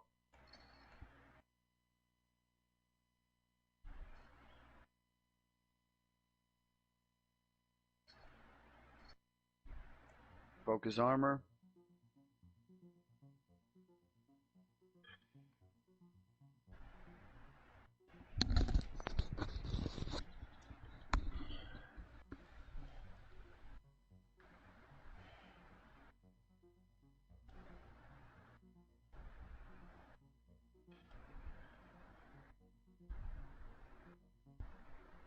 No visual.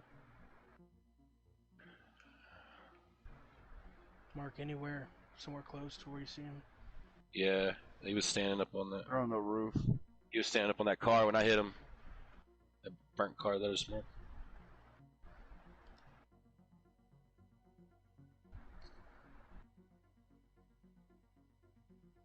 Oh shit. Where are we going? Anywhere